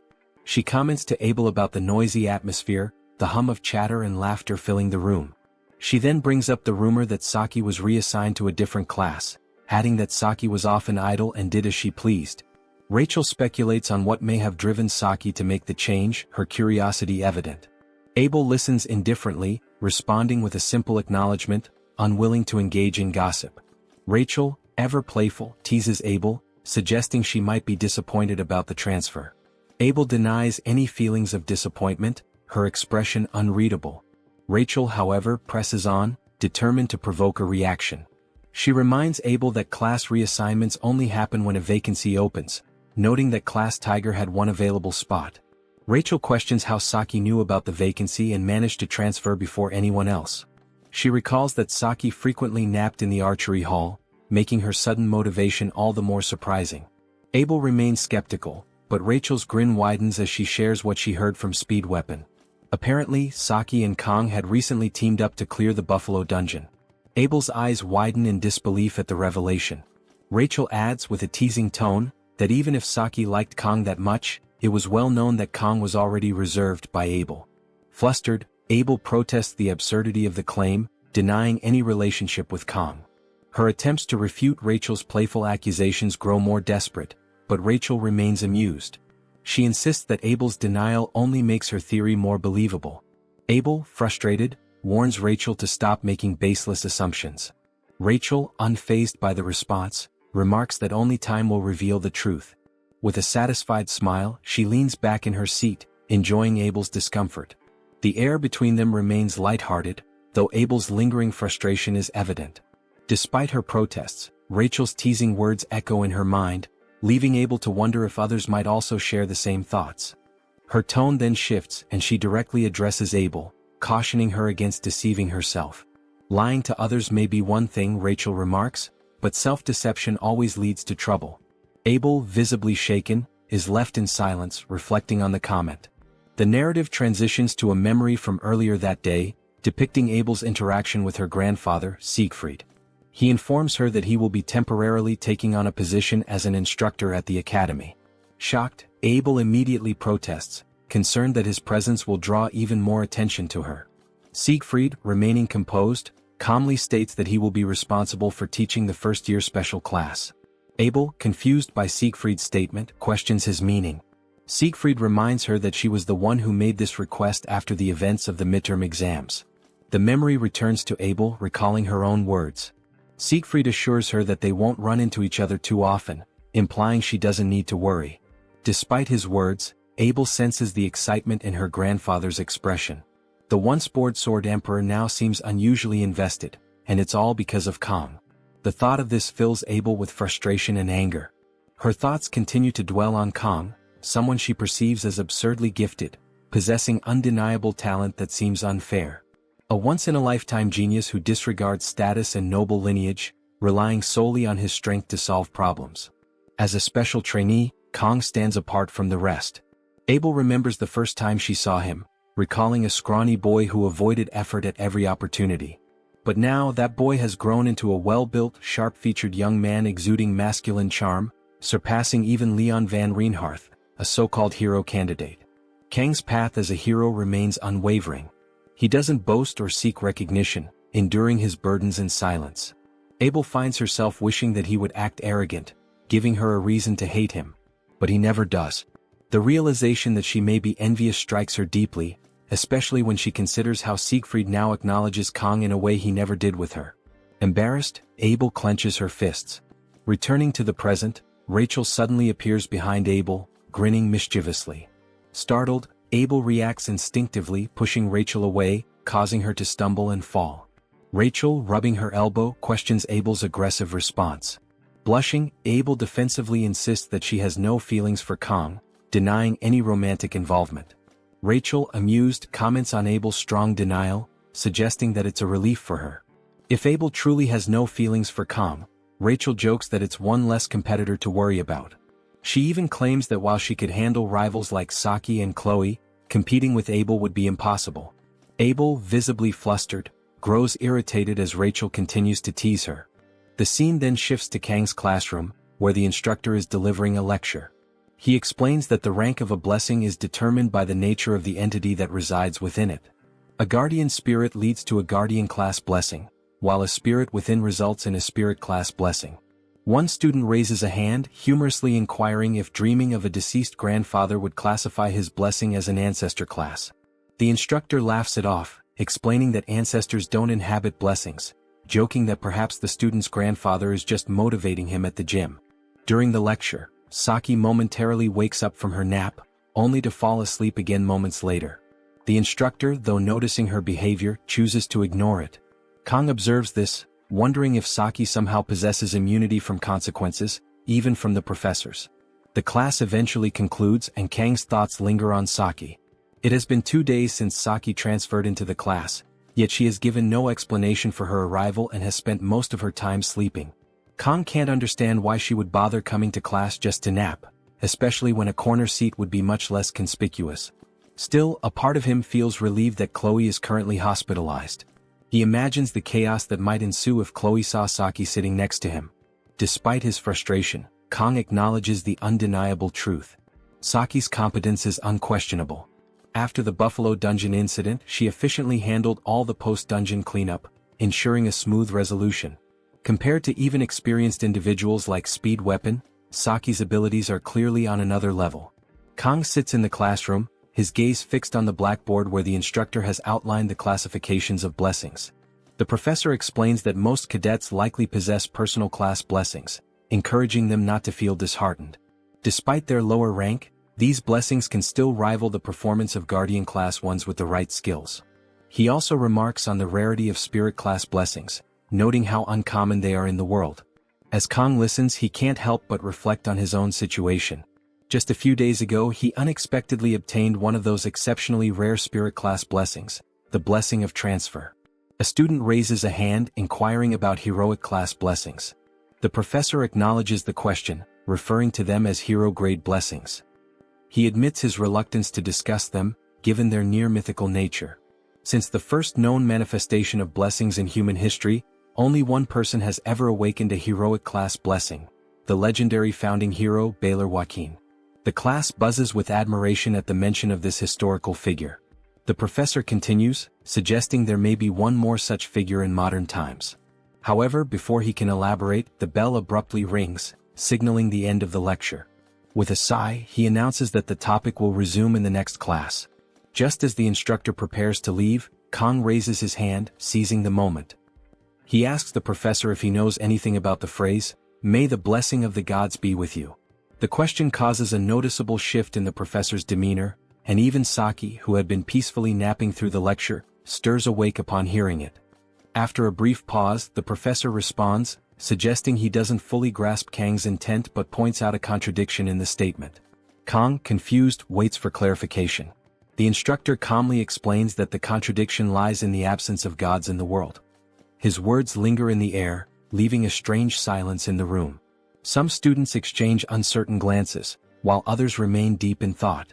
The instructor acknowledges Kang's curiosity, commending his thirst for knowledge. He invites Kang to visit his research lab if he wishes to explore the subject further before exiting the classroom. The rhythmic sound of students packing their belongings fills the space as conversations about the lecture ripple through the air. As the door closes, Kang notices Saki smirking at him before she casually returns to her nap, as if amused by the exchange. Kang, feeling somewhat defeated, decides he might as well follow her example. He lowers his head onto the desk, allowing his eyes to close. The residual murmurs from his classmates fade into the background, and a fleeting sense of calm washes over him. However, as soon as he drifts off, he finds himself abruptly transported elsewhere. The scene before him is surreal. Shattered remnants of train cars hover in midair, fragments suspended as though gravity has ceased to exist. The twisted metal and broken glass reflect a distorted, motionless sky. A strange stillness pervades the scene, making it unclear whether time has truly stopped or if he has been plunged into a realm beyond understanding. Confused, Kang takes in the eerie surroundings until a glowing window materializes before him. The text reads, "GM is requesting a conversation with Kang." Kang remains astonished by what he is experiencing. Surrounded by chaos, facing a giant sphere trying to communicate with him in some sort of subspace, he remains silent. The system sphere asks Kang to confirm the dialogue request. He hesitates for a moment but eventually accepts it. The system then informs him that GM is interfering with the world line code, apparently loading some kind of information. Kang finds the term strange and murmurs that everything happening is unknown to him until now. Suddenly, something catches Kang's attention. A red light seems to form near the system sphere, and he watches closely as everything around him appears turbulent. Moments later, things seem to calm down, but he remains on guard. After a brief pause, the system verifies that the opponent's level is extremely high. Kang is surprised by this information, even more so when the system states that his own level is very low, making it evident that there is a vast disparity between the entities of this world. Additionally, the system notes that Kang has not met the minimum requirements for something unspecified in the message. It then asks if, despite this, he wishes to proceed, ignoring the level gap. Kang takes a moment to think, realizing that what he is experiencing does not seem to be a dream. He considers that this might actually be the reason he entered this world, an opportunity to learn more about the blessing of the sword god that was given to him. Determined, he chooses to continue and selects the yes option. The system then announces that GM has accepted the proposal and is using a supposed suppression to establish contact while undergoing some form of mutation in the sphere. Quickly, the sphere dissolves, almost like an electronic signal fading away. Suddenly, the subspace shatters, revealing another layer behind the initial chaotic one.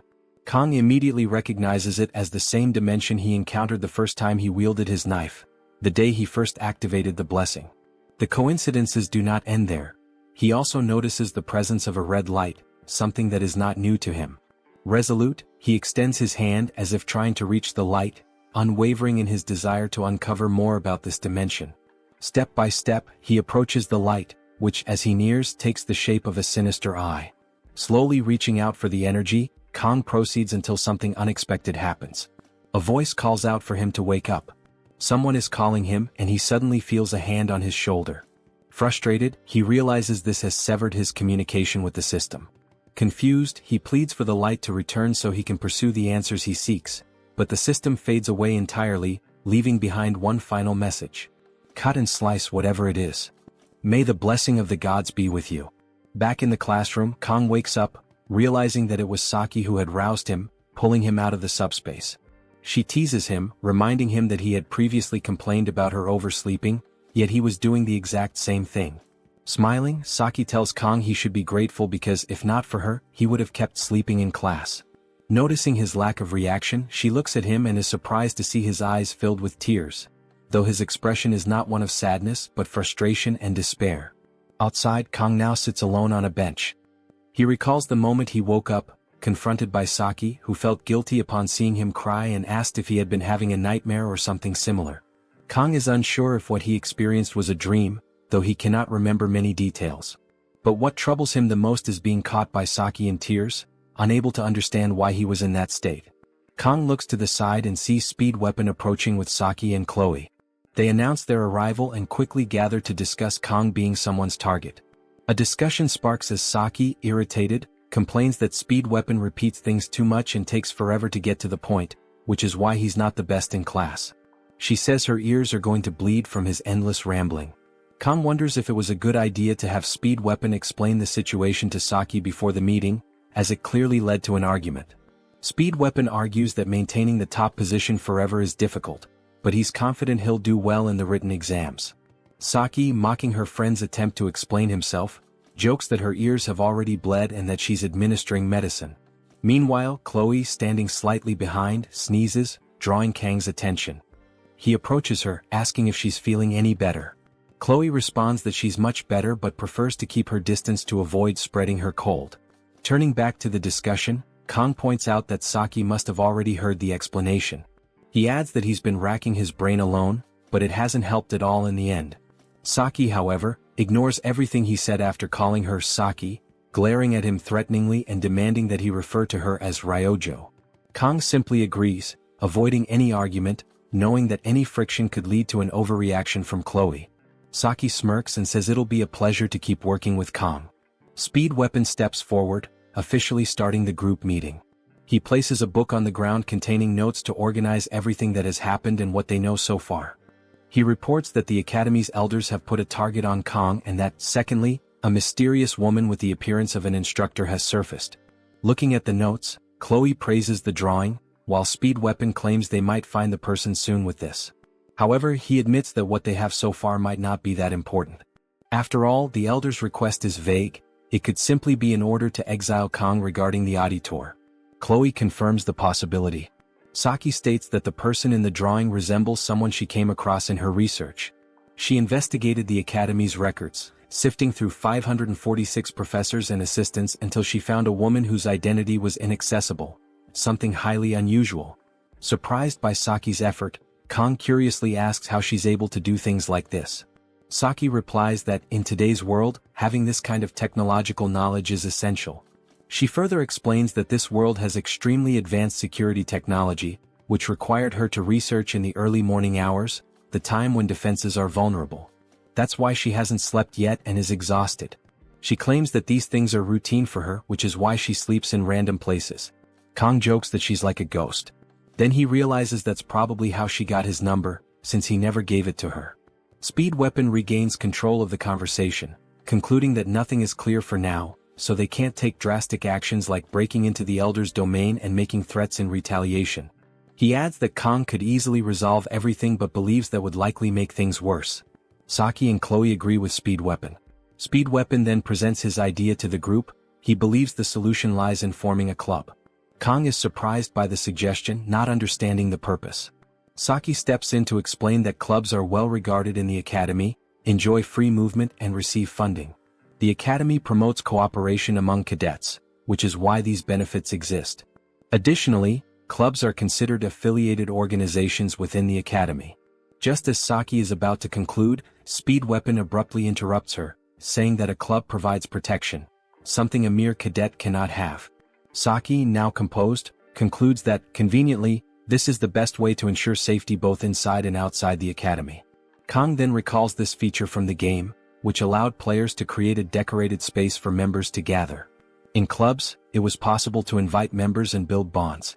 These features and cosmetics were responsible for emptying the wallets of many players.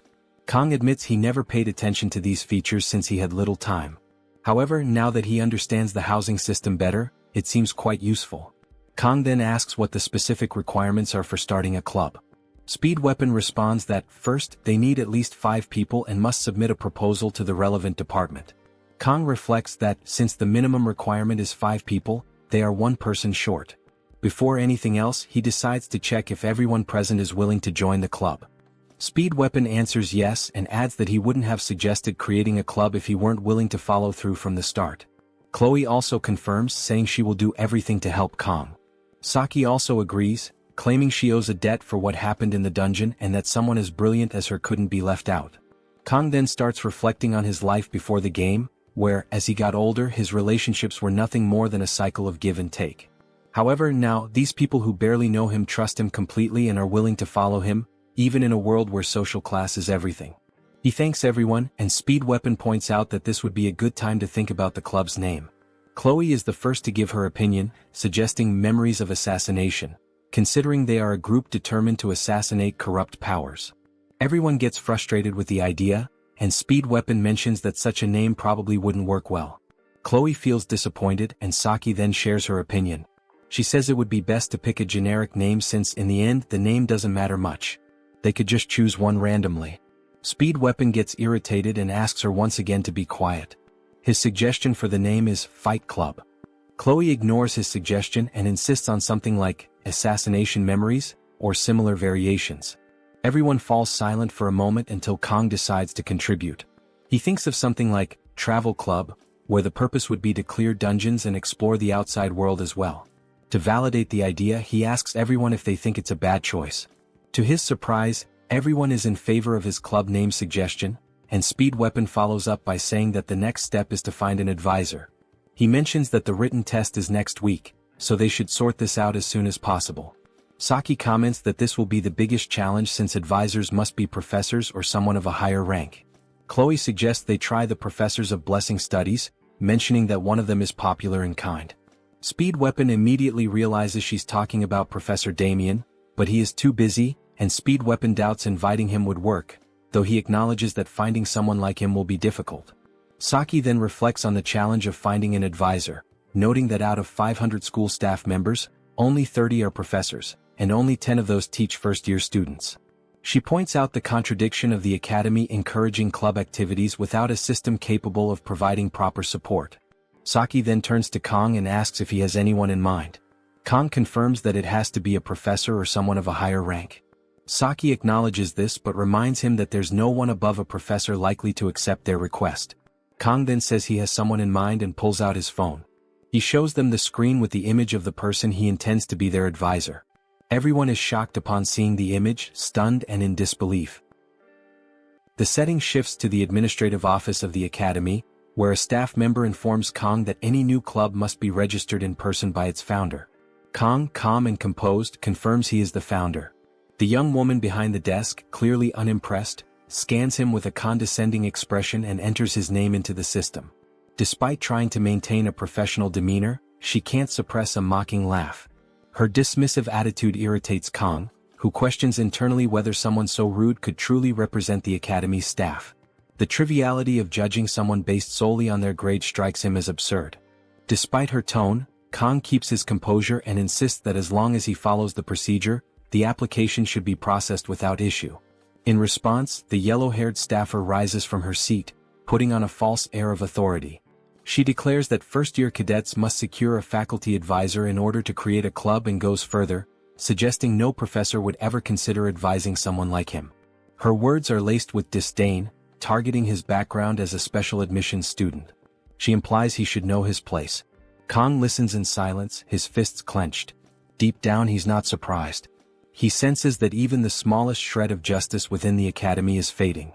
Though tempted to respond harshly, his years in the restaurant business have taught him that restraint is often more powerful than words. Still, this time, something inside him wants to make sure she remembers this moment. Without arguing, Kang takes out his phone and makes a call. His composed demeanor unnerves the yellow-haired girl. The call is brief, but the voice on the other end says she's nearby and will arrive shortly. Kang ends the call with a calm assurance, which confuses and rattles the staffer further. She demands to know who he thinks he is to act so boldly. Kang replies with steady confidence, insisting they proceed according to the rules. Her composure begins to slip. Visibly shaken, she questions who could possibly be backing him. Desperate to reassert control, she blurts out that she's the cousin of the principal's close friend and threatens to ruin him with a word. Kang says nothing in return, only offering a quiet smile that enrages her even more. He takes a step closer and in a low voice, tells her she's being too loud. Stunned and visibly furious, she lashes out again, but his gaze grows colder. He declares that her hypocrisy is now fully exposed, exactly as he intended. Suddenly the door to the office is blown off its hinges. The room falls into stunned silence as Media, a powerful presence radiating authority, enters with force. Every eye turns to her. Kang addresses the stunned yellow-haired staffer, reminding her to show respect. Media is his club advisor. The girl's face goes pale as realization sets in. She is too shocked to speak. Media steps inside with a warm expression, clearly pleased to see Kang in person. He bows slightly and politely apologizes for the inconvenience, acknowledging how busy she must be. Media reassures him that any request from him is worth her immediate attention. It becomes clear to the yellow-haired girl that Kang is not just any student. He is the academy's top incoming cadet.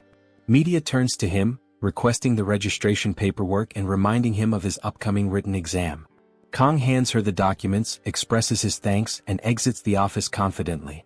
As soon as he leaves, another staffer rushes to bring a chair for Media. She sits and casts a sharp glare at the yellow-haired girl, whose earlier arrogance has completely vanished. In a panicked attempt to recover, the girl stammers that the situation was simply a misunderstanding.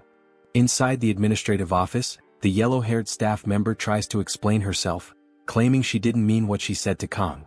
Media, cold and assertive, cuts her off without hesitation.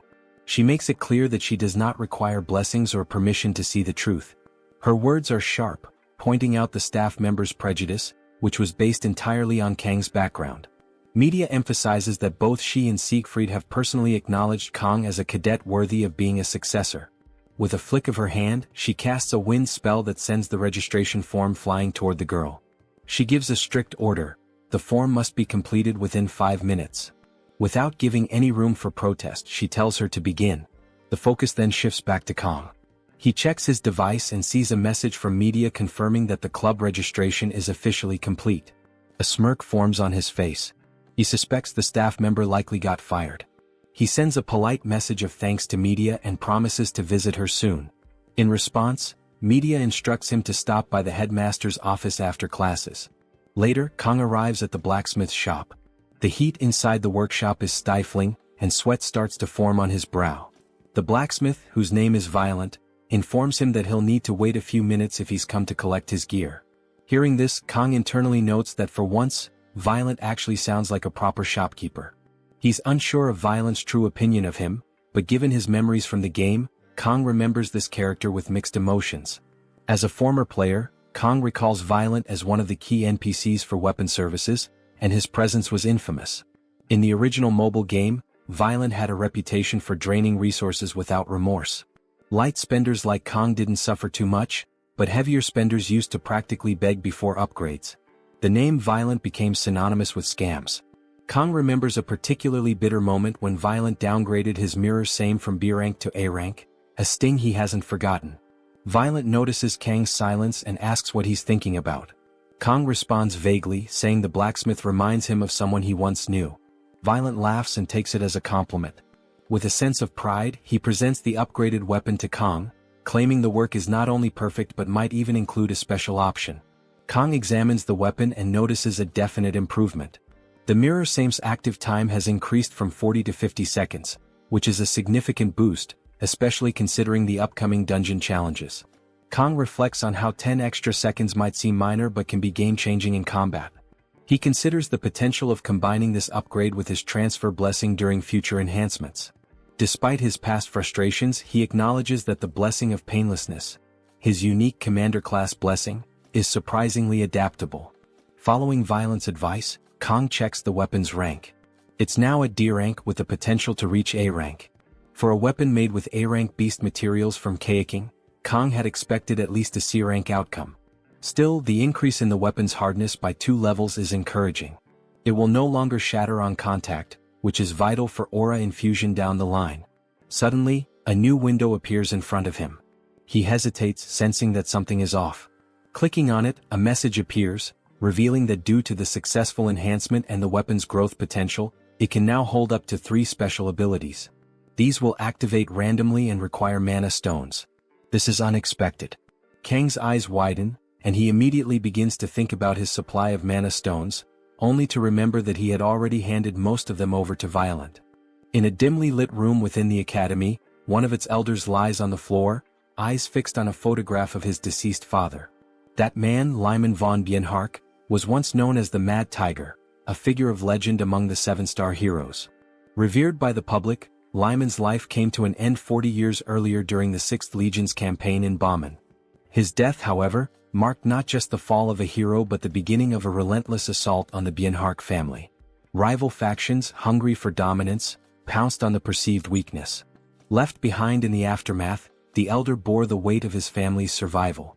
Consumed by vengeance and necessity, he navigated a bloody path, using internal betrayal to eliminate his own kin. Only through ruthlessness did he restore the Bienhark legacy. By the time he turned 30, he had secured his place as an elder of Joaquin Academy, embracing his role as a guide for humanity which he deemed foolish. He devoted himself to enforcing the supremacy of the chosen, believing that the masses could only be controlled by rallying them against a common foe. Demons served that role perfectly. With their terrifying presence, the elders could justify their rule, tightening control under the guise of protection. Yet unpredictability remained a constant threat. Lyman, with his destiny to challenge the Demon King, had been one such disruption, selected by the heavens themselves. The elder knew all too well the staggering power gap between humans and demons, and he doubted Leon's chances of success. Still, ancient tales, like that of the hero Joaquin sealing the 1st Legion commander, kept hope alive among the people. That sort of myth had no place in the elder's carefully constructed world. His thoughts drift to a more recent memory, the day a humanoid demon entered his chambers. Mistaken for a mere instructor at first glance, the truth became clear the moment their eyes met. She had already passed the threshold. She had bound herself to a Legion-class demon, abandoning her humanity. Beings like her, half human, half demon, were labeled only one way: villains. Her presence was a grim reminder of the chaos rising beyond the Elder's control. Faced with Leon's defiance and now Kang's unsettling influence, the Elder mutters about the growing complications. Even the Auditor seems reluctant to act without a clear cause. Rising from the floor, he calls for his butler, who answers from the shadows. Without hesitation, Clady von Bienhark issues a cold command: summon the Undertaker squad. There is work to be done. Meanwhile, the scene transitions to a classroom, where Kang sits scribbling notes in a notebook. His thoughts remain fixed on mana stones. Ever since acquiring one had turned his world upside down. Having 3 open slots available to embed them felt surreal, like striking gold. In a game setting, such stones would drop only from A-rank beasts or dungeon bosses, extremely rare and high-risk materials. These magical creatures, despite sounding impressive, posed threats on par with demons. Kang glances towards Saki, fast asleep at her desk. He assumed she had another long night. It's been a week since they cleared the Water Buffalo dungeon as a club. Through that experience, Kang learned that mana stones were the key to unlocking the Stone Gate, which held the Cow King. The stone he now possessed came from Behemoth Gigant, a creature of immense power. Someone had managed to defeat it and claim the prize. In the game's lore, even a single step from Gigant could cause the terrain to tremble. But even Gigant was nothing next to the titans introduced in later updates. Tainted Knight, Basilisk, Manticore, Lich King, Drogue, monsters of S-class caliber, equivalent to cataclysmic forces. As these thoughts swirl in his head, Kang questions whether the risk of hunting such beasts simply to enhance his gear is even worth it. That kind of grind was supposed to be Leon's responsibility, not his. Chloe arrives and asks if the seat beside him is taken. Kang greets her casually. She spots the sleeping Saki and pauses, observing her for a moment. Kang remarks that Chloe seems fully recovered from her previous injuries. She confirms it, smiling, but reminds him that it was Kang who had been seriously wounded during their last battle. She also recalls something peculiar from that day. His weapon had glowed a brilliant blue during the fight. Kang, hearing news about Leon's recent progress, silently reaffirms that farming mana stones is worth the danger. Despite abandoning dreams of peace or stability, his core objective remains survival. However, survival now seems more elusive than ever. Unlike when he was merely a player following a scripted path, the presence of unpredictable variables throws everything off balance. The world appears to be actively rewriting itself, subtly but unmistakably shifting the plot Kang once knew. A full month has already passed since his arrival at the academy, and the secrets surrounding the Second Demonic War, set to erupt in 3 years, are gradually approaching the surface. In light of this, strengthening King's physical prowess and enhancing his gear has shifted from strategic decision to absolute necessity. Meanwhile, Speed Weapon takes notice of Saki sleeping through class again. Chloe voices her annoyance, pointing out that if Saki intends to sleep, she should find a more suitable place. Speed Weapon, attempting to wake her, is promptly rewarded with a punch to the face from the still slumbering Saki. Back at his desk, Kang reflects with a mix of concern and irritation. Just then, Kang notices Speed Weapon standing beside him and questions when he arrived. Speed Weapon complains about being hit by Saki, prompting Saki to grumble in her sleep that he's still a decade too early. Speed Weapon shifts the conversation to club matters, checking on their progress. Kang informs him that the principal has already given the green light. All that remains is to recruit one final member. Satisfied, Speed Weapon brings up Leon's latest accomplishments, noting how the supposed protagonist has cleared a high-ranked dungeon recently. Kang thinks to himself that Leon might finally be stepping into his destined role. Saki casually adds that Leon managed to clear an A-ranked dungeon just yesterday, and with a small team. In contrast, their own squad barely handled a C-ranked dungeon. Speed Weapon teases her for keeping such close tabs on Leon, suggesting she might like him. Saki, however, says nothing. Her silence fuels Speed Weapon's confidence in his theory until she glances at Kang, turns away, and declares she's no longer interested. She then drifts back to sleep, leaving Speed Weapon confused and visibly thrown off. Kang, however, is still lost in thought. He recognizes that Leon's growth is real. If things continue like this, Leon will likely be the one to obtain Bamong during the upcoming survival training on the deserted island. But something else gnaws at him.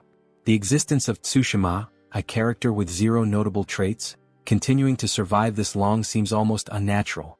Kang suspects that Tsushima might be absorbing misfortunes originally intended for Leon, acting like a lightning rod for bad fate. The possibility unsettles him. Speed Weapon checks in on Chloe, asking if she's feeling better. She nods in affirmation. Kang returns to his inner resolve. Even if Leon's path is beginning to align with that of a traditional protagonist, it changes nothing for him. Should King's life be threatened, Kang won't hesitate to draw his sword. He has neither the inclination nor the obligation to follow a heroic script. He is not the main character of this tale. He is Kang, the sword demon, a man determined to carve his own fate. Elsewhere, the setting shifts to an ornate palace. A maid escorts 3 individuals through a grand corridor. Among them, a man enthusiastically tells his boss that they've succeeded in being summoned by one of Joaquin Academy's elders. He sees this as a massive opportunity. The woman leading them, clearly the boss, immediately scolds him, warning that another outburst will cost him. Nervous, the man attempts to calm her down, trying to dispel the tension. Another man, brown-haired and clearly more familiar with their boss, tells the blue-haired newcomer that she harbors a deep dislike for the Academy's leadership. The new guy, puzzled, asks why she accepted the mission in that case. The answer is simple: the money.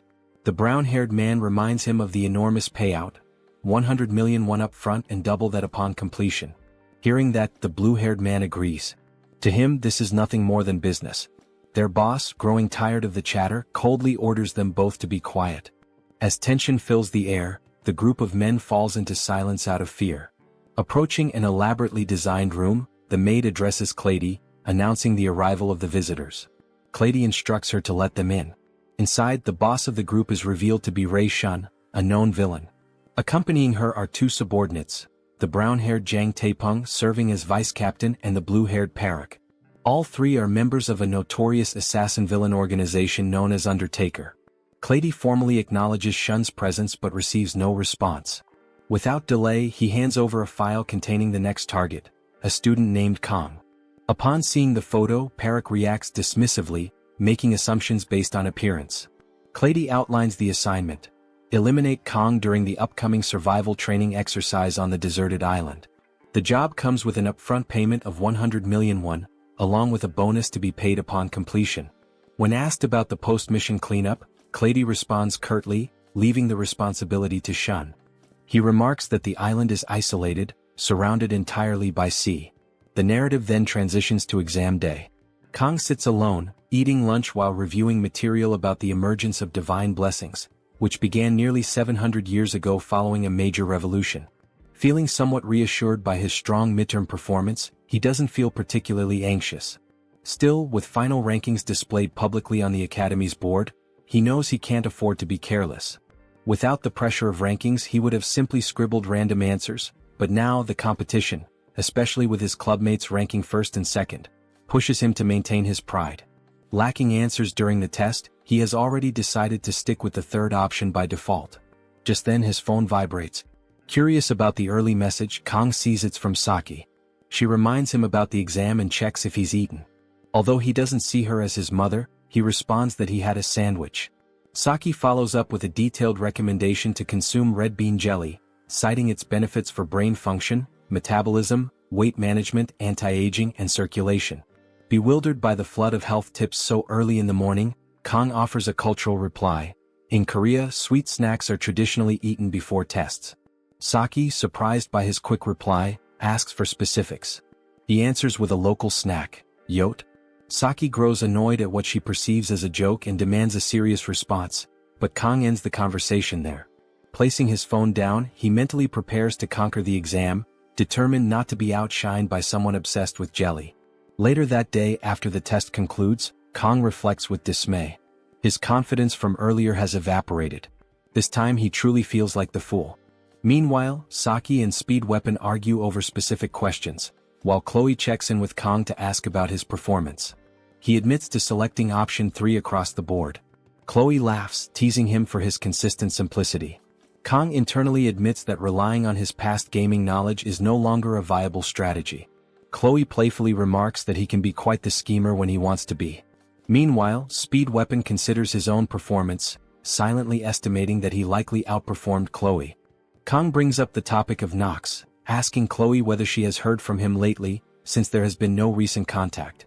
Chloe responds that her brother did try to call the day before, but she missed it because she went to bed earlier than usual.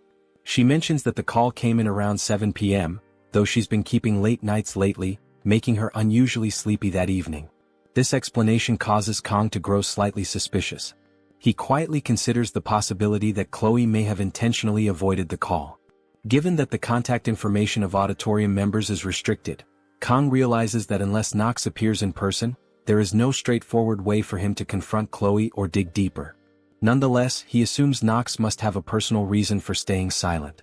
Even with the emotional distance between Chloe and her brother, Kong sincerely hopes they will eventually find common ground and reconnect. Across the room, Speed Weapon suddenly erupts in distress over the exam results, lamenting his decision to stay up late the night before. Saki wastes no time in teasing him, suggesting the problem lies less with his sleep schedule and more with his intelligence. Her teasing then turns toward Kong. With a playful smirk, she asks what he and Chloe were whispering about moments earlier. She adds a lighthearted question about whether the two of them are secretly dating. The comment immediately causes Chloe to flush with embarrassment, and Kong internally rolls his eyes at how obsessed the student body seems to be with romance. He firmly repeats the same explanation he has given before, that there is nothing going on between him and Chloe. Upon hearing this, Chloe's face calms down and her usual demeanor returns. However, Saki leans in close, challenging Kang more directly. She wants to know why he has been ignoring her messages lately. The question catches Kang off guard. He asks her to clarify what she means by lately, pointing out that he only ignored her one time. In that exact instant, something shifts in Chloe. The mood darkens as she enters a jealous state, her aura changing sharply. A flare of intensity surrounds her, and her expression turns serious. The moment she realizes that Saki has been messaging Kang, Chloe's entire posture stiffens. With a low, threatening energy, she demands to know whether Kang and Saki have been secretly talking to each other. The two lock eyes and the tension in the air is undeniable. Saki is confused. She wonders why Chloe didn't react when she sat near Kang but is now blowing up over a simple exchange of messages. Speed Weapon, surprised by Chloe's reaction, tries to grasp what is going on. With a provocative smile, Saki directs the question to Kang, asking him to explain what's wrong with Chloe. Kang, however, only asks Saki to move away from him, visibly irritated by her provocation. Saki doesn't back down. She keeps pushing, trying to understand why Kang can't answer, even after knowing Chloe for such a long time. Kang grows more irritated but doesn't respond. He just thinks to himself, wondering what goes on in Saki's head for her to act like a spoiled child. Chloe interrupts Kang's thoughts, demanding to know why he never gave her his phone number. Kang tries to reply, but Chloe doesn't give him room. She's upset over a supposed promise that Kang would be her prince, and only hers. Seeing that this is all turning into a storm in a teacup, Saki adds more fuel to the fire. She laughs shamelessly and moves even closer to Kang, just as Kang asks her if she even knows what the word Yandere means. Saki doesn't take it seriously and says she doesn't understand such apparently English terms. Before she can escalate things further, Speed Weapon steps in abruptly, grabbing her face and asking if she has any idea what's happening. Saki is more concerned about retaliating for the slap to her face, but Speed Weapon's attention is locked on Chloe's insanity. Seeing Chloe holding a small blade in her hand, Kang starts wondering what he can do to de-escalate the situation, realizing it's already gone beyond anything they've faced before. He had even looked up videos on how to deal with Yanderes but ended up forgetting everything. Chloe begins walking with a threatening posture and starts her bizarre speech. She declares that from now on she will make sure he sees no one but her. Before she gets any closer, Kang tries to reason with her. But suddenly she lunges with a quick strike and Kang barely dodges in time, nearly getting slashed across the neck. Witnessing the attack, Speed Weapon panics, worried about Kang's safety, while Saki simply observes. Chloe keeps attacking, accusing Kang of always finding ways to make her sad. Completely furious, she launches a direct strike, stating that Kang is always surrounded by others, never her, and even spends time with other girls. Kang realizes the attack isn't directed at him, it's meant for Saki. He reacts quickly, countering the blow and destabilizing Chloe. Saki, ignoring the danger, mocks the situation. Still inconsolable, Chloe tries to press her attack again, but Kang has had enough. With a fast and awkward move, he pins Chloe down onto the table, immobilizing her. He tells her to drop the blade while holding her arm. Ordering her to calm down, Kang asks her to listen. Chloe insists he has no right to ask that, since he didn't give her the attention she believed she deserved. The atmosphere shifts completely when Kang says that between the two of them, he prefers face-to-face contact. He finds phone contact too cold, a phone should never come between them. Chloe completely lowers her guard, enchanted by Kang's words. Getting closer, leaving her totally defenseless, Kang thanks her for always thinking about him. Speed Weapon becomes emotional from the scene, while Saki shows her frustration that the show is over. Kang finishes by reminding Chloe that he stayed by her side the whole time in the Buffalo Dungeon, ending with a request, "Don't be upset." Chloe pulls herself together, her rage turning into passion, while Kang turns his back, relieved to have resolved the situation. Speed Weapon checks to see if Kang is okay and Kang confirms that he is. Chloe then asks what the next topic of the meeting will be, but Kang says they need to clean up the mess first. Meanwhile, Saki turns her back to the group and walks toward the door. Kang notices her leaving but has no idea what might be going through her head. Sometime later, as the sun sets, Saki and Speed Weapon walk together, both sharing the same thought, Kang Jiyama. In Speed Weapon's thoughts, he reflects that Chloe's murderous behavior toward Kang is driven by a twisted kind of love. However, in that situation what remained most in mind was the fact that Kang, despite showing a welcoming smile, was ready for serious combat, holding his knife. It became clear that Kang operates using persuasion, negotiation, and also force. By achieving a balance between these points, his relationships are like those of a commander, a ruler. Such qualities will, without a shadow of a doubt, make Kang great. Looking at Saki, who is totally focused on her cell phone, Speed Weapon asks why she's been in a bad mood the whole time, leading Saki to promptly deny it. When he asks what's so important on the phone, Saki replies that she's about to delete a video because the subscribers are not interacting properly. Speed Weapon jokes that the video must be about how to deal with Yanderas. Saki then shows the phone, clearly upset. Speed Weapon is surprised by the 210,000 views, saying it's a very popular video to delete. I certainly wouldn't delete it. I'm counting on your help to reach 210,000 views on this video. Back to the scene, Saki replies that she doesn't need the video anymore, and Speed Weapon doesn't argue. Speed Weapon then asks why the channel is called Saki-chan's Japanese. Saki answers that she just typed the first thing that came to mind.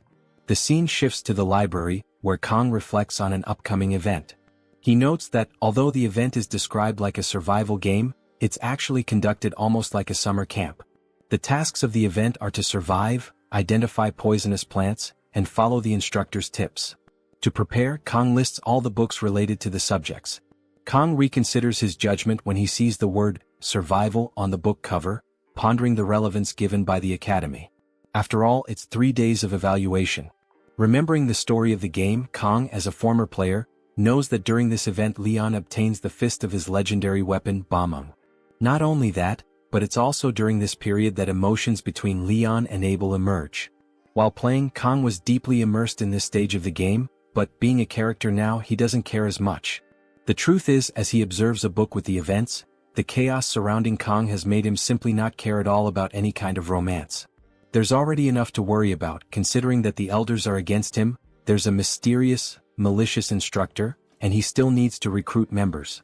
No matter how beautiful someone is, romance simply won't be a priority. What interests him most as a swordsman is just one thing: Bamung, a sacred and demonic sword. As a former player, he knows exactly the power of this weapon and where it is. However, this weapon is fragmented, and collecting all the pieces is part of the main storyline.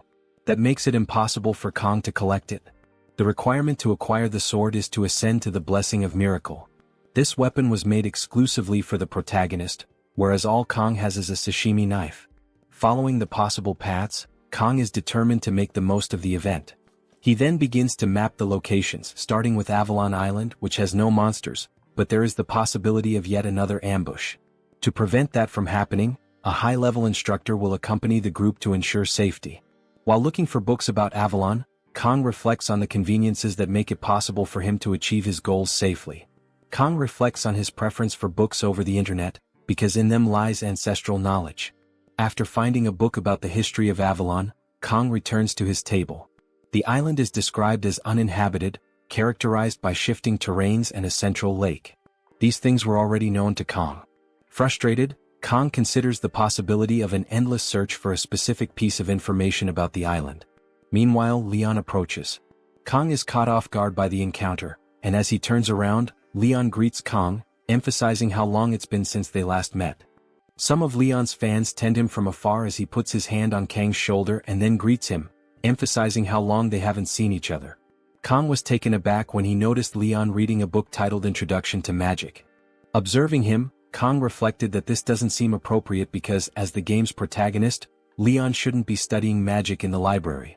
But apparently the incident at the midterms had him worried enough.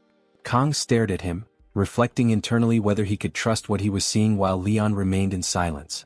So then, Leon showed interest in what Kang was doing, asking what he was reading. Kang explained that he was reviewing material about Avalon Island, the site of their upcoming training, and was researching its characteristics. As they exchanged glances, Leon remarked on Kang's commitment, which Kang silently admitted was true. His recent days had been consumed by training, dungeon exploration, and monster studies. Knowing what disasters awaited 3 years into the future, Kang felt a heavy pressure to prepare. After a while, Kang answered Leon by saying that he needs to take care of the future. Leon then responded that they were different individuals, implying that Kang and he were fundamentally unlike each other. The comment left Kang puzzled. Though Leon's general path still mirrored the one he followed in the original game, something about him had undeniably changed. A sadness lingered in Leon's demeanor, hinting at an inner struggle. Leon encouraged Kong to keep working hard and reminded him that the library would soon close, wishing him a safe return. Kong thanked him and offered the same. As Leon departed, Kong wondered if this melancholy was the burden borne by a hero responsible for humanity's survival. It felt as though both light and darkness weighed heavily on Leon's shoulders. Yet Kong returned his focus to the book, determined to extract the necessary information before the library closed. The scene shifts to the training grounds on a remote deserted island where all the students had gathered for their survival exercises. The atmosphere buzzed with anticipation as the instructors made final preparations. Among the crowd, Rachel and Abel spotted Saki approaching and immediately commented on how elusive she had been lately. It had been quite some time since they had last seen her, and her sudden appearance caught them slightly off guard. Saki was accompanied by Chloe, who stayed quietly by her side. Offering only a brief hi, Saki greeted them with her usual calm demeanor. Facing her directly, Abel asked if she was prepared for the training ahead. Saki replied in a composed tone that she would proceed as she always did, and then turned the question back, asking if Abel was ready as well. Watching the exchange unfold, Rachel couldn't help but smile mischievously. Leaning in slightly, she teased Saki, suggesting that she had quietly managed to advance to the higher class without anyone even noticing. Rachel joked that school life must have been quite entertaining for her lately. In response, Saki clarified with her usual bluntness that everything had been handled properly and there was no reason to inform them about it. Rachel cast a sideways glance toward Abel and muttered under her breath about having to sit back and watch Kong be taken away. Abel immediately dismissed the comment as nonsense, brushing it off with a scowl. But Rachel only smirked and insisted she was simply stating the truth as she saw it. Rachel pointed out with a sly grin that Saki had already explored the Buffalo Dungeon with Kong, participated in various club activities alongside him, and now would once again be near him throughout the entire 3-day survival training trip. Her tone was light but carried a teasing edge, as if she were gently accusing Saki of monopolizing his time. In response, Saki calmly explained that Kong had made it clear he intended to undergo the training independently without forming any teams. Chloe, who had been quietly listening, nodded in agreement. She added that Kong had specifically mentioned having personal goals he wanted to pursue alone and needed space to focus on them. At this revelation, Rachel's eyes lit up with sudden excitement. A mischievous glint appeared as she realized that technically no one had been officially paired with Kong Jayama for the training. This left an opening and opportunity. Saki raised an eyebrow at Rachel's obvious shift in mood, immediately suspicious of her intentions. Abel too narrowed his eyes and asked pointedly what Rachel was scheming now. Rachel merely shrugged, acting innocent. She argued that while Kong had indeed said he wanted to go alone, he had never outright forbidden anyone from following him if they happened to cross paths. There was, after all, no formal rule against it. Saki couldn't help but admire the way Rachel twisted the situation to her advantage, finding a loophole so easily. It was a kind of bold cleverness that Saki herself would never have thought to use. Rachel smiled even wider, sensing their attention. She suggested that deep down everyone probably shared the same unspoken thoughts about wanting to stick close to Kong. Building on the moment, Rachel proposed a solution that would make things fair for all of them, what she proudly called the Rachel game. Both Saki and Abel were caught off guard, visibly startled by the sudden proposal. The atmosphere between them shifted, filled now with a mix of curiosity and wariness as they waited to hear exactly what kind of crazy idea Rachel had just unleashed. Rachel elaborated that Avalon Island's terrain and environment were constantly shifting, making it difficult even with the use of warp gates, as students would arrive at random locations. Each of them would have to find a way to navigate the island independently, facing a challenge designed to test their survival skills. Saki, characteristically direct, urged Rachel to get to the point. Rachel declared that during the 3-day survival training, whoever found Kong first would claim him. The others would then have to back off, granting exclusive rights to the winner. The proposal left the trio stunned. Rachel eagerly asked for their thoughts. Chloe declared her enthusiasm, vowing to win this time. Saki found the idea amusing and decided to prove her resolve by planning to send a verification photo. Rachel grinned, encouraging Saki to show how much she had grown. Abel became flustered at the mention of exclusive rights and briefly thought about her grandfather before declining to participate in Rachel's proposed challenge. She apologized and said she had no time for such trivial games, stating she would not join. Rachel accepted her decision with a nod and confirmed that the rest would continue without her. As Abel walked away, Rachel observed that Abel had been occupied with special training recently, a comment that Chloe supported by noting Abel's dedication. Meanwhile, Kong appeared, feeling fatigued after spending the entire night in the library. Fortunately, he had already recorded all necessary notes on his phone. Among the details was a reminder from the headmaster that Avalon Island was not considered an official monster zone, though students were still advised to bring light equipment. Kang had prepared his own unique gear, including 24 sashimi knives from Daiso, which he considered his secret weapon. At that moment, Kang received a message from Media, checking if he had packed medicine and clothes.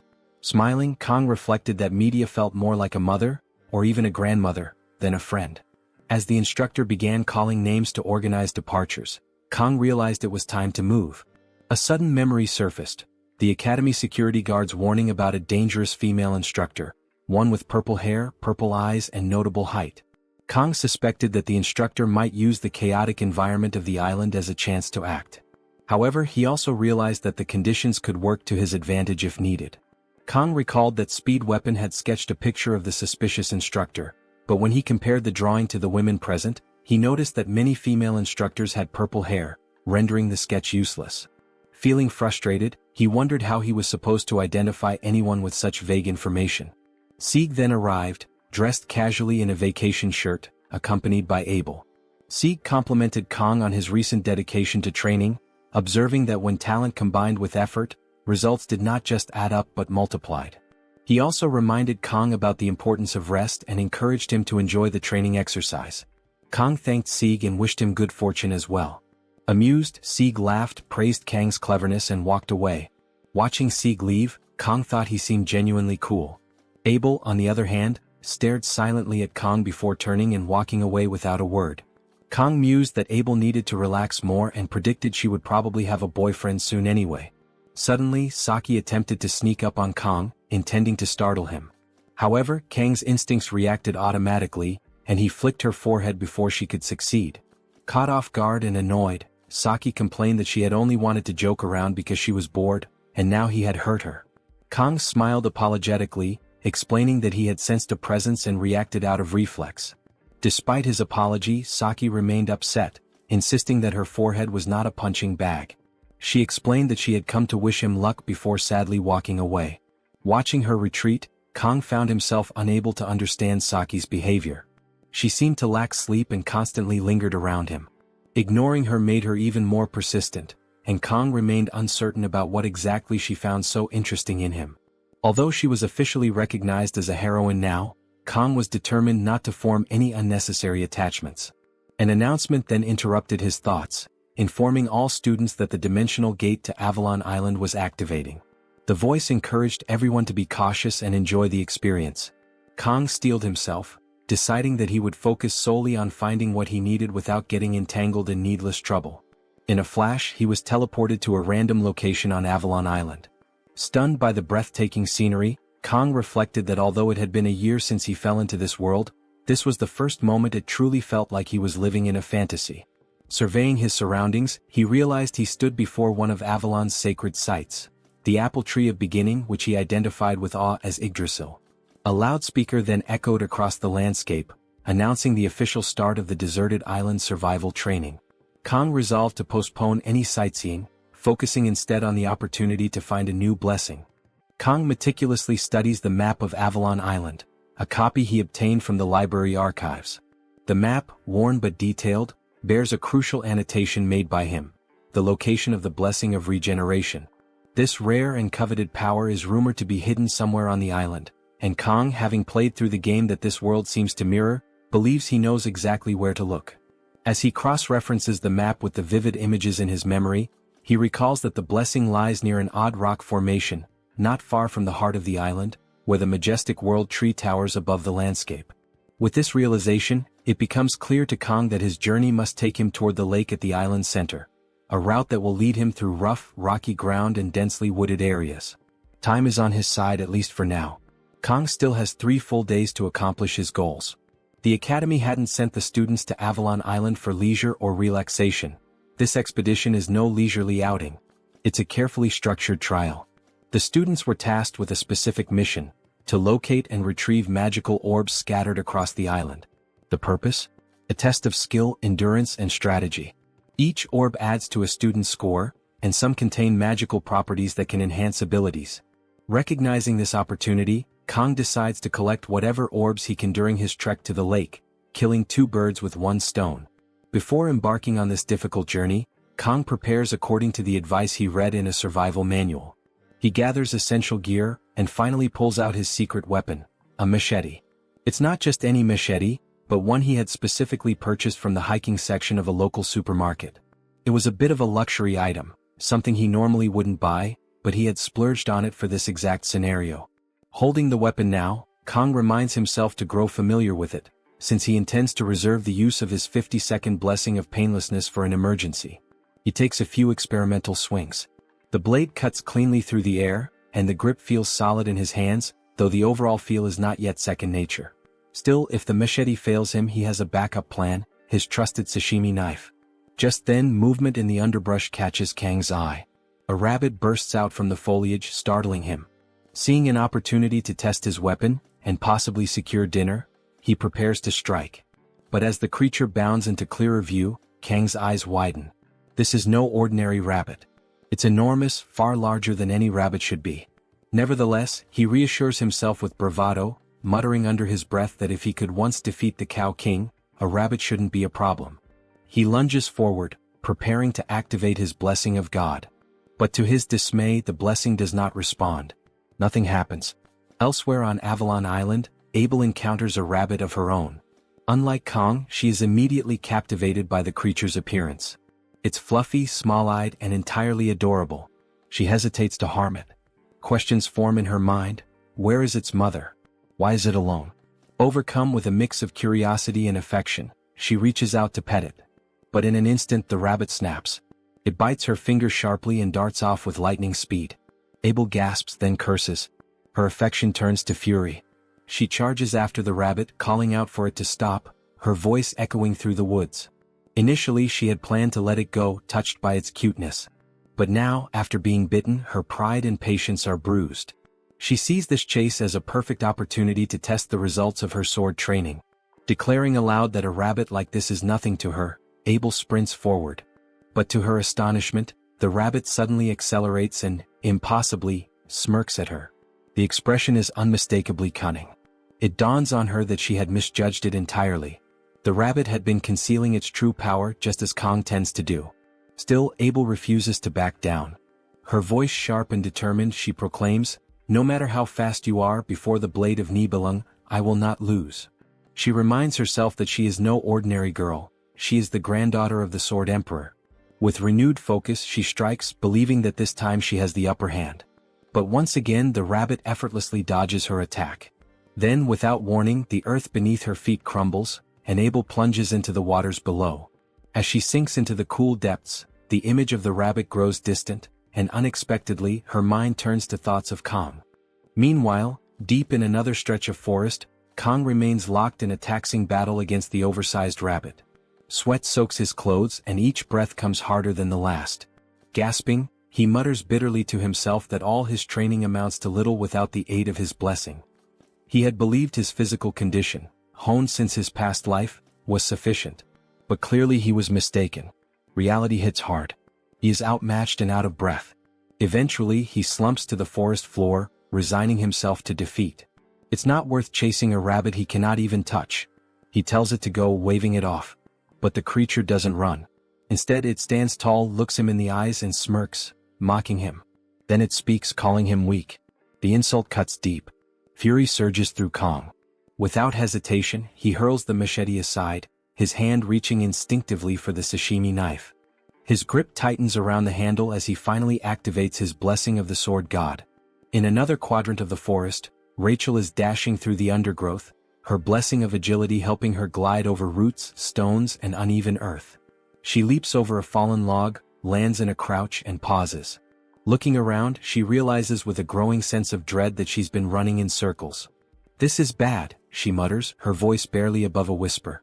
Despite the situation, she tries to keep her spirits up, referring to the ordeal as the Rachel game, though the term feels more like nervous self-reassurance than confidence now. Lost and unsure of her next move, she lets out a shaky laugh. Rachel suddenly notices a bird soaring across the sky above her.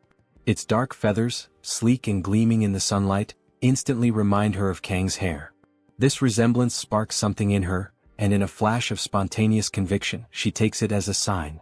The bird, possibly a crow, is moving swiftly in one direction, and Rachel doesn't hesitate, she decides to follow it. In her mind, the message is clear. If she runs in that direction, she's bound to encounter Kong. She affirms this belief to herself with confidence, her inner voice telling her that there's no point in overthinking things. Acting on instinct is better, and hesitation would only slow her down. Her resolve surges anew, and with renewed purpose she charges ahead, chasing after the bird's flight path. Her thoughts are entirely focused on reuniting with Kong. As she runs, Rachel yells out with unwavering determination, her voice echoing through the forest as she announces, loud and clear, that she's going to see Kong now. Elsewhere, Saki suddenly stops in her tracks. She pauses, ears straining, almost certain she just heard Rachel's voice echo faintly in the distance. She's not entirely sure, but the sound lingers in her mind. Taking a moment to assess her situation, Saki checks her supplies. Jelly snacks, a soft blanket, a cardigan for warmth, and her weapons, all accounted for and neatly packed. But the one thing missing is Kong. She reminds herself that she willingly agreed to take part in this bizarre challenge Rachel had dubbed the Rachel game, though she refuses to treat it lightly. Losing is not an option. Determined, she surveys her surroundings. Saki is somewhere along the island's outer shore, facing the vast and uneven terrain of Avalon Island. The only landmark that remains consistent on this ever-shifting island is the world boundary. With this in mind, and knowing Kang's temperament, Saki reasons that he would likely choose a more isolated place, something deep in the central forest where he wouldn't be disturbed. It's not going to be easy reaching that area, and she knows it. The journey will be a hassle and potentially dangerous. But she steels herself, there's no turning back. More than anything, she wants to see Kong. Not just because she's in the game, but because she doesn't want to lose him. That quiet feeling inside her heart pushes her forward. And when she does finally see him, she already knows what she'll do first. Settle the score for the time he flicked her forehead. With a smirk, Saki says aloud that Kong had better wait for her. The story then shifts again, this time deep within the forest, beneath the moonlight. There, Chloe is locked in combat. She gracefully and effortlessly dispatches a wolf monster with a single fluid strike. Her confidence is radiant, and a slight smile forms on her lips. She whispers softly to herself that Kong should wait for her. Here on this island, she's determined to find him before anyone else does. That way, when she finds him, he'll be looking at her, and only her. She dashes forward with quiet intensity, but then her movement slows. Her senses sharpen as she becomes aware of something. A presence nearby. It's human, unmistakably. Her heart races, the thrill of anticipation rising. It must be Kong. It has to be him. At that same moment, the focus returns to Kong, who has just succeeded in catching his food. Now he's crouched beside a small campfire, carefully cooking it. But the peaceful moment doesn't last. He stiffens as he feels something, a presence approaching from the shadows of the trees. His instincts flare. This isn't an animal. The energy is different. It's human, and whoever it is, they're clearly headed straight for him. Kang's body tenses. He cannot afford to lower his guard, not here, not now. He grips his weapon, heart steady but alert. He's been saving his blessing for a situation just like this, and he knows this could be the moment. As the presence draws close enough, then, movement from the bushes. A figure leaps out. It's Chloe. She bursts forth, calling out Kang's name with excitement. But she is abruptly stunned. The presence she had felt, it wasn't Kong. It was Rachel. Both girls freeze as they lock their eyes. There's a beat of silence. Then, in perfect unison, they shout in frustration and disbelief, wondering why they are finding each other again. Meanwhile, in another part of the forest, Kong stands poised, sword still raised, ready to strike the figure that had approached. But at the very last instant he stops himself, eyes widening in shock. The figure before him is Abel, with wet clothes in an awkward position. She had stumbled forward and collapsed in surprise, just as he was about to attack. Seeing him now, her cheeks flush a deep crimson. Her embarrassment rises as the realization dawns that she has finally found him. Looks like the couple will enjoy dinner time. After a brief moment of settling in, Abel begins to observe Kang's makeshift shelter. She first notices a blanket made from some kind of animal hide, likely fashioned for warmth and survival. Near the fire, there is dried meat roasting to satisfy hunger. As she takes in these details, she quickly realizes that all of it, the hide, the meat, came from the same rabbit they had both encountered earlier. This realization stings. Even in this, Kong had outdone her. Embarrassed and shivering, Abel wraps her arms around her knees, visibly frustrated by the situation. Kang soon approaches her, noticing her discomfort. Without saying much, he offers her the blanket, silently acknowledging her cold state and helping her feel slightly more at ease. As he returns to the fire, Abel tries to hide her embarrassment, reflecting inwardly that she probably shouldn't have followed the scent of food. Still, she accepts the blanket with gratitude. As she adjusts her position, she becomes aware of a strange adornment on her ankle, only to realize it's actually a darkened bruise from a sprain. She hadn't noticed it before and is immediately overwhelmed with worry. Kang, however, reacts swiftly and calmly. He improvises a treatment, taking care to prevent infection and assist her recovery. Abel watches in silence as he tends to her injury, and when he finishes, she thanks him again. The two lapse back into silence as Kang tends to the fire once more. Breaking the quiet, Kang suddenly asks why she's wandering around alone. Caught off guard, Abel scrambles for a response. The first thing that comes to mind is Rachel's challenge, but she knows she can't mention it. Instead, she simply says that she prefers doing things her own way, and that being alone makes it easier. Kang nods, acknowledging that he often acts the same way, noting the similarity between them. Internally, Abel reflects that she had initially chosen to ignore Rachel's challenge, but in the end she became part of it anyway. Reaching into her pocket, she pulls out her phone and activates the camera. She takes a selfie that captures both her and Kang together. Without much ceremony, she sends the photo to the group chat that includes herself, Rachel, and Saki. As expected, the reactions come quickly. Saki is irritated, reminding Abel that she had said she wouldn't participate. Rachel, amused, compares Abel's actions to those of a smug cat. Chloe, who happens to be nearby with Rachel, observes the interaction but doesn't quite understand what's going on, since she isn't part of the same group chat. Meanwhile, Abel remains quiet, holding her phone without showing much excitement about having reached her goal. Kang then hands her a skewer of meat, and her mood lifts noticeably. She had been very hungry. After some time passes, Kang initiates another conversation, commenting on how strange the situation is. Abel takes the opportunity to ask about the nature of his strength. Before answering, Kang briefly reflects. His strength only lasts a minute. He recalls several of his past battles before replying that everything he's capable of is thanks to a good teacher. Abel asks who that teacher was. Kang simply says it was someone who taught him well how to wield a sword. This sparks a memory in Abel of her grandfather, Sieg. Although their time together had been short, all those years were devoted to sword training. For 17 years, she had believed she knew more about the sword than anyone else, only to be frustrated upon meeting Kang, who had clearly surpassed her in every way. She decides to probe further, asking what exactly Kang learned and which family he comes from. Kang doesn't give a direct answer. Instead, he shares a belief he's held for a long time, that being strong doesn't always mean winning, it means never giving up and enduring until the end. Abel takes a moment to consider his words, and then she jokes that he sounds like an old man. A laugh escapes her, and she remarks that what he said was like something out of a cliché, so much so that laughing was inevitable. Kang appears visibly annoyed by her reaction. Abel teases him further, comparing him to her grandfather, Sieg, and asking if he's 70 years old too. The moment reminds her of when they once talked on a bench. This, she realizes, is the first real conversation they've had since that day. Kang doesn't reply. Instead, he quietly offers her another skewer of food. Abel understands the message without words. She eats and silence returns once again. The scene fades into the next morning. Abel awakens to find herself alone. Looking around, she realizes that Kang has already left. He's gone and he left everything behind. Noticing the dried meat once again, Abel laments Kang's silent departure. He left without saying a final word. Her thoughts drift to the moment he treated her injured ankle. As she looks at the makeshift tourniquet, tears begin to fall to the ground, surprising her. She was crying without realizing it. The emotion overwhelms her.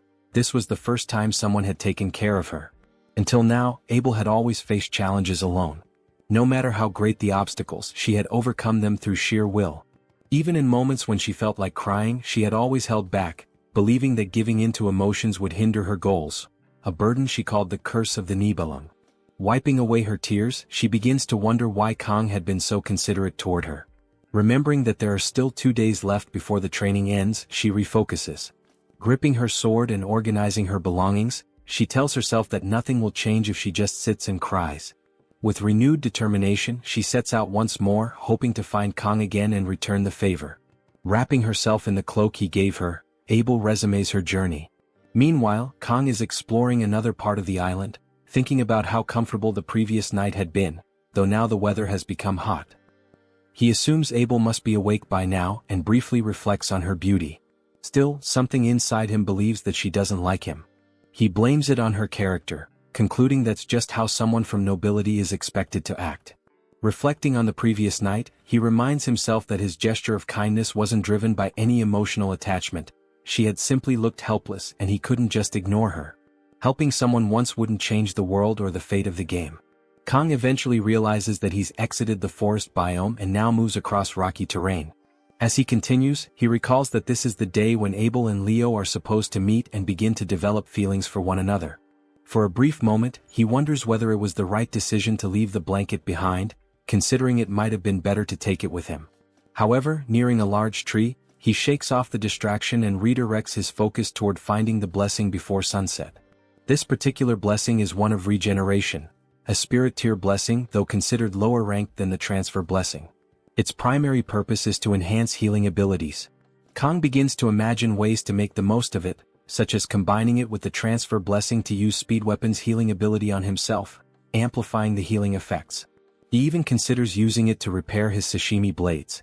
The way he thinks about the blessing makes it sound almost miraculous, though he knows it won't regenerate lost limbs, only heal wounds. Ultimately, what matters most is that this blessing is considered a hidden one and doesn't influence Leon's development. Leon will grow incredibly strong regardless, so there's no harm in Kang taking it for himself. After scaling a rocky cliff, Kang reaches the tree and is stunned by the stunning visuals and the difference between seeing the game's environment from within rather than from a screen. Catching his breath, he's relieved to have located the site of the regeneration blessing. But something shiny among the ruins of what looks like an old temple catches his eye. As he approaches, he sees a massive orb glowing among the rubble and wonders if it's some kind of bonus. Feeling lucky to have discovered it while only intending to find the blessing, he begins to think his fortunes may finally be turning, after enduring so much bad luck. Unable to resist shiny things, Kang decides to stop wasting time and reaches out for the orb. Suddenly, an attack strikes the ground near it, jolting him into high alert. He then wonders what's happening, only to realize that someone else is there with him. The stranger speaks first, remarking that they hadn't expected anyone to come this far, especially since the area around the tree is hardly a tourist destination. Stepping out from the shadows, Leon reveals himself and asks whether Kang had really gone through all that trouble just for the orb. Kang remains silent for a moment, while Leon narrows his gaze at him. Leon then speculates that the orb wasn't Kang's true goal and that he must be there for another reason. Kang defends himself, claiming he saw the orb from afar and simply approached to retrieve it. Leon doesn't buy Kang's explanation and declares that if Kang wants the orb, he'll have to defeat Leon first. With that, both of them draw their weapons and a standoff begins. On the day of Leon's birth, it was as if fate itself had smiled upon him. The world seemed to acknowledge his arrival with silent approval, as though he were destined for greatness. Later in his journey, Leon came across the emblem of the hero, a powerful symbol that confirmed his place in the grand narrative that surrounded him. Meanwhile, Kang stood in growing confusion. By this point in the story, Leon was supposed to be with Abel, sharing in a crucial development. This day was marked as a pivotal moment, one that should have unfolded elsewhere, yet here Leon was, sword in hand, swinging through the air with calculated grace. Kang's thoughts raced as he tried to understand what had gone wrong. He questioned whether he might have inadvertently altered the course of events, perhaps disturbing an essential encounter between Leon and Abel. But nothing unusual had happened the night before. No confrontation, no revelations that could have led to this detour. Even if Leon had learned something troubling, there was no logic in responding with violence. Yet something still felt undeniably off. As Leon moved, his sword caught the light and Kang's heart skipped a beat. The weapon was instantly recognizable, Bamong. But something about it felt incomplete. The sword, known in legend as the most cursed and malevolent of demonic blades, bore a strange addition, a blue gem embedded at its core. This gem, the ether jewel, was no simple ornament. It acted as a divine regulator, muting the chaotic magic of the blade and imbuing it with holy power. However, because Bamong's essence was rooted in magic, the jewel could only control it to a limited extent. Ultimately, the sword's alignment would always reflect its wielder's true nature. In the original version of the story, Bamong represented duality. It could become a tool of salvation or destruction depending on the bearer's choices. That thought chilled Kong to the bone. He considered the possibility that Leon might be leaning toward the darker path. Before Kong could fully process this, Leon addressed him with a calm tone, framing the encounter as a friendly spar. There was a disquieting honesty in his words, and Kong recognized that Leon planned to use their duel as a means to improve himself, even if it meant treating Kong as a temporary obstacle. Despite some understanding of Leon's intentions, Kong knew one thing for sure. Whatever excuse Leon had given, about some orb or pretense, it was just that, an excuse. Leon's expression hardened. Time was limited, he said, and he was ready to begin.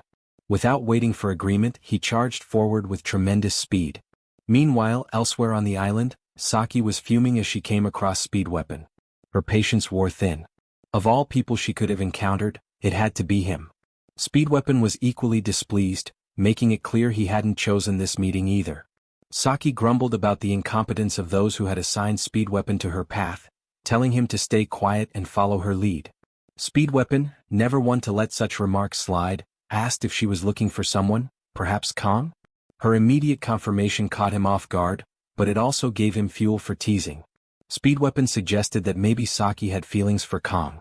She denied it, but her flustered response only made Speed Weapon more confident in his theory. He pointed out how her behavior had changed dramatically. Not long ago, she had spent most of her time lounging around the archery range. Since becoming involved with Kong, however, she had taken on tasks she used to avoid, like hacking, which she once claimed to hate.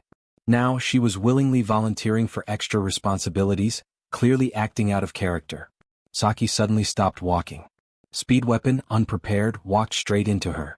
Annoyed, he muttered a complaint, but then noticed the faint blush on her cheeks as she quietly wondered whether her feelings had been so obvious.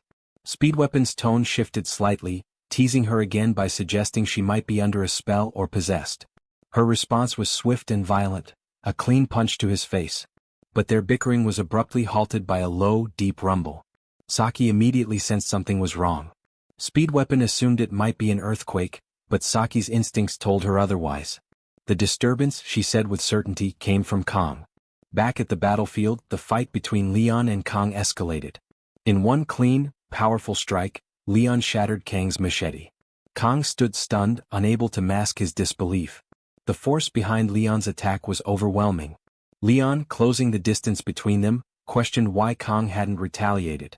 Kong stood motionless at first, caught off guard by Leon's unexpected attack. Though the strike had missed, the mere fact that Leon had genuinely attempted to land a blow unsettled him. He hadn't anticipated that level of seriousness. The realization dawned, this was not a mere sparring session. Engaging in battle without fully understanding the stakes could lead to disaster. Kong hesitated. Using his blessing might overwhelm Leon, but if he faltered even slightly, Leon, armed with the miracle blessing of the protagonist, would win without question. It was a dangerous equilibrium, where one misstep could shift the outcome entirely. Leon, aware of Kang's turmoil, pressed forward without mercy. His demand was clear. Kong had to fight. This confrontation was inevitable. Without giving his opponent a moment to regroup, Leon attacked again, striking with precision and force. The sheer absurdity of the situation weighed on Kong. Fighting someone like Leon without any divine aid bordered on madness.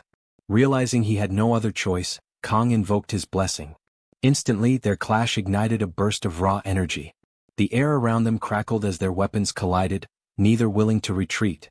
Their ferocity mirrored one another, and every move was met with equal resistance. Yet, despite his best efforts, Kong found himself on the defensive. Leon's strikes came with unrelenting speed and aggression. He pressed forward, swinging Bamong with deadly precision. Kong dodged narrowly, evading the cursed blade by the thinnest margin. But the protagonist gave no respite. A new strike from the right came like lightning. Kong shifted just in time, but Leon was already preparing the next assault. The barrage left no room to counter, no space to breathe. In a desperate move, Kong pulled out his sashimi swords, hurling them in an attempt to buy himself a moment. Leon, however, met the thrown blades with ease. With a single swing of Bamong, he shattered them all midair. The display of strength stunned Kong, leaving him vulnerable. Leon advanced in a blur, appearing before him with terrifying speed. Kong, driven by instinct, dropped low to avoid the downward swing. Bamong crashed into the stone pillars behind him, reducing them to rubble. Kang seized the chaos, bounding across the collapsing columns to gain some distance. From higher ground he assessed the situation. Leon's growth since the midterms was almost incomprehensible. The gap between them had widened dramatically, as if the protagonist's progression defied natural limits. While others plateaued, Leon surged ahead.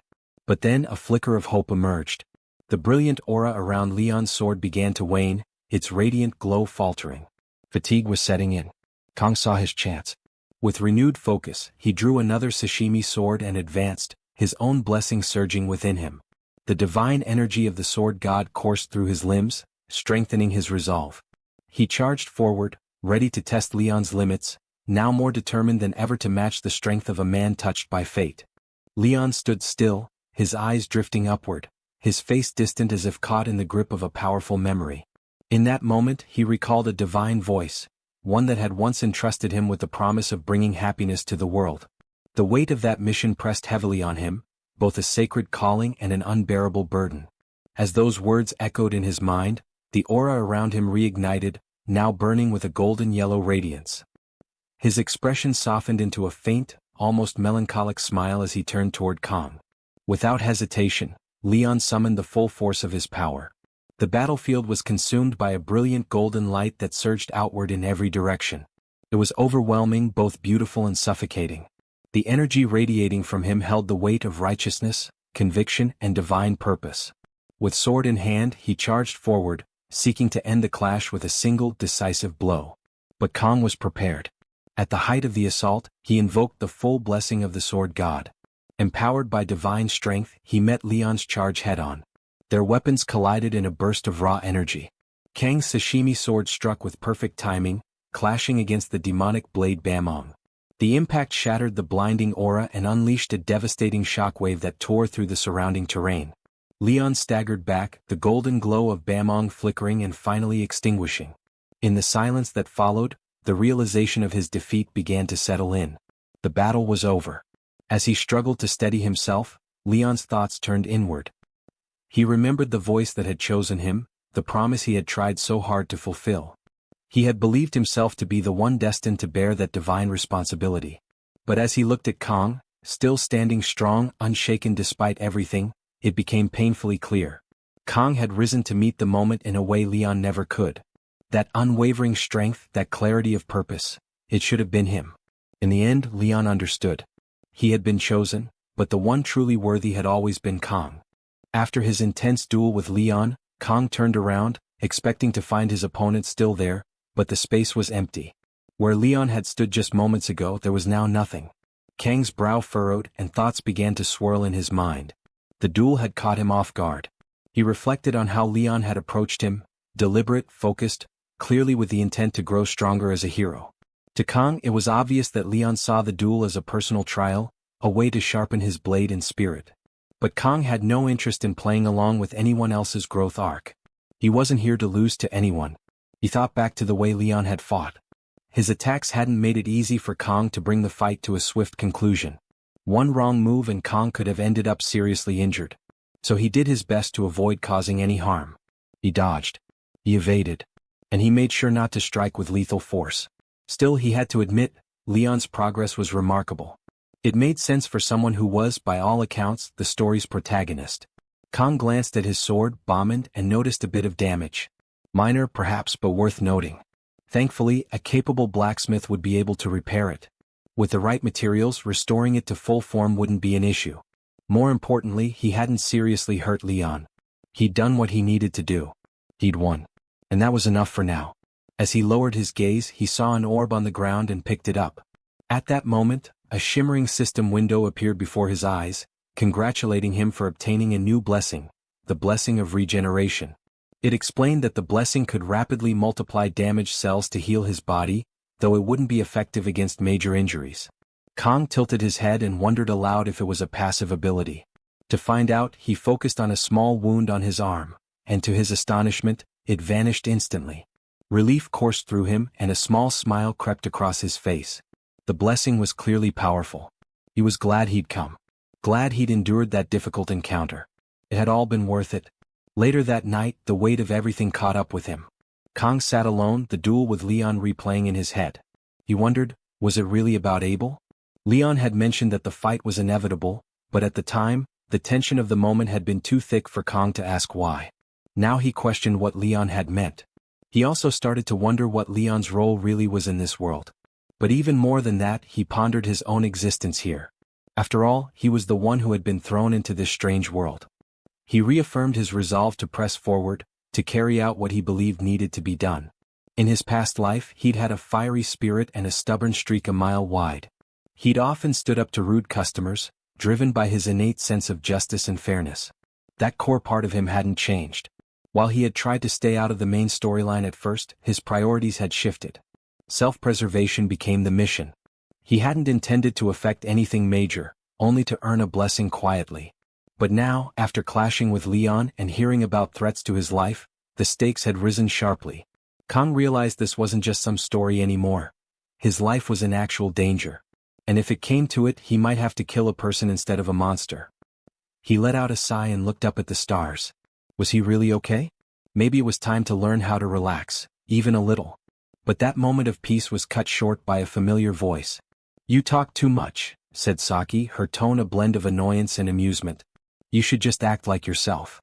Kang flinched and spun around, his heart skipping. Was he hallucinating from sheer exhaustion? Was he imagining things? He paused to consider. If Saki were really here, she'd probably say something like that. She'd probably be nagging him about his brooding. His mind wandered again, wondering what the others might be doing. Elsewhere, Saki and Speed Weapon sat far apart from one another, clearly not on speaking terms. Saki had even drawn an imaginary line between them and warned him not to cross it, or face consequences. At the same time, Rachel sat nearby, showing Chloe a photo that Abel had recently shared in their group chat. Chloe was left speechless the moment she saw the picture Abel had sent. Her wide-eyed astonishment drew a burst of laughter from Rachel, who couldn't contain herself at the sight of her friend's reaction. It was a moment of lightness, fleeting and distant from the growing tension that loomed elsewhere. Far from their laughter, Kang sat alone, silent and reflective. Despite everything that had unfolded, thoughts of his companions stirred a faint smile on his face, a subtle reminder that not all was grim. But the quiet did not last. In a matter of moments, danger crept into his resting place. Fatigued, Kang had fallen asleep, unaware that the shadows had brought a deadly threat. A group of assassins, their presence hidden and silent, had surrounded him. With lethal precision, they launched their blades, aiming to end him before he could awaken. Yet instinct sparked in him like a fire. Kang's eyes snapped open, his body twisting just in time to evade the worst of the strike. One blade grazed his arm, drawing a shallow cut, but it was far from fatal. His survival shocked the would-be killers. Among them, Perek watched in disbelief. Whispering to his captain, he questioned how someone so young could possess such skill. He even suggested scouting Kang, clearly seeing more than just a target in the boy. His captain, however, dismissed the notion with a cold command to stay quiet. Kang now stood face to face with someone he recognized, Ration, the infamous leader of the Undertaker group. Her name was etched into stories of betrayal and vengeance. Once a noble's daughter, she had fallen from grace and carved her name in the dark underworld as a contract killer. Though Kang knew her tragic past, he saw no innocence in her. She had chosen the path she walked. The tension mounted when Perek addressed Kang, confronting him with half-formed suspicions. The young hero's silence was piercing, and when he finally met Perek's eyes, the intensity in his gaze silenced the man. Even hardened assassins could feel something cold and dangerous beneath Kang's expression. Perek muttered doubts about Kang's true nature, suggesting aloud that he couldn't just be a student. The vice-captain, agreeing, began to show his own unease, noting that Kang's abilities far exceeded what anyone would expect of a cadet. As darkness gathered around the vice-captain, Kang's instincts sharpened. With calm boldness, he assessed the situation, voicing his deduction that the group's backers had to be at least elders. That statement shifted the air. The assassins froze, no longer confident. Kang's words had struck too close to a truth they didn't expect him to know. Angered, Perek stepped forward, demanding answers, while the vice-captain stiffened, stunned by how much Kang seemed to know. His muttered disbelief betrayed how off guard he had been caught. Ration intervened before things escalated further. Her voice cut through the growing storm, pulling her people back. For a moment, it seemed the encounter might end there. But Kang stepped forward again, calling out Ration and her group. He exposed them for what they were, mercenaries who killed for money. His words were deliberate and sharp, striking at the very thing Ration resented about herself. The accusation burned. The vice captain trembled with anger, fists clenched. But before anyone could act, Kong blurred into motion, closing the gap between himself and Ration in a single fluid step. The stillness that followed was charged with meaning. No more words were needed. The confrontation was far from over. But a line had been drawn, and it was Kong who drew it. Kong stood mere inches from Ration, his presence electric, his eyes fixed on hers. He challenged her outright, his voice sharp and biting. "What's wrong, Ration? You don't like being called an assassin by a scholarship cadet like me? Just because you used to be a noble?" The words hit hard. The display of speed that brought him so close left everyone, Ration included, momentarily stunned. But it was the venom in his words that struck deeper. In an instant, anger flared in the vice captain, who launched himself at Kong. Yet before the strike could land, Kang's blessing surged to life. With a single, precise blow, Kong dropped the vice captain. Silence fell. The rest of the Undertaker group, Perik among them, stood frozen, speechless. Kong, standing tall in the aftermath, wrestled silently with the gravity of his actions. "I've taken down a person," he thought grimly. "Not in a simulation. Not in a subspace. But here. In the real world." The realization was heavy, yet it didn't stop him. He pushed his blessing to its peak. Dark energy poured from him like a tidal wave. His right eye turned pitch black, a mark of the immense power flowing through him. His voice, loud and resonant, cut through the silence. "What are you waiting for?" The question rang out, filled with a calm threat that made even Ration hesitate. Perik and the others didn't move. They couldn't. Kang's presence alone had paralyzed them. And yet Kong noticed something else. The duration of his blessing had increased. A faint smile curled on his lips. "This isn't bad at all," he mused, his confidence sharper than ever.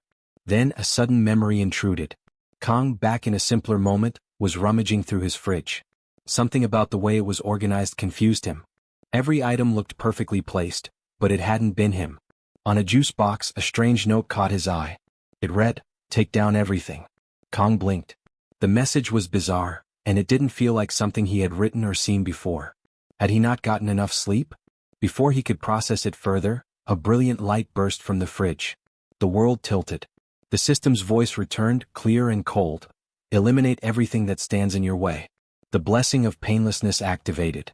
And with it came the beginning of something much more dangerous. Back in the present, Kong stood over the vice captain's fallen body. There was no time to reflect, because the rest of the group was already charging at him. Blades drawn.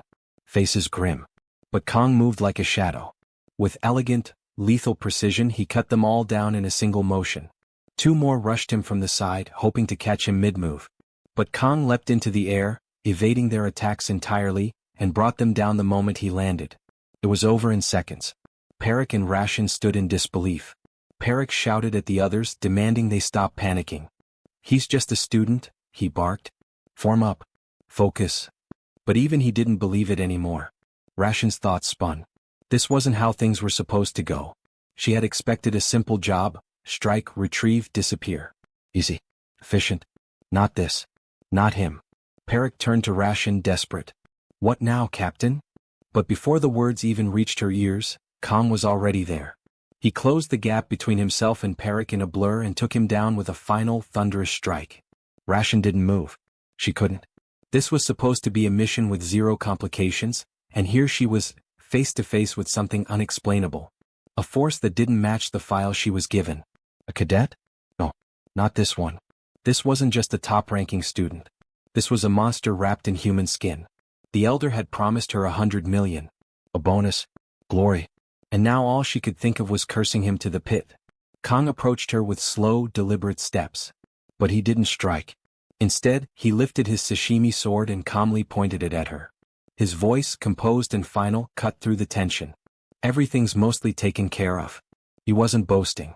He was stating a fact. In his mind, Kong tracked the timer. Only 9 seconds left on his blessing of painlessness. Nearly all of it had been used up, first with Leon, now with the Undertaker group. He exhaled slowly. Though it had been self-defense and he had no regrets, he hoped he wouldn't have to rely on that blessing again. The sensation it left behind was cold. It wasn't like fighting demonoids. It was real. In a desolate clearing, only two figures remained standing, Kong and the last of his enemies, Ration. Moments earlier, he had effortlessly dispatched her entire team, leaving no room for doubt about his resolve or his strength. The group that had come after him wasn't just any group, they were assassins sent specifically to eliminate him. In his eyes, that alone justified the brutal efficiency with which he fought. He felt no guilt for what had occurred. What he wanted now was information. He needed to know who had sent them. As Kang stepped closer, the air thickened with tension. He demanded to know who had placed the hit, hoping Ration would give him the answer. But she wasn't so easily shaken. Instead of replying, she threw the question back at him, wondering aloud if he truly believed she would reveal such a thing. Despite her defiance, Kang remained focused. He understood that the best way to make her talk wasn't with kindness, it was through fear. If he ended the fight without learning the truth, he knew he would carry the regret with him. His next move was deliberate. He reminded her of what had become of her subordinates, making it clear that the same fate awaited her. Ration snapped in response, calling him a demon. Then she said something that cut deeper than any blade. She mentioned a bounty placed on his head by someone powerful. Someone who had also ensured that all records of Kang's existence had been wiped away. His parents, his family, gone. Erased. Kang froze. Her words struck him like lightning. He searched his mind, desperate to recall their faces. Nothing came. Not a smile. Not a voice. Just emptiness. Panic turned to fury. He demanded she repeat what she had said, barely able to contain the trembling in his voice. His original plan had been to extract the identity of whoever hired her, then let her go. But now the plan had changed. This wasn't about negotiation anymore. This was personal. As Kang took a step forward, a pressure fell over them both, immense and suffocating. Magic, deep and old, surged through the atmosphere. Neither Kang nor Ration could identify its source. The sensation was paralyzing, like standing at the edge of a thunderstorm. Then, as quickly as it came, the force vanished. But something else had started. Kang stared in disbelief as Ration's body began to shift. Her outline contorted, her aura deepened, and before he could act, she was no longer Ration. Elsewhere, far from the confrontation, a man named Siegfried fished calmly by a quiet pond. His line remained still for a long time, until suddenly several fish bit in rapid succession. Just as he pulled them in, a familiar magical pressure swept across the forest. His eyes narrowed. He recognized it instantly. A demon commander. Back with Kang, the air exploded with energy. Dust and wind swept around him, and when it cleared, Ration was gone. In her place stood a new figure, smiling with twisted amusement. Her voice echoed, ancient and proud. This moment marked her return to the human world after 700 years. The power radiating from her dwarfed anything Kang had encountered. Even the mermaid demonoid he had fought earlier paled in comparison. Now standing before him was not a mere assassin. She was Ager, the true identity behind Ration. She was the commander of the 5th Legion in the Demon King's army. With her head tilted, she addressed Kang as if meeting an old friend. Her tone was casual, almost playful. After centuries away, she no longer understood human customs and treated the moment like a formal greeting. She introduced herself with a faint smile and asked for Kang's name. But he didn't answer. He watched her carefully, wary and calculating. Ager's soft laugh followed his silence. She teased him for being cold and distant. But Kang wasn't ignoring her out of rudeness, he was thinking. In his mind, he sifted through everything he remembered about her from the game Miracle Blessing AM. Of all the Legion commanders, Ager was not known for brute strength. In fact, her combat skills were average. But that wasn't what made her dangerous. Ager was a master of mental magic. And now, that master stood before him in the flesh. In a quiet moment of clarity, Kang recalled details from the days he had spent playing Miracle Blessing AM, long before he'd been pulled into its world. He remembered Ager well, her traits, her power, her infamy. But something didn't sit right with him. After 700 years, why had she returned to the human realm? And of all people, why had she chosen Rayon as her host? While these questions churned in Kang's mind, Ager surveyed the battlefield with a casual, almost detached gaze. The remnants of the fight were strewn around her, the air still thick with tension and the scent of scorched earth. She acknowledged the destruction with a faint sense of admiration. Kang had defeated them all alone. That made him no ordinary human. Her eyes studied him more intently. Despite the fierce aura he carried, she noted that he still looked like a kid. Yet in him she saw potential, a warrior in the making. And with that, a new idea took shape in her mind. With an unsettling smile, she extended a proposition. A contract. Before Kong could react, she cast her magic, an invisible force surging toward him. He didn't understand what was happening. Her voice wove through the air like silk, offering him a rare opportunity. Her words were laced with temptation, peeling at the edges of his thoughts. She spoke of humans, of how they cloaked themselves in nobility but secretly ranked and judged one another. It was a truth he couldn't deny. As her voice sank into his mind, her presence grew heavier, more alluring. The haze set in. Her argument, once absurd, now felt reasonable. Maybe allying with the Demon King's army would make things easier. Maybe survival depended on compromise. Aeger's voice echoed inside him, sweet and persuasive. It was, after all, just a dream, one of glory. But just when the fog seemed ready to consume him, something deep within Kong stirred. His divine blessing activated. A surge of clarity shattered the enchantment in an instant. The weight lifted. His vision sharpened. Reality returned. Kong recognized Aeger for what she truly was, not just a legion commander but a demon queen. She had tried to ensnare him with high-level mental magic, but his blessing had shattered her control. Aeger's surprise was palpable. She hadn't expected her spell to fail. She glanced down at her own hands, questioning the weakness. Her host body was new. Perhaps that was the reason. But Kong didn't let up. Amused now, he laughed, low and sharp. Aeger's gaze snapped back to him. She hadn't anticipated such defiance. His blade flashed with sacred energy, steady in his grasp.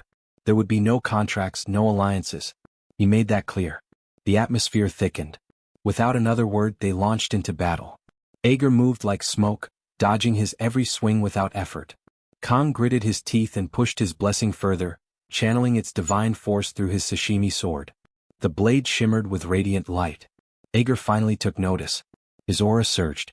The next strike came with blinding speed. She barely avoided it, retreating with a smirk that suggested both surprise and intrigue. What had begun as a joke was turning into a real fight. Her posture shifted. No longer playful, she raised a hand and began chanting. Flames burst forth in a torrent, rushing toward Kong. He did not waver. With will alone, he tore through the inferno and closed the distance once more. Aeger's eyes widened. His resolve burned brighter than her fire. She retreated, weaving through his attacks. Every move he made pushed him further beyond human limits. Though she had only recently returned to the human realm, her new vessel was still unfamiliar. She was adjusting. But Kong, he had already adapted. And when he caught up again, he didn't hesitate. He brought down his blade with full strength. But Aeger raised a hand and caught the strike cleanly. Smiling, calm and unbothered, she reminded him of the difference between their worlds. For her, time was endless. For Kong, every second mattered. Kong stood on the battlefield, his thoughts sharpened to a single point. There was no room for hesitation. He couldn't afford to waste even a second. Drawing deep into the core of his strength, he unleashed the full power of his blessing. A brilliant aura erupted around him, wrapping his body in radiant energy. He surged forward, striking at Aeger with precision. Each blow landed harder, faster. The seconds were slipping away, only 4 remained.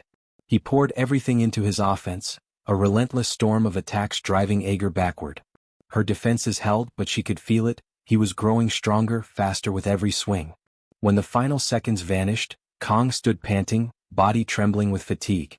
The blessing had faded. Across from him, Aeger calmly lifted her hand, still tingling from the blows she had taken. With a single spell, she healed it effortlessly. Her gaze lingered on Kong. She spoke of his potential, of the fire that pushed him to burn through his limits. Even at his young age, he outshone the one once prophesied to serve as the Demon King's vessel. There was promise in his spirit, enough to ignite her curiosity, enough to stir something in her long dormant. Having acclimated to her new body in this world, Aeger decided it was time to test him one final time. Her voice rang sharp and commanding as she summoned a spell, flames surging to life in her palm. With a word, she launched it at Kong, daring him to survive it. But before the spell could land, a flash of silver tore through the air. Siegfried arrived, blade gleaming, intercepting the magic mid-flight. The flames shattered against his sword, and in the roaring aftershock, his voice called out to Kong. Aeger's demeanor shifted, her tone cold. She warned Siegfried to step aside. It was not his battle. But he held his ground, unmoved, his stance a shield between Kong and the oncoming storm. Aeger's eyes narrowed with renewed focus. She would not be denied. With a flick of her hand, she released the full force of her magic again, the spell crackling as it sped toward Siegfried. Then the world turned white. Everything vanished in a blinding haze, and Kang found himself suspended in a vast empty space, weightless, directionless. Confusion gripped him as he drifted. Was this death? But the light faded. The world returned. He blinked, breath caught in his throat. Before him stood Siegfried, sword still drawn, unwavering. The spell had been blocked completely. The commander had shielded him, not only with his blade but with absolute resolve. The scene rewinds to moments before, capturing the instant when Siegfried intercepts Ager's ferocious blow. As he absorbs the strike, a thought echoes within his mind: such extraordinary potential should never be wasted in a place like this. Kang, that young warrior, might be the one destined to finally sever the cursed cycle binding humans and demons together. Although Siegfried manages to divert the devastating attack, his arm becomes trapped in the impact, suffering a grave wound. Yet, despite this, he stands unwavering, steadfast before the demonic adversary towering over him. Deep inside, he firmly believes that Kang will rise as the guiding light of humanity. Wincing from sharp pain, Siegfried coughs and shifts his gaze to Kang, who slowly begins to stir, consciousness flickering back. In a gentle, almost fatherly tone, he urges the young man to rest and allow his battered body to heal. Despite the bleak reality unfolding, Siegfried holds onto a composed facade, aware of the grim truth surrounding them. Kang notices the severe injury and reacts with worry, but Siegfried answers with a faint, reassuring smile. He quietly insists that there's no need to worry, tightening his grip around his sword's handle. He reminds Kang that wielding a sword doesn't require both hands, urging him to focus solely on recovery. He promises to keep their foe occupied. Elsewhere on the chaotic battlefield, Ager's expression twists into pure confusion. She struggles to comprehend how Siegfried, a mere mortal, could endure her destructive power. How is this frail old human resisting my sorcery? She mumbles under her breath, disbelief surging through her. None of it adds up. While they lock eyes, Siegfried calmly assesses the unfolding scenario. To summon a demon commander into this realm, a blood sacrifice is demanded, weakening the veil separating worlds he contemplates. Such beings require a human vessel to act as a conduit, restricting them from unleashing their full might. Even so, these entities remain catastrophic threats. Ager's face contorts in frustration. This is becoming intolerable.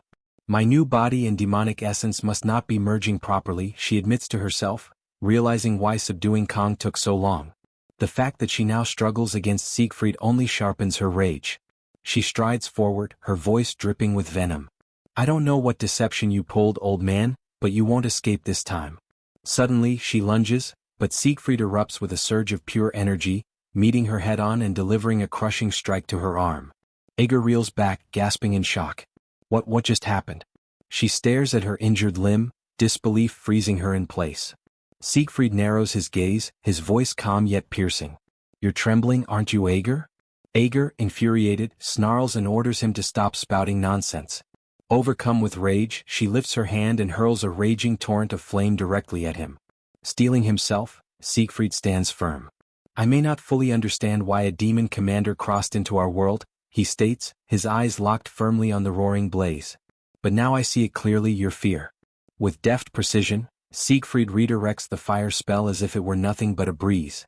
Ager stares wide-eyed, momentarily thrown off balance. Don't get cocky, she snaps. Blocking a few spells proves nothing.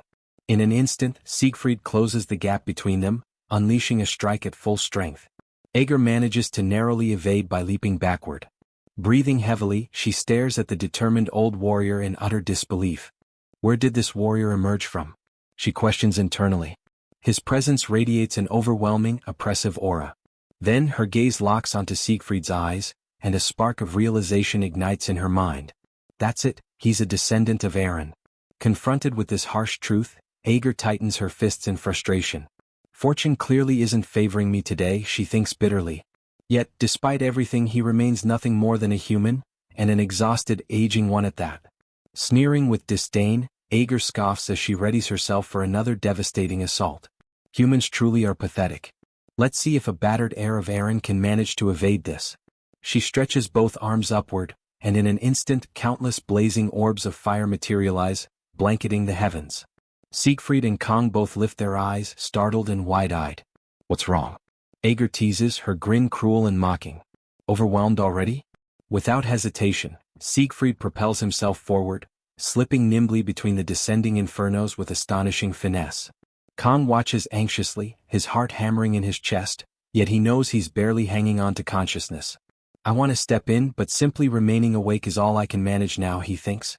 If I lose control over this blessing once more, I might never reclaim it. While flames shower the battlefield, Siegfried maneuvers with a dancer's fluidity, effortlessly slicing apart those that cross his path. His speed and elegance betray the age etched on his face. Observing his unwavering march, Aeger snarls under her breath, grudgingly impressed. Not bad for an old fossil. Now standing directly before her, Siegfried holds his ground firmly. His burning eyes reflect an unyielding resolve. Charging forward, he announces, his voice unwavering despite the agony burning inside him, "Demons possess superior might compared to humans, that much is undeniable." During his younger days, Siegfried once loathed this brutal reality, despising the insurmountable chasm that no effort seemed capable of bridging. Yet only now, in the final chapters of his life, had he come to grasp something far more profound. As Siegfried pressed on with unstoppable will, Aeger couldn't suppress a begrudging respect. Even she, a high-ranking demon commander, understood the irreplaceable weight of experience that could not be overlooked. Despite his battered body and advanced years, Siegfried steadily diminished the gap separating them. She analyzed his footwork closely, searching for any vulnerability. That's when her eyes caught the grave injury to his arm, the crack she needed. Curling her lips into a sly, predatory grin, she began gathering her arcane energy. "Finish your stirring speech already," Aeger sneered, her voice dripping with sarcasm, as she unleashed a massive wave of dark magic toward him. Infuriated by her scorn, Siegfried pushed forward, weaving deftly between her relentless attacks, his determination searing like a flame.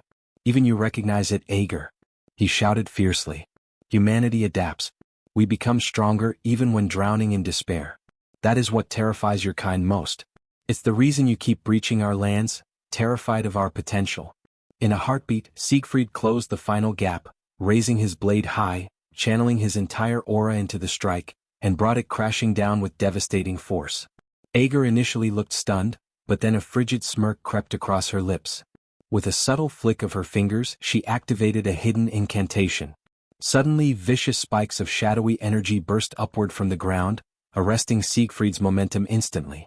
He gasped in shock, his path completely obstructed. Disoriented and infuriated, Siegfried froze momentarily.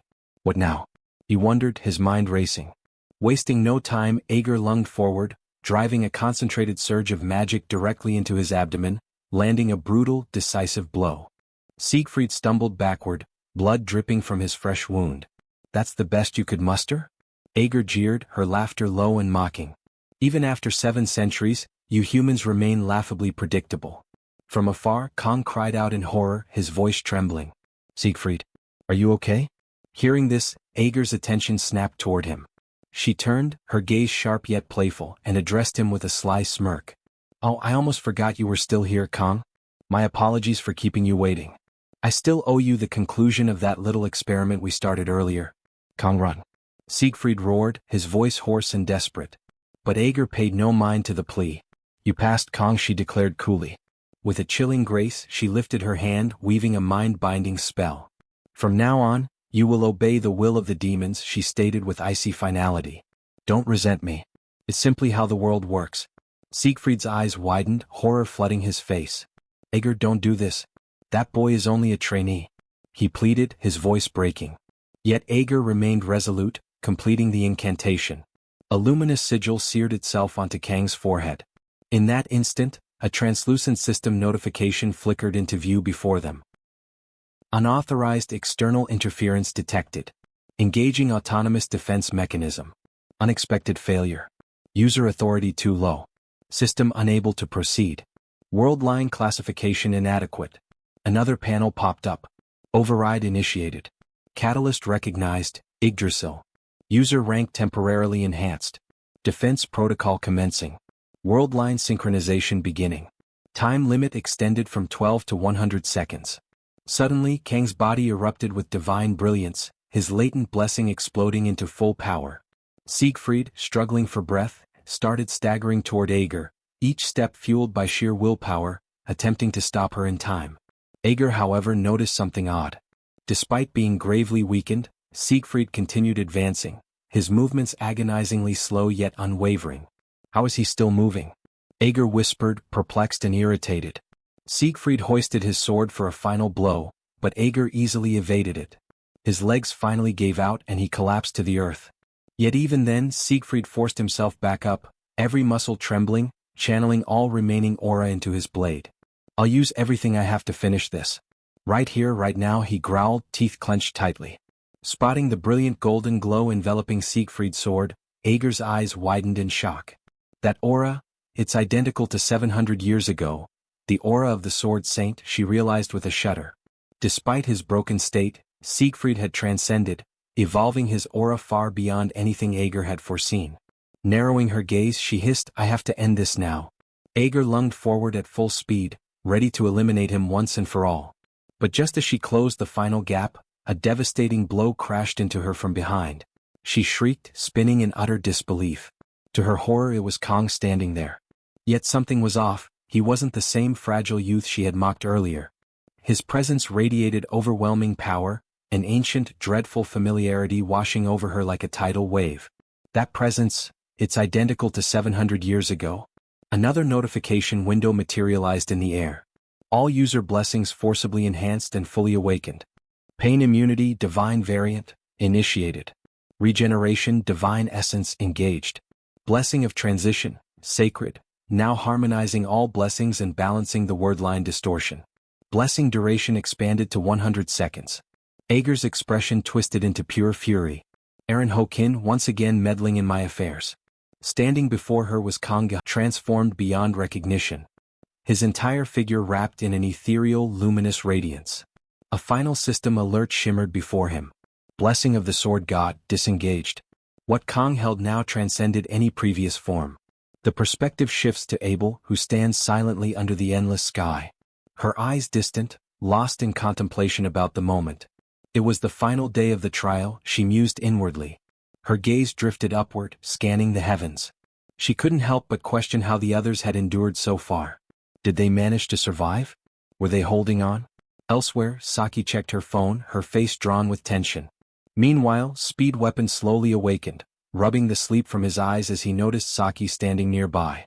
It's not even sunrise yet, Speed Weapon grumbled, yawning. You haven't slept at all, Saki. Saki's eyes stayed fixed on her phone screen. It already is dawn, she snapped sharply. Speed Weapon blinked repeatedly, bewildered. Growing more agitated, Saki shot him an icy glare. I told you the sun has already come up. Still half awake, Speed Weapon squinted into the distance.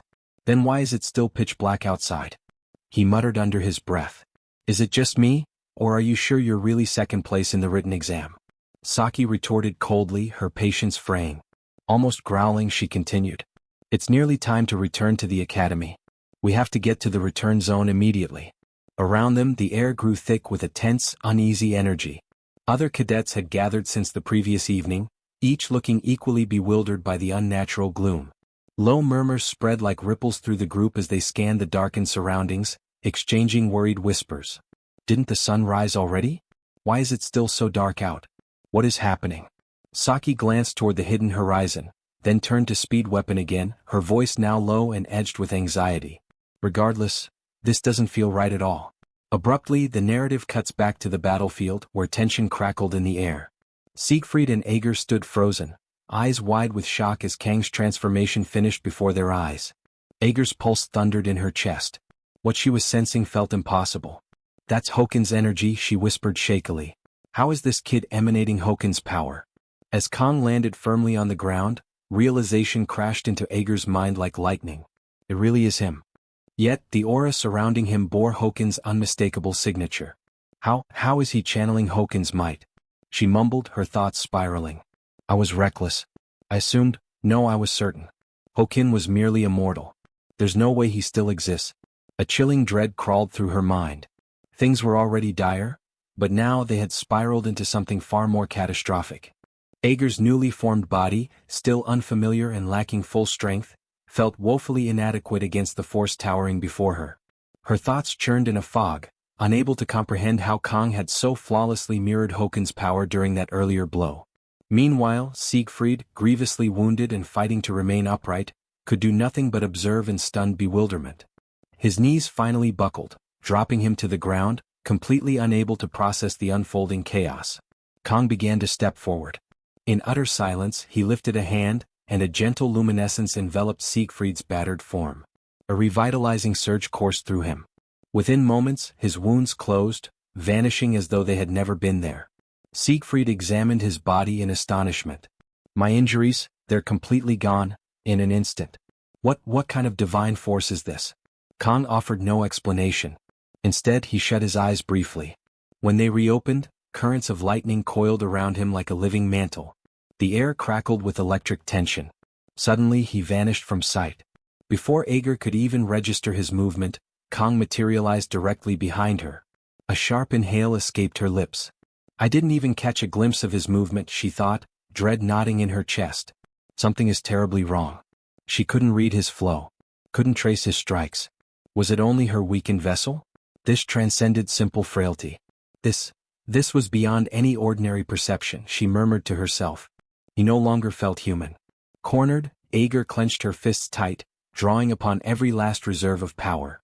So be it, she muttered under her breath. You've left me no alternative. She spoke aloud, voice tinged with reluctant finality. Forget what I said before. I withdraw my words. You are far more than worthy to serve as the Demon Lord's vessel. Raising both arms, she summoned a monstrous surge of abyssal energy. But if I fail to defeat you right here in this moment, you will become the gravest threat ever to the future of demonkind. The atmosphere ignited, waves of hellish heat distorting the air. She unleashed her ultimate attack, Black's Flame. A monstrous torrent of demonic firestorms surged toward Kang. Even from a distance, Siegfried could feel the scorching heat clawing at his skin. Ager narrowed her gaze, her voice low and certain. Farewell, Kang. The infernal wave thundered toward its target, yet Kang remained utterly still. Siegfried's breath caught in his throat. Why isn't he moving? Kang stood firm, lightning sparks crackling along his frame. The blazing inferno swallowed him. At that crucial moment, Kang triggered a sequence of divine blessings. First, the blessing of flexibility activated, followed by the blessing of rapid regeneration, and then the blessing of transference. As the final flood of energy rippled outward, the blessing of the sword god began to radiate. Standing steadfast in the maelstrom, Kang's voice reverberated like a vow. I will obliterate everything before me. As Ager's overwhelming spell loomed, Kang seized his sashimi blade, gripping it with unwavering conviction. In a single, sharp movement, he executed a strike, enhanced by the celestial sword technique. The strike didn't merely stop the advancing flames, it shattered them completely. The unleashed energy wave then surged forward, crashing into Ager herself. Caught entirely off guard, her eyes flared in raw disbelief. The impact slammed into her, flinging her to the ground with a violent, bone-shaking force. Meanwhile, back at the return zone, the waiting cadets lifted their eyes skyward. Gradually, the heavy, ominous cloud cover began to disperse. Beams of early sunlight pierced the gloom, spilling gold across the earth. The gathered students exchanged hushed gasps, captivated by the long-awaited dawn. Back on the scorched battlefield, Ager lay sprawled amid smoldering debris. Her body battered and motionless, she strained to activate her regeneration. Yet no magic came. Her limbs remained limp, her power utterly severed. A trembling fear seeped into her voice as she whispered hoarsely, "At this rate, I'm going to die." Nearby, Kang stood silently before her, until finally, his body buckled under the strain of his unleashed might. He toppled forward, utterly spent, his strength completely depleted. Ager, shaking and battered, struggled to move her broken form. She clenched her jaw tightly, struggling to muster the last lingering fragments of her mana. Her entire frame quivered violently as she forced herself onward. I refuse to die like this, she thought, panic burning in her mind. If Kang survives, it will bring doom upon all demonkind. Even if I perish here, this is my final opportunity. Drawing every remaining drop of her strength, Ager began weaving one last incantation, her most potent fire spell. Blazing flames surged and coiled within her palm, prepared to erase Kang completely. But just as she prepared to release it, Siegfried, filled with unwavering determination, surged forward. With a decisive charge, he swung his sword at Ager, cutting off her final attack before it could ignite.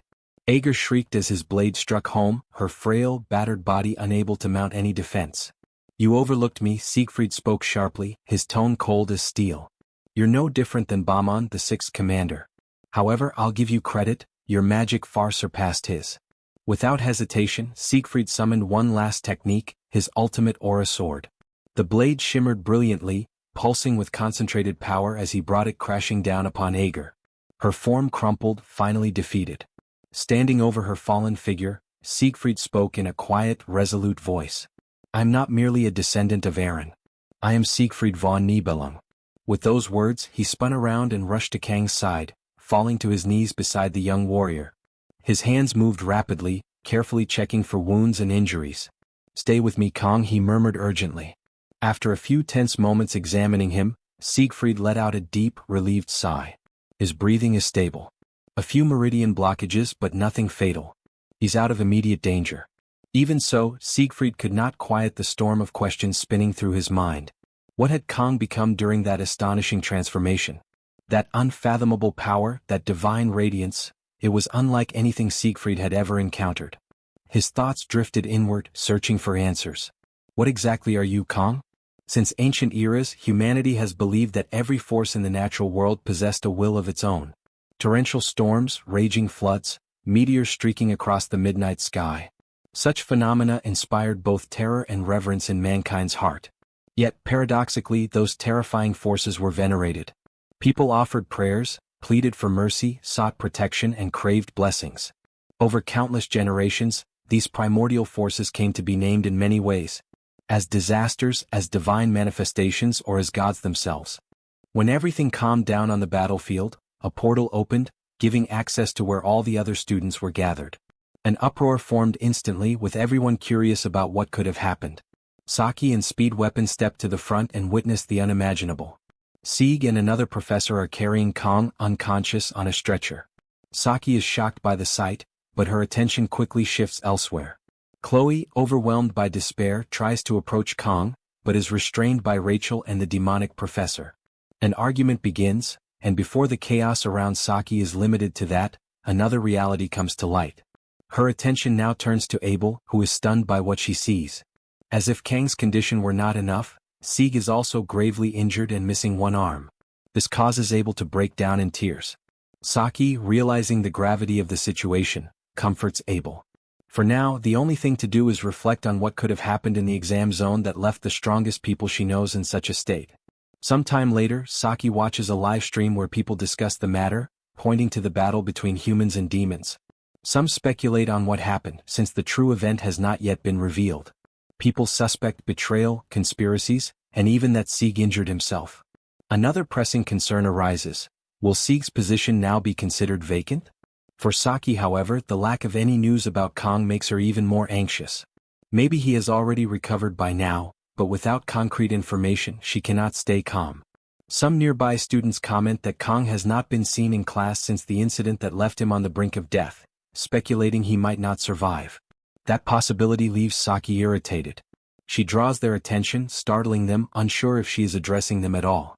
Saki tells them to talk farther away, since she did not sleep well and they are too loud. The pair obeys her request and quickly leaves. Saki then refuses to believe in the possibility of Kang dying. Suddenly, Chloe's crying takes over the atmosphere.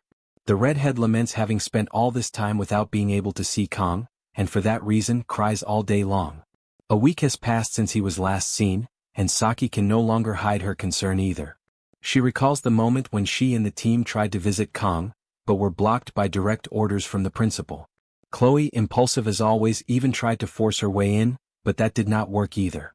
The fact that visits were forbidden by direct orders highlights the seriousness of the situation.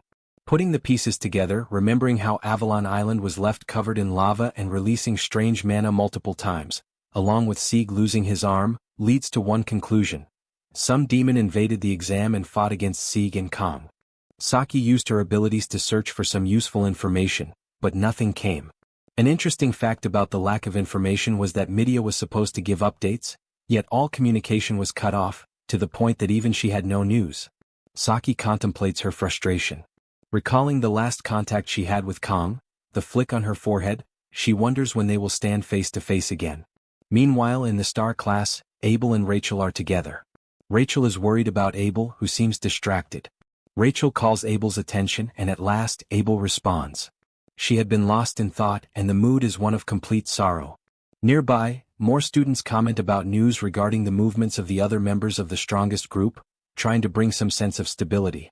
Abel recalls the scenes of Sieg carrying and acting as a protector, but reflects that, in truth, Kang was the one who got seriously hurt while trying to protect Sieg himself. Abel's seriousness makes Rachel even more concerned for her friend. Elsewhere, the henchman responsible for setting up the entire ambush gets drunk. He smashes his bottle against the table. The scoundrel reflects on how things did not go as he wanted, which only brought more trouble. Looking at the document used to hire the mercenaries, he curses them as useless vermin. The scene shifts to a conversation where it is explained that practically all of Kang's muscles and nerves were twisted and broken. Midia points out that none of this was normal, given her experience. Sieg recognizes the severity, but notes that now Kang has recovered and is probably much healthier than before. Midia then brags about mobilizing every doctor and healer to treat Kang, even threatening each of them to save the hero at all costs. Sieg says that now everything is over, she does not need to worry anymore, or else she will get wrinkles. Midia becomes furious. She soon calms down and breathes with relief that, in the end, everything turned out well, holding on to positive thoughts. Midia then asks Sieg how he has been handling things. The master replies that there have been no major inconveniences, swinging his arm as a gesture to mock and lighten the seriousness of the situation. Midia recalls an encounter with one of the doctors, who expressed astonishment at never having seen such a monstrous recovery in his entire life. The doctor described the case as a miracle, and Midia could not understand what the future had placed before her. Trying to figure out why Sieg had spent an absurd amount of money on Kang's care and never left the hero's side for a single moment, Midia begins to wonder if it was guilt for not having prevented Kang from leaving the exam in tatters. Midia then takes a more direct approach. Since Kang is awake, what really happened? Her curiosity has kept her from sleeping for nights. Sieg replies that he needs to reorganize his thoughts before answering. He himself took time to process everything that happened on the island. Midia demands that he spit it out. Sieg tightly grips the stump of his arm. And finally, the truth: Ager, the fourth commander, appeared on Avalon Island. The information hits Midia hard and she refuses to believe it. Sieg says it is the truth no matter how absurd it sounds. It was she who tore off his arm when he tried to protect Kang. Midia, now accepting, asks if Ager was the one who caused all that to Kang, and also wants to know her fate. Sieg replies that Ager was eliminated. He points out that it is still too soon to make the information public, but he witnessed it with his own eyes. Midia asks if Sieg was the one who finished Ager. The answer comes with laughter. How could that even be possible? Midia relaxes on the couch. Then comes the quick assumption: Sieg was cornered and needed more backup. Sieg does not give her time to confirm and immediately reveals who delivered the final blow. The truth shatters Midia completely. As for the details of how things unfolded, Sieg cannot say more as he still needs further information. Enjoying his drink, Sieg jokes that now it is time for the young lady to visit a certain place before dealing with adult matters. Midia pauses, calls Sieg a boomer, and smiles as the conversation ends. The scene shifts to the school grounds where Speed Weapon tries to lighten the mood, saying they cannot stay depressed forever. That is why he moved forward with the idea of creating a recruitment poster for the club. Honestly, it was something ridiculous, but Speed Weapon showed it off with great joy. Since Kang had always been responsible for leadership, Speed Weapon felt it was his duty to do something for him and take the initiative, now seeking the others' validation for the poster. Saki gives her opinion, saying she is very surprised with the result and that she would never in her life be capable of doing something similar. However, her expression reveals the true meaning of her words. Speed Weapon tries to argue, but while he is speaking, Chloe moves behind the poster and stabs it with a box cutter. When Speed Weapon mentions that the poster is very eye-catching and would easily grab people's attention, Chloe finishes the job in a single motion. Speed Weapon panics at Chloe's action. She defends herself, saying she would never let Kang see a piece of trash like that. Upset, he asks how Chloe has the courage to so easily throw away something he spent all night making. She replies that at least it can still be burned, so it has some use. Saki then reaches for a golden bar on the bench, reflecting on how the noise cannot fill the emptiness in the group. Not even the sweets taste as sweet as before. Before there is much time for lamenting, the others greet the arrival of the hero. Saki quickly turns to the commotion. She stands up at once. Chloe and Speed Weapon are already there, eager to know how the hero is and pointing out how worried they had been. Saki instantly moves to where Kang is and without much talk, gives back the flick on the forehead she had received from him before the exam. They both pause for a moment, the action completely unexpected. Then finally Saki shows her joy at having her comrade back. The group resumes their activities, with Speed Weapon saying he made a poster for the club, Chloe calling it trash, and Saki stressing that it should never be shown in public again. Meanwhile, Saki's chocolate is left aside. If you enjoyed this video, don't forget to give it a thumbs up, it really helps. And for more content like this, make sure to subscribe and hit the notification bell so you don't miss any updates. Let me know in the comments if you'd like to see another part. I'd love to hear your thoughts. See you next time. Bye-bye. The scene shifts with Kong standing in a bleak zone where a tall clock tower rises at the center. He grips his sashimi knife, bracing for whatever comes next. Sharp streaks of light appear around the tower, then shoot straight at him, and only then does he realize they're sashimi knives. Caught off guard, he blocks them with his own blade. A few slip past him, ripping the space behind him apart. He looks upward just as a massive long sword tears through the sky and dives toward him. Blurred words hang in the air, urging him to take it. He doesn't understand, but he raises his sashimi sword to meet the strike. When the blades crash, he manages to slice the mysterious sword clean in half. Confusion hits him immediately. The ground has twisted into a red, eerie illusion. Another faint message appears, telling him to let it in. Kong drifts in the air, trying to make sense of everything, and only then notices he has released his sashimi knife. The strange world collapses right after, and he wakes up. Exhaustion weighs on him as he sits up, recognizing the same dream haunting him again. His phone vibrates and he wonders who would bother him this early. The name Speed Weapon flashes on the screen. The guy sent a message bragging about uploading the recruitment posters for their club, congratulating himself for having the design ready. Kong stares at the hideous poster and mutters internally that they're doomed. Later he stands before a mirror getting dressed. His body feels stronger, maybe even better than ever. He figures it must be from resting in the VIP treatment room. After the fight against Ager, the Sword Emperor had paid for that room with his own money and even looked after him personally. Kong knows he now owes a huge debt. His hand moves to fix his tie out of habit, but the tie isn't there. That moment pulls his memory back to Avalon Island, where he used the tie to support Abel's wounded leg. He wonders what lies ahead and whether his choices are even the right ones. Saki's advice echoes in his mind, telling him to act the way he always would. Kong leaves his dorm with steady resolve. Complaining now won't change anything, so he decides to push forward without hesitation. As he walks through the academy hallway, a woman steps up and offers him Yongang. The message turns out to be from Saki. She offers Kong some of the snack she's holding, but he brushes it off and lets her take it instead. She yawns, annoyed, claiming he's no fun and wondering why he isn't even startled to see her. Kong responds with an exaggerated show of surprise, and Saki gives a flat, unimpressed reaction. She pushes further, wanting him to finally explain what really went down. Kong plays dumb, acting like he has no idea what she means. She presses about Avalon and the reason he spent so long in the hospital. Kong keeps pretending ignorance, throwing out a vague comment about something happening. Saki's irritation spikes. She starts pestering him with a parade of goofy anime voices, first cheerful, then overly flirty, then full Yandere, demanding answers. Kong just stares at her, confused, wondering what her problem is. She shoots back with a sly look, flipping the question onto him and claiming that, as the strategist of the travel club, she deserves to know what's going on. Kong doesn't bother engaging. He simply walks off while looking at his phone. She tells him not to brush her off, but he just holds up the screen. She checks her own phone and realizes she received a message from him, the hideous poster that Speed Weapon made. She erupts in frustration, furious that they barely got approval for recruitment and now he's posting that disaster.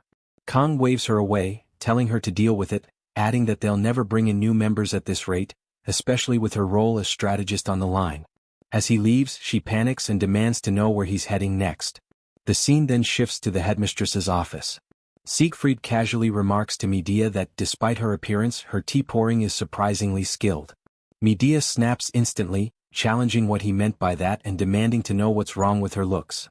Siegfried insists it was just praise, which only irritates her more. A knock interrupts their bickering and Kong steps inside. Watching the messy back and forth, he wonders if he arrived too early, but Medea quickly assures him that his timing is perfect. Siegfried sets his tea down and laughs, commenting that living 70 years with 2 arms makes it strange adjusting to having only one now, even doing basic things around the house. Medea folds her arms and tells him to show some self-respect.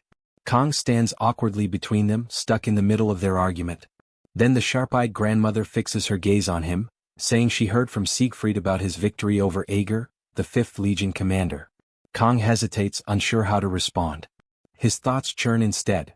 His memories stay sharp, and judging by everything around him, the truth is undeniable, yet the sensations he felt back then are vague, blurred like a fading dream. Medea notices his distant look and immediately backs off, admitting she's pushing too hard right after he left the hospital. Kong assures her it's fine and she forces a stiff smile, saying she still struggles to accept the whole situation, though she knows neither of them would deceive her.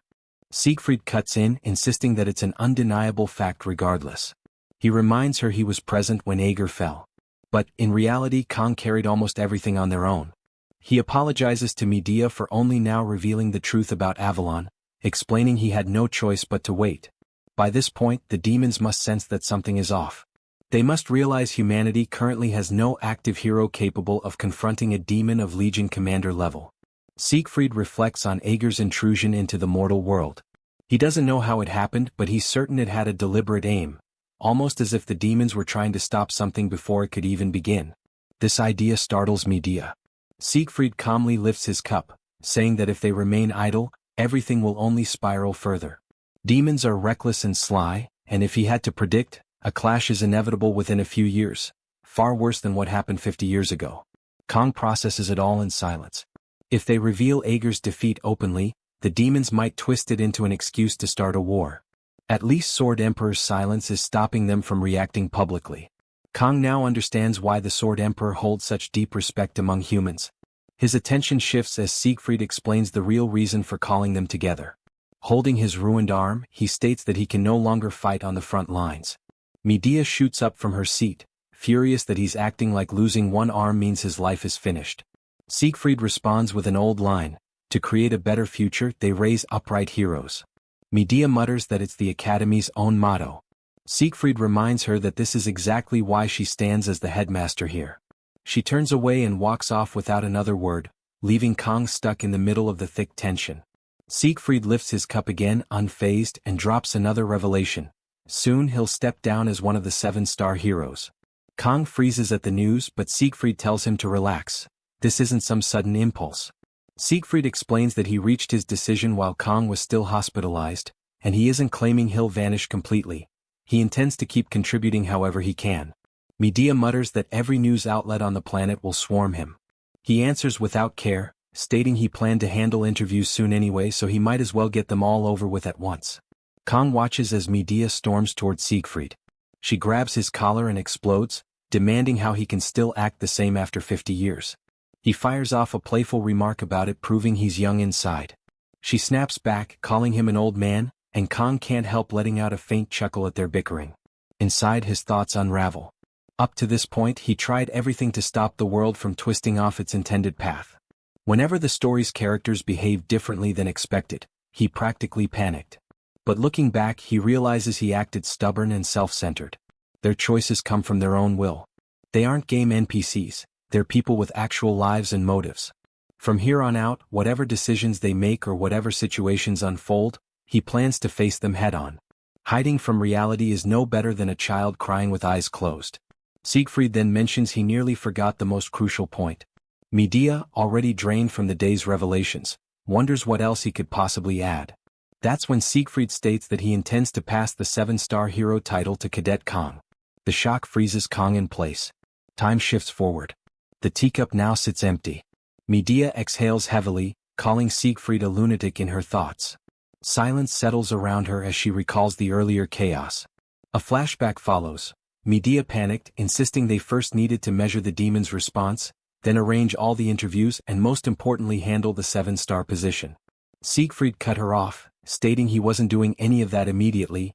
Preparations alone would take at least a year. He also pointed out that Kong should enjoy being a student for as long as he still can. Medea grabbed him by the collar again, furious, while he only laughed. The memory fades. Medea remains upset that someone as young as Kong is expected to inherit the 7-star title. She thinks to herself that it's far too heavy a weight for a 17-year-old.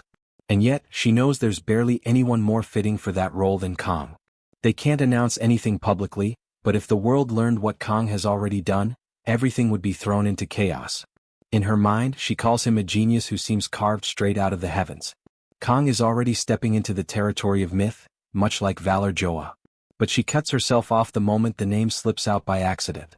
A dry laugh escapes her as she mutters Siegfried's name instead.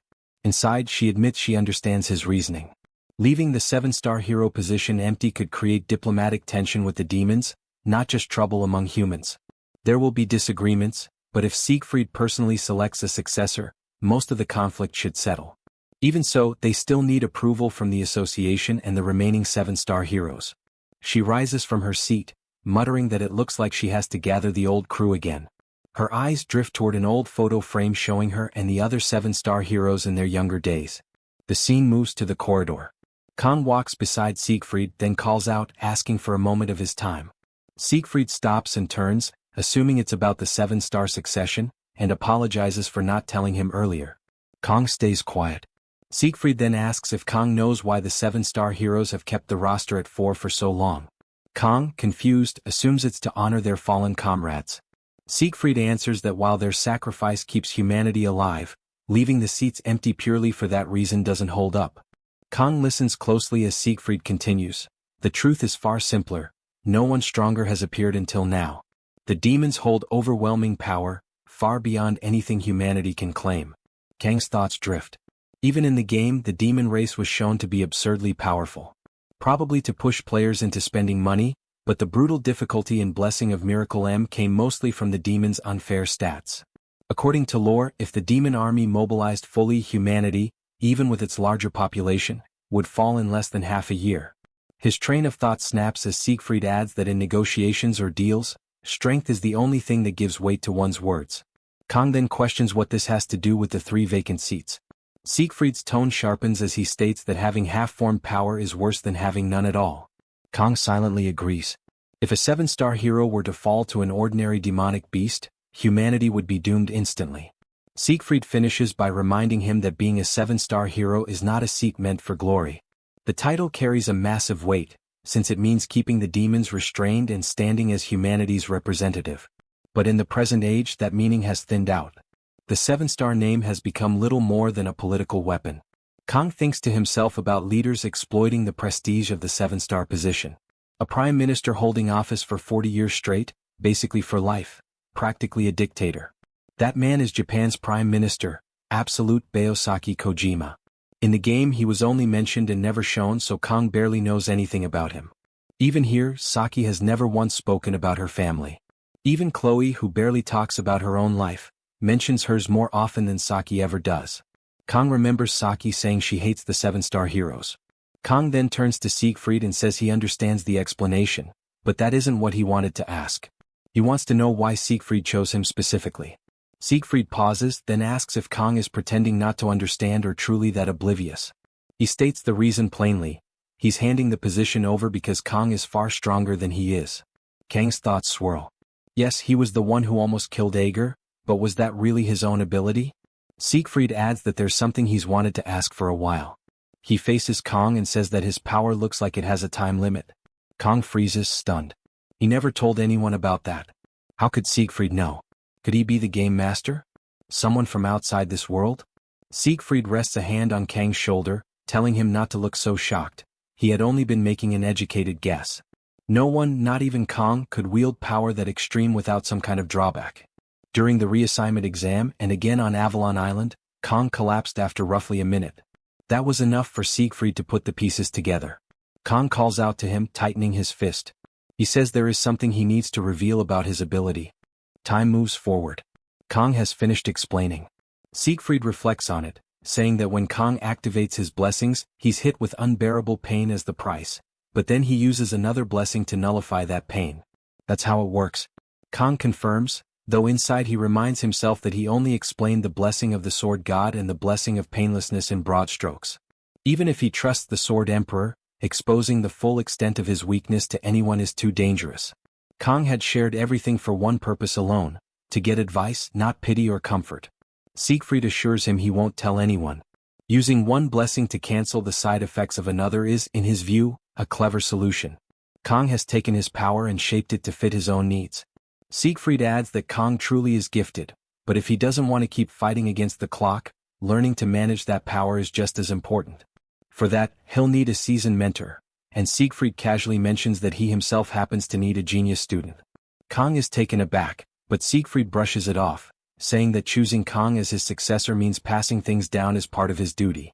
Even if he steps away from the front lines, he can't simply sit still. A thought strikes him and he hands Kang a tie, explaining that Abel asked him to deliver it. Kang realizes it's the very tie he used to treat her injured ankle. Siegfried then prepares to leave, saying he'll call once everything is arranged, and that Kang should enjoy academy life while he still can.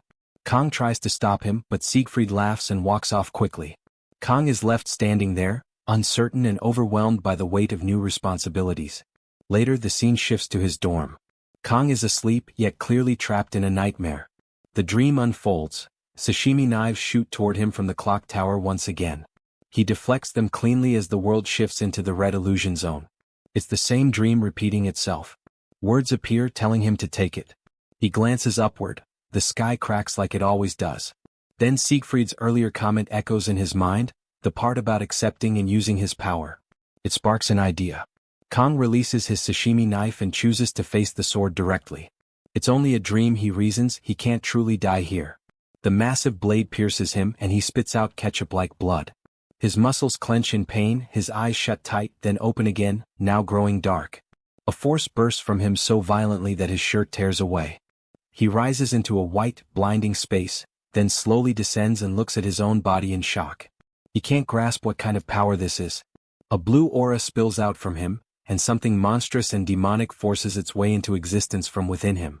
Kang freezes as a voice claims it hasn't seen him in a long time. He whips around and demands to know what the thing is. The creature's form grows clearer. Kang wonders aloud if it might be the game master. The figure looks around, questioning whether this place is incorrect, and then reshapes the surroundings into a location Kang recognizes. The creature apologizes, explaining that this is actually its first time meeting him. It clarifies that it isn't the game master. Kang, baffled, asks if that's really true. The creature answers with a vague twist, saying that, if he thinks about it, the difference barely matters. It could be the game master, or the game master could be it. Depending on how one looks at things, even the reverse could be true. Kang, even more confused, asks who it is then. The creature goes silent for a moment before erupting into sudden laughter. Kang stands motionless, unsure how to react, and questions whether it plans to laugh forever. The creature finally settles down and apologizes, claiming it got lost in old memories. It hints that someone else from the real world might have existed before Kang, someone who faced the same situation. Then it reveals an hourglass, saying it makes sense for Kang to be curious, but a full explanation would take too long. With time running out, it keeps things short. Many names have been used for it: disaster, nature, the universe, even God. Kang repeats the word God under his breath, unsure what to think. The creature clarifies that it isn't just any god. More specifically, it is the sword god. Kang's expectation cracks, realizing this wasn't what he pictured at all. The sword god says Kang is probably imagining something different, but he can call it whatever he wants. God or not, it doesn't change what it is. It adds that it would like to say more, but time is almost gone. Kang asks why it only appeared now. The sword god answers that Kang's restraints were loosened not long ago, something Kang should remember. Kang recalls the moment when his blessing of the sword god activated. The sword god confirms it, he guessed correctly. But the restraints weren't completely removed, which is why it stands before him in an unfinished form. The fact they can talk at all is already a miracle. Cracks spread through the hourglass and the space around them begins collapsing. The sword god notes that this is as far as it can go. Kang feels lost. Their interaction lasted barely a moment. As he drops through the empty void, the sword god remembers one more thing. It tells him that while cutting and slashing might be his specialty, he shouldn't rely on doing it blindly. It starts to bring up the power he uses, then stops itself with a dismissive never mind. The sword god says he wouldn't understand even if it tried to explain now. Kang shouts back, insisting he still has so many questions left. As the figure fades, it offers one final piece of advice: not to repeat the same mistake again, and that it believes in Kang. Kang jolts awake, yelling for it to wait, only to realize he's no longer dreaming. He sits up, mind racing. He opens his system window and sees the synchronization rate has jumped to 21.3%. He quickly gets up and moves to his desk, writing down everything he can before the details slip away. His memories are already starting to blur. He forces himself to think harder and mutters that what matters now is collecting clues, even the smallest ones. Looking out the window, he notes the start of monsoon season.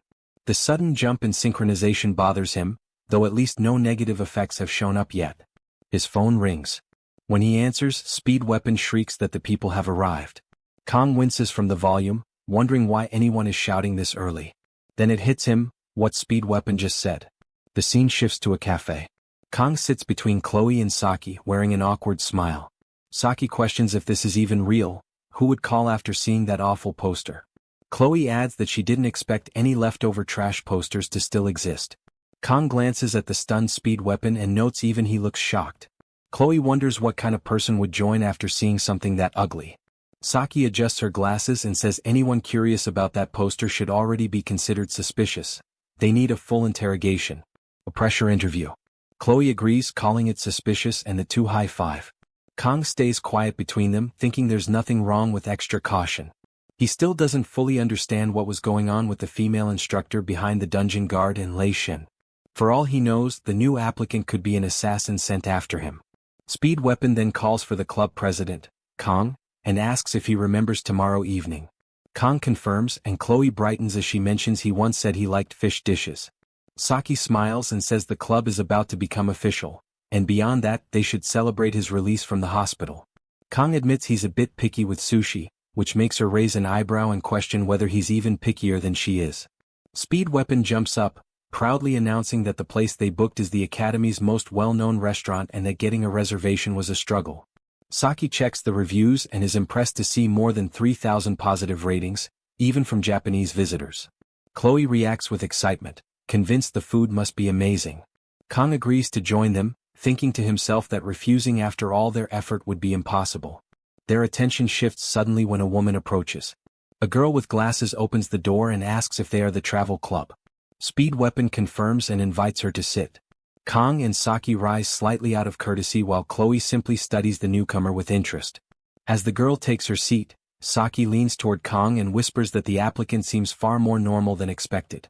Kong hesitates, then remembers the strange personalities of the friends beside him, and decides that Saki's comment is probably accurate. The newcomer then looks directly at Kong and pushes up her glasses with her middle finger. Kong freezes, wondering if he just got insulted. Speed Weapon coughs to redirect the mood and thanks her for applying. Saki adjusts her glasses and fires off the first interview question, prompting the rest of the group to stare at her strict tone. The newcomer introduces herself as San Hana, a second year from Tiger class, originally from Busan.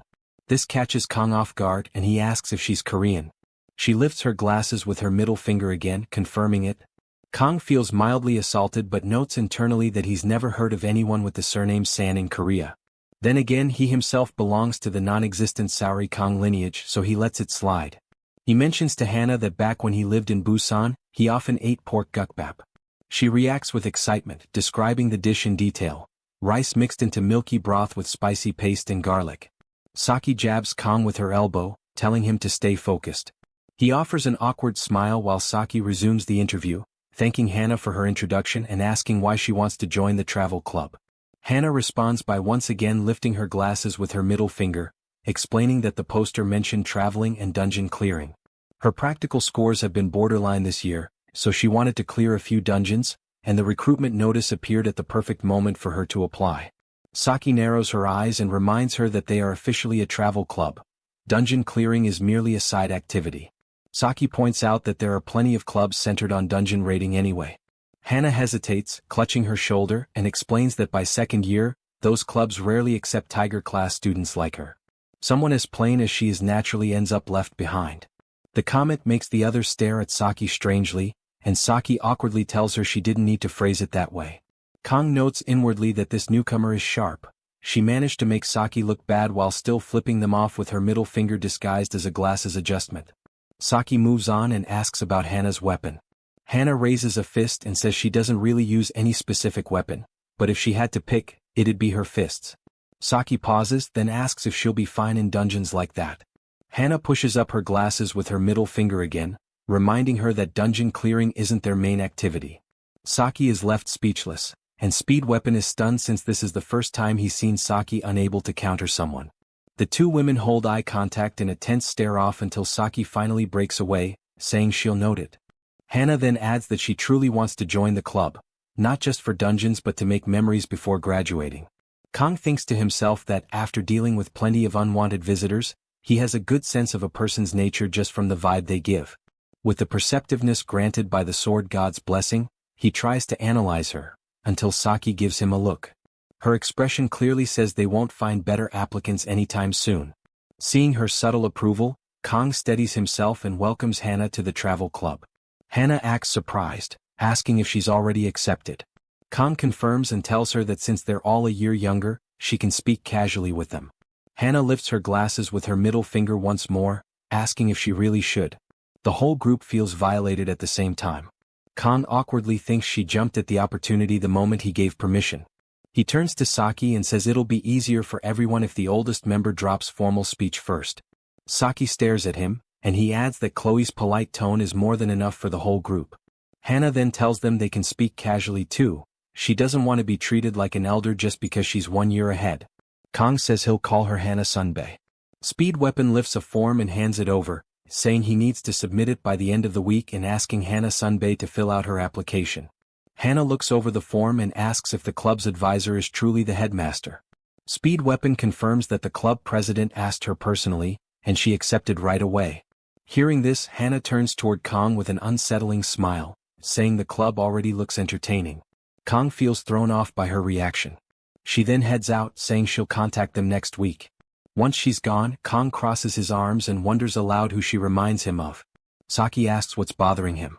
Kang explains that Hana felt strangely familiar. Was he the only one who sensed that? Saki says she didn't feel it. Maybe her impression was just vague. Then she mischievously lifts her glasses with her middle finger to imitate Hana. Kang forces an awkward smile and tells her not to mimic that. Kang briefly wonders if Hana could somehow be the principal's hidden granddaughter. Just then, Kang gets a notification. Saki leans closer, curious, and Kang says it's from the principal. Speed Weapon is shocked, asking if she already heard about their new recruit. Kang answers that she couldn't have. She's probably just replying to something he asked earlier. But then he stops cold. His personal information is gone. As if someone is deliberately erasing his existence. Kang reacts loudly, drawing confused looks from the others. He stands and excuses himself abruptly. Speed Weapon asks the group why he suddenly acted that way, and Chloe guesses the headmaster might have called him in. Meanwhile, Saki watches Kang leave with a thoughtful expression. Outside, Kang walks with anger simmering through him. He remembers Lei Shin explaining that his personal records had been erased somehow. He recalls Midia's message, that she wanted to warn him earlier but had been cautious. Inside, Kang mutters that everything has been wiped out. All information about his parents or relatives, gone. Only his academy records remain. And no matter how hard he tries, he can't recall his parents' faces. He realizes the last time he called home was before midterms, because he didn't want to worry them. He decides to dial his parents. But the moment he calls, the number is marked out of service. He freezes, unable to process the shock. Rage floods through him as he grips his phone tightly. Rain begins to fall. Kang turns away and heads to the nearest bench. He sits, opens his gallery and looks at photos taken with his family. Even those appear blurred. Kang sits in the rain, thinking that even his photos will probably vanish soon. This isn't his imagination and there's nothing wrong with his memory. The instinct granted by the sword god's blessing rejects every excuse he tries to make. He falls quiet, then mutters a chilling thought. Maybe those people only existed to help him adapt to this world. The idea hangs over him as the downpour soaks through his clothes. With a hardened look, he concludes that someone engineered all of this. Was it part of a stage? Was it the sword god's doing? Or the game master's? He pulls his sashimi knife from his coat. Thunder rolls overhead as two storm clouds crash together, and the sky flashes, symbolically hinting at both entities watching him. Lightning strikes near him, but he swings his sashimi knife and slices straight through the bolt as if it were nothing, cutting it the same way he intends to cut the game master and the sword god someday. He mutters that he'll cut every last one of them. The next day the scene shifts to Star Class. As usual, the boys crowd around Rachel, begging her to spar with them. She turns with a sweet face and tells them she's not in the mood today. Immediately they start blaming one another for ruining their chances. Inside the classroom, Abel watches the daily chaos and notes that mornings are always rough for Rachel. Rachel drops into her seat with a sour mood, her chest bouncing slightly with the movement. Abel notices her unusual energy and wonders if the weather is affecting her. Rachel asks if she can talk. Abel tells her to say whatever is on her mind. Rachel rests her face in her hands, looking defeated. Her confidence has been at rock bottom lately. She insists she isn't that bad, she's strong, guys chase her for her looks, and then her gaze drifts directly to Abel's large chest. Abel instantly covers herself in embarrassment as Rachel seems ready to comment. Abel blushes hard and demands to know exactly where Rachel was staring just now. Rachel shifts the topic by calling Abel's name and asking if she knows Gioma started a club. At his name, Abel stutters. Rachel catches her reaction and leans in, wondering aloud if something happened between Abel and Gioma on Avalon. Abel flinches, flustered, insisting nothing happened. She hides her chest again and stammers that she only had a sprained ankle that day, and Gioma left at dawn afterward. Rachel finds her reaction interesting and says that Abel doesn't seem like the type to lie. Rachel admits she was being overly sensitive and apologizes. She reminds Abel that Abel once claimed she had absolutely zero interest in Gioma, not even as much as a speck of dust under a fingernail, and says she should have trusted that. Abel objects, insisting she never phrased it that harshly. Rachel immediately pounces on this, teasing that Abel must have some interest in Gioma then. She leans in with a sly grin, and Abel grows flustered, practically caught in the act.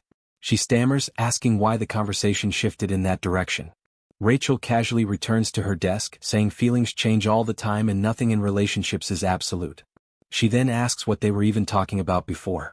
Abel sits down and repeats that Rachel mentioned Kong Gioma starting a club.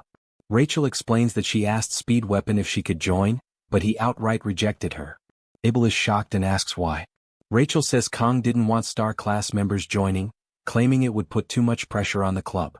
Abel doesn't understand how this connects to Rachel's sudden drop in self-esteem, so Rachel recounts what happened the day before. As usual, she entered the cafe with full confidence, hair flowing like she owned the place. She ordered an iced Americano and wiped her sweat elegantly, complaining to herself that Korean summers were painfully hot. Then she noticed someone, Gioma. She felt triumphant, thinking she had spotted her prey in an unexpected spot. But then she froze. Kong was smiling, really smiling while talking with the mysterious glasses girl. Rachel's heart sank instantly. Back in the present, Rachel explains that it looked like some kind of interview, but she can't forget the expression on Gioma's face. His grin stretched practically to his ears. She keeps questioning what he found so appealing about that girl, and whether that might be Gioma's preferred type. But mid-sentence, she goes still as she notices Abel's expression. Abel looks furious over the idea of Kong smiling at other girls. It becomes clear, Chloe is not the only Yandere of the story. The scene shifts to a sushi restaurant where Kong waits outside for the group to arrive. He stares up at the dull signboard and mutters to himself that the naming sense in this world is something else. If the chef happens to be a Westerner, then the name fits perfectly. Given the setting, he reminds himself not to let his professional habits slip out. Soon, Speed Weapon and the others call out to him and Kong greets them. He asks if Senior Hannah isn't joining. Speed Weapon explains that Hannah doesn't like fish, so she refused to come. Kong is taken aback. Someone claiming to be from Busan who dislikes fish makes no sense. He suspects the girl lied. Inside the restaurant, Kong glances around and feels a faint sense of nostalgia, almost like returning to his hometown. Chloe suddenly freezes when she notices Knox, her older brother, working there. Kong follows her gaze and also becomes shocked seeing Knox in a restaurant uniform. Saki looks around in confusion, asking if something happened. Kong asks Knox what he's doing there. Knox calmly replies that he's working part-time. Kong tries to process this, remembering that Knox comes from the wealthy auditor family. He starts to wonder if Knox is concealing his identity and operating under some mission. Before he can think further, the restaurant owner snaps at Knox, calling him a newbie and yelling at him to seat the customers. He mocks Knox for begging for the job while crying a few days ago and demands to know why he's frozen now. Knox apologizes immediately. Seeing the awkward tension, Saki steps in and tells Kong they shouldn't interrupt Knox while he's working. They head to their table. After taking their seats, they browse through the menu. Speed Weapon comments that the dishes look impressive and now he understands why the place is always packed. Meanwhile, Kong notices Chloe still looking troubled. He quietly tells her that Knox must have his own reasons and that since they're eating together, they should focus on enjoying the meal. Chloe nods softly. Kong thinks about how strained the siblings' relationship seems, and how Chloe had looked forward to this outing more than anyone. Saki nudges him and points at the restaurant's specialty sushi set, saying it looks amazing. When Kong checks the price, he almost frowns. $40,001 for one set hardly feels reasonable. Saki responds that this is their first team dinner in a long time. Maybe she's too focused on getting the best deal, or would he rather go somewhere cheaper? Kong tells her to forget it and order whatever they want, since they're the ones paying. Hearing that, Saki immediately calls for a waiter to place her order. Kong watches her and thinks again about how different her background is from his. No matter how much time passes, the class gap between them still feels impossible to get used to. When the food arrives, Saki lights up with excitement. The ingredients look incredibly fresh and each dish appears delicious. But then she notices Kang's expression. He looks anything but pleased. She asks why he seems bothered and if something is wrong. Kang explains bluntly that although it feels rude to complain while being treated, the knife work ruins an otherwise great dish. The ingredients are good, but the cuts make the fish feel like they're crying. Everyone freezes at his harsh critique. Nox, meanwhile, panics internally. Kang just said the one thing the owner cannot stand to hear. Right on cue, the owner stomps over and asks Kang what he just said. Tension spreads through the table, but Kang doesn't back down. He repeats his comment word for word and clarifies that the technique isn't terrible, but it's nowhere near skilled enough to justify the restaurant's high price. The owner, annoyed but maintaining composure, challenges him. If Kang is so confident, he should demonstrate his knife work himself. He urges Kang to step forward and prove it. The other customers whisper among themselves, wondering if this will escalate. Kang notes silently that the owner has surprisingly sharp hearing. Considering how awkward his Korean pronunciation is, it shocks Kang that he caught the comment so clearly. Kang rises from his seat, causing Saki to jump and ask what he intends to do. The owner steps forward, remarking that this student from Joaquin Academy seems rather bold. He introduces himself as Mansoor, a sushi chef with 12 years of experience, and proposes a bet. If Kang outperforms him, the entire group eats for free. Kang answers calmly, stating that the owner must stand by his words. The owner, meanwhile, assumes Kang is just a kid trying to show off in front of friends. Convinced Kang has no real ability, he decides to teach him a lesson. He tells Kang they'll use flounder, planning to embarrass him in the process. But Kang casually interrupts, choosing sea bream instead, the fish already laid out on the cutting board. The owner tries to stop him, saying he isn't ready, but Nox steps in. He urges his boss to watch first. The owner objects, reminding Nox that letting an outsider into the kitchen is risky and that sea bream is expensive. But Nox calmly replies that even though he normally wouldn't say this as a waiter, his boss can trust Kang. Kang approaches the prep table, removes his coat, and thinks to himself that it has been a long time since he handled fish with this level of seriousness. The moment he grips the knife, the blessing of the sword god awakens, sharpening his precision and awareness. When Kang finishes cutting and plating the sea bream, the owner collapses to his knees in disbelief, completely accepting defeat. The customers stare in disbelief. If even the owner admitted defeat, then the dish must be extraordinary. The owner tells Kang that in 12 years as a sushi chef, he has never seen sushi crafted with such technique. He sincerely asks Kang to take him as a disciple. Kang refuses and urges him to get up, but the owner insists he truly wants to learn. Kang again tells him to stand, saying that while he isn't sure about taking disciples, he can at least offer some advice. At those words, the owner jumps up immediately, ready to take notes. Kang explains that the owner's skill isn't bad, but his knife handling needs work. He recommends that the owner try using a knife designed for left-handed chefs. The owner is stunned. Kang elaborates that in the earlier dish, he noticed excessive force in the owner's right arm, which crushed the fish's texture. Changing knives would naturally improve his cuts and overall results. The owner scribbles down every word. Kang adds that with a few more years of experience, the rest will come to him naturally, so there is no need for Kang to say more.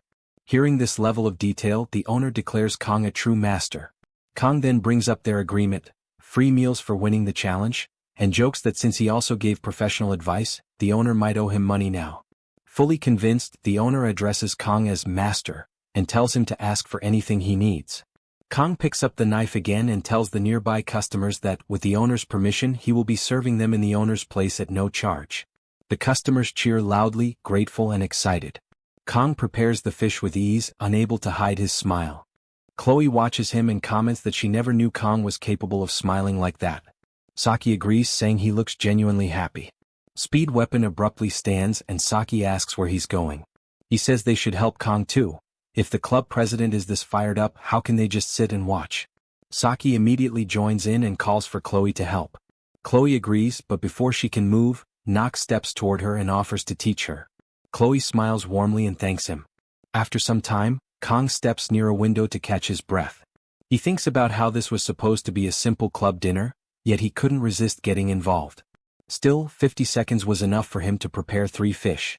After working so long in dangerous fights against demonic beasts, the simple calm act of preparing fish feels strangely refreshing.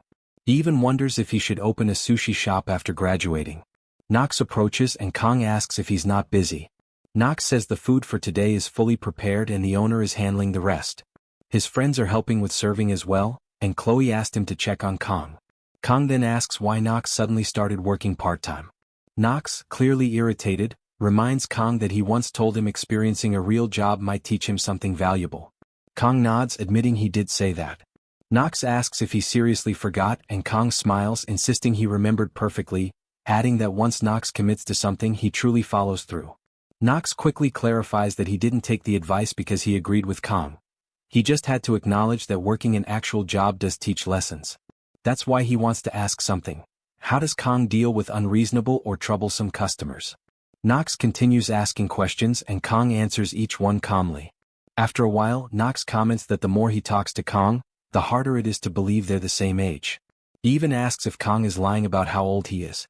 Kong replies that instead of implying he's older, Nox could have just said he seems experienced. He then asks whether Nox has any more questions, but Nox's expression suddenly turns serious. He explains that discussing the internal matters of the auditor family with outsiders is normally considered a grave offense. That was why he had been relying on Chloe to share the news first. But she never answered her phone. Nox reveals that the auditor family has finished its background investigation on Kong and found nothing suspicious. Because of that, the elders' request to monitor Kong has been cancelled. In fact, the results raised more questions about the elders themselves, so the auditor family is now launching a full-scale investigation into the Council of Elders. They intend to pursue justice properly, and an investigation team, likely the largest in their history, has already been formed. Nox has chosen to join that team and simply wanted Kong to know. Kong thinks to himself that this means the auditor family is no longer targeting him. If they're turning their attention toward the Council of Elders, it will cause a massive stir, but none of that involves him directly. He thanks Nox sincerely, understanding how difficult it must have been for him to share all of this. Nox shakes his hand and says he didn't really do anything. In fact, he should be the one thanking Kong. He then cuts himself off, realizing he has said too much. Kong smiles and notes internally that Nox's relationship with Chloe seems to be improving. He then asks Nox whether he knows Hannah. Nox asks if he means San Hannah. Kong explains that Hannah recently joined his club, so he assumed Nox might know her since they're in the same class. Nox answers that yes, he knows Hannah. He explains that she usually sits alone, reading quietly, and doesn't stand out much, except for one strange detail. She always ranks exactly in the middle of the class. Kong asks what he means and Nox clarifies. Whether written exams or practical evaluations, Hannah's results are always perfectly average. Achieving that level of precise consistency on purpose would be extremely difficult. Nox adds that it's rare to see Kong show interest in someone. Kong awkwardly asks what kind of impression Nox even has of him. Nox pauses, about to answer, when the restaurant owner bursts outside and scolds Nox for not helping close up. Then he notices Kong. The owner approaches and says he learned a lot today. As thanks, he offers Kong a small gift, a knife. Kong reacts with irritation, telling him that a knife is a chef's most important tool and shouldn't be given away lightly. But the owner insists the knife isn't suited for him anyway, and now he understands that true skill matters far more than equipment. Hearing this, Kong accepts the gesture and says he won't refuse if that is the owner's intention. Grateful, the owner thanks him again and calls him Master, prompting Kong to ask him to stop using that title. Kong examines the knife. It looks expensive, crafted more like a weapon than a kitchen tool. He remembers his first teacher who used to say that real masters don't rely on their tools, even while collecting the most luxurious ones. The owner asks whether Kong dislikes the knife, but Kong says he was simply thinking of a name for it. He recalls his parents telling him he carries the pride of the Shiori Kong family line. With that memory, he names the blade Everfrost. At the same moment, the last image of his parents fades from his photo gallery, as if offering a final farewell. Shiori means frost, so Kong chooses eternal frost to carry them with him, even as the world slowly erases every trace of them. The scene shifts to late night.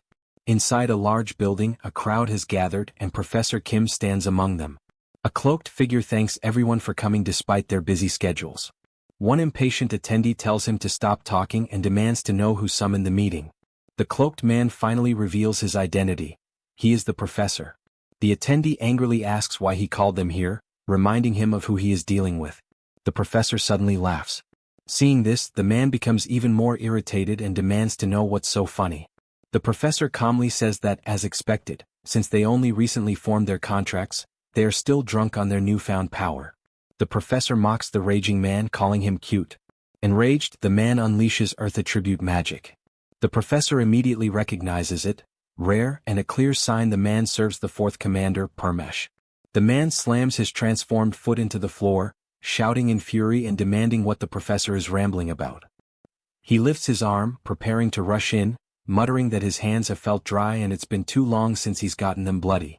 Others in the room try to restrain him, but Kim watches with a grin. The man ignores everyone and charges forward. Just before the blow lands, the professor smiles. With a single precise movement, he cuts the beast down instantly. He mutters that the power lent to the man was wasted. His hood shifts, revealing green hair. The room goes silent, stunned by the sheer difference in strength. The professor adjusts his hoodie and addresses the crowd, saying this demonstration should be enough to prove his ability and serve as his introduction. No one responds. Instructor Kim thinks privately that this must be the second General Korns.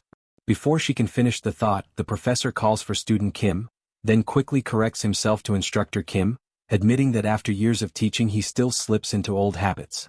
He then tells the group that Instructor Kim will explain the details. Kim steps forward and gets straight to the point. Contrary to the rumors, her master did not fall to the Sword Emperor. She glances at the professor, then reveals that Ager was killed by a single student, Leon van Reinhardt, the next hero. The scene shifts to Kong writing in his notebook. He reflects on how serious the situation is becoming. The Council of Elders has agreed to conduct its own investigation using Auditor. At the peak of noble elitism stands the Academy's Council of Elders.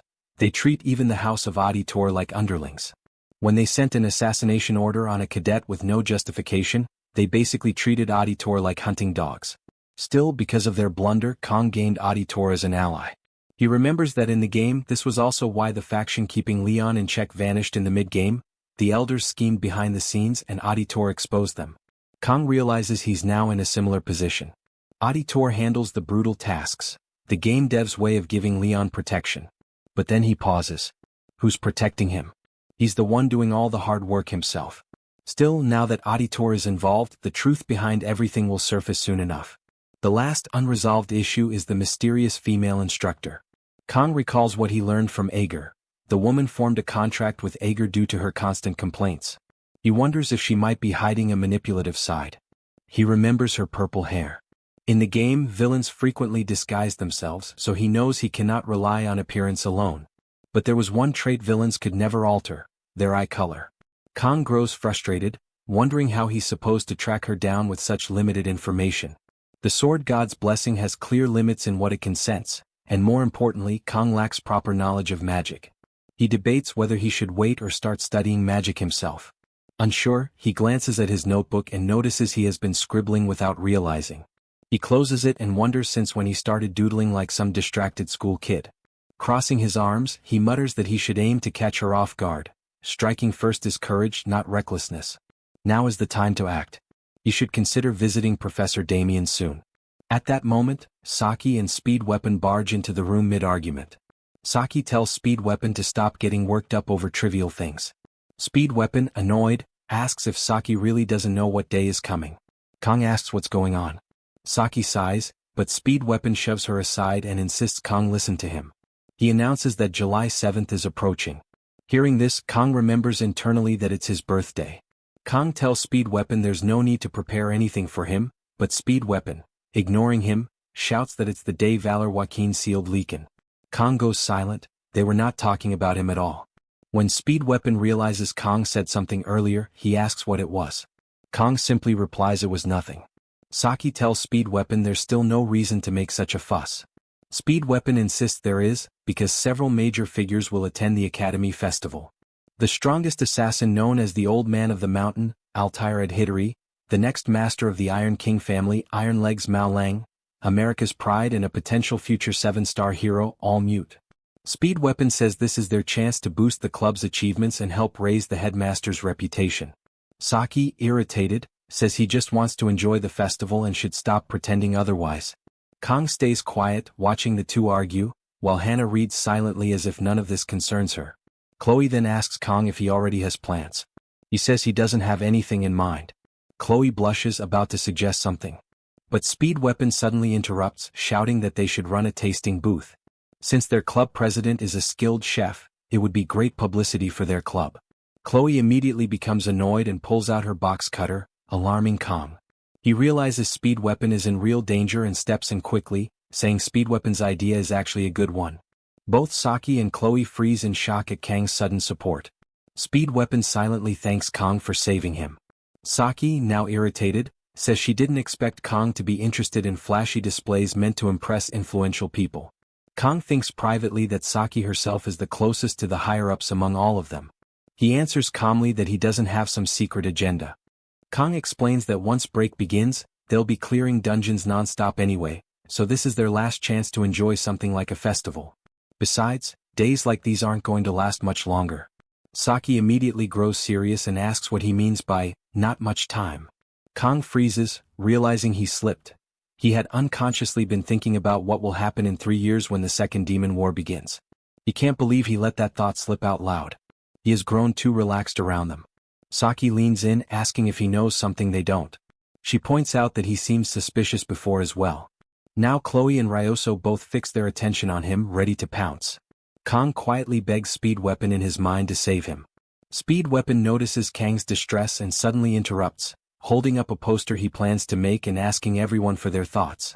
The group stares blankly at the ugly drawing. Hannah, however, laughs and says she fully supports the idea since she originally joined the club after seeing one of Speed Weapon's posters. Speed Weapon shoots a look at Kong, thinking he just paid off a debt. Saki, however, snaps. She shouts that his dumb posters and constant interference are always getting in her way. She declares she has been thinking it over and now is the perfect time to settle this.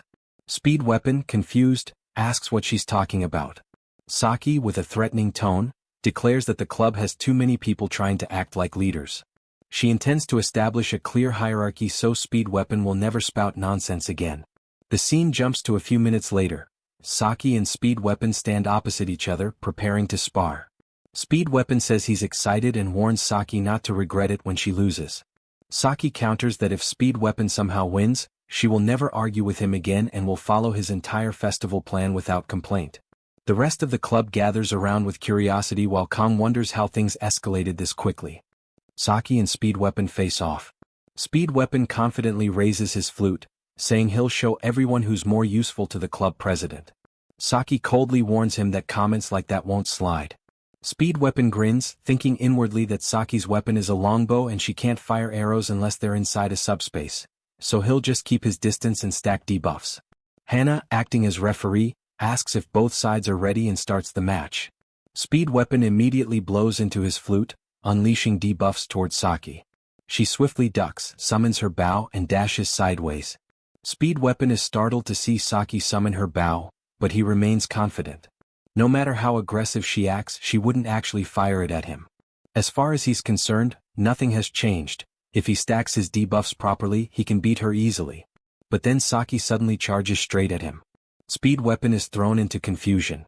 She's an archer, yet she's rushing him head-on? He mocks her for being reckless, believing that at this range his blessing will activate for sure. But the very next moment he's struck. Saki uses her bow like a melee weapon, swinging it with frightening force. Her eyes look downright terrifying, she's not holding back at all. With the strength built from years of drawing a bowstring, she swings hard and blasts Speed Weapon clean out of the dojo. The rest of the club watches in shock. Saki then calls out Kang's name, suddenly shifting into elegance, and asks if he's finished evaluating her. Kong is speechless. Meanwhile, Speed Weapon lies outside trembling, trying to heal himself with his flute. The scene moves to the travel club room. 4 days remain until the festival. Everyone is performing far better than Kong expected. Chloe Auditora assists with cooking. She prepares a fried egg, commenting that its heart shape is cute. Hana handles purchasing and management. She lifts her glasses with her middle finger and tells Kong she placed orders for kimchi, pork shoulder, and vegetables as listed.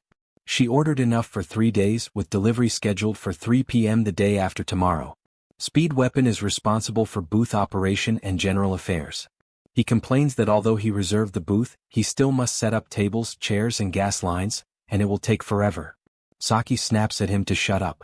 He lost, so he should stop whining and do what he's told. Saki Ryoso now works as administrator. She grumbles that she has never even gotten her hands wet in a kitchen before, and now she's stuck making kimchi jjigae of all things. She mutters that she was the one who won the match, so why does she have to do this? Kong reminds her she asked for his judgment. This is what he decided, so she should help. Internally, Kong admits it would be easier if they were making sushi again, but that would just end up being a one-man show. Besides, the festival is long. Lasting the whole time with only 50 seconds of peak performance would be impossible. He reflects that he has never actually been to a festival before. He started working at 17 and never had time for things like this. Maybe that's why he got hooked on Blessing of Miracle M. Perhaps he secretly wished for an ordinary, peaceful life. But in the game, that peace ended around year 2, when the demons started noticing Leon. Which means this may be his last festival at the academy. His thoughts are interrupted when Senior Hana asks why he's wearing such a sad expression. She remarks that he looks like he's treating this festival as if it were his last. Kong is startled and wonders if she somehow read his mind. Hana asks if he remembers what she said when she joined the travel club. He doesn't and asks her what it was. With a smirk, she dismisses him, saying he should forget it if he already forgot. Kong feels thrown off by Hana's strange attitude, then turns to Ryoso and says he'll step out for a moment. She asks where he's heading, but he only replies that he'll explain later and asks her to handle things for now. Saki narrows her eyes, clearly suspicious of whatever he's hiding. The scene shifts to Professor Damien's laboratory. He calmly pours black tea when he hears Kong asking for permission to enter. Damien tells him to come in. As Kong enters, Damien mentions he was just brewing tea and calls it perfect timing. Black tea imported directly from Russia with a rich aroma. Kong declines, saying he's allergic to black tea. His attention shifts to the strange rock-like arm on the table. Kong asks what it is. Damien sets his teacup down and explains that he recently found it. It looks like stone, yet faint mana runs through it. He even offers to give Kong a piece, but Kong says he doesn't need it. Damien changes the topic, saying he's glad Kong came and that he can ask anything. He'll answer whatever he can. Kong brings up his previous question about the phrase "May the blessing of the sword god be with you." Damien stands and says that question bothered him as well, so he dug deeper and found information. He places a book on the table and reveals he even traveled to Russia because of it. Kong is stunned, but Damien shrugs it off, saying Kong gave him the hint and he was curious. Scholars are simply like that. He thanks Kong for the lead, though he says there's something more important. Damien begins his explanation. As he taught in class, blessings are categorized into 4 types: commanding spirits, guardian spirits, elementals, and heroic spirits. The categories are based on which entity grants the blessing. These spirits are transcendent and unavoidable beings. Damien asks if Kong remembers what he said last time. Kong repeats it, "There are no gods left in this world." Damien praises his memory, then casually offers Kong a position as his assistant. Kong declines, saying he has no interest in academics. Damien continues anyway, saying the flaw lies in that phrase about gods being gone. He rewinds to the age of myths, when countless gods existed with unknown origins. People call that era the age of myths, but the gods in those stories weren't transcendent beings like spirits. They had no emotions, no will, no physical form, they were more like concepts. Kong struggles with the idea of concepts. Damien explains, their rank was simply on another level. Even spirits, in comparison, are like fireflies next to the sun. These gods were absolute beings that had moved beyond mortality. But even they could not escape death. Despite being of the same kind, one god ended that age, the sword god. Kong tenses at the mention of that name. Damien continues, explaining that the saying "May the blessing of the gods be with you" was used by humanity right after the age of myths ended, as they honored him and sought strength from him. Kong stays quiet and the professor asks if that answers his questions.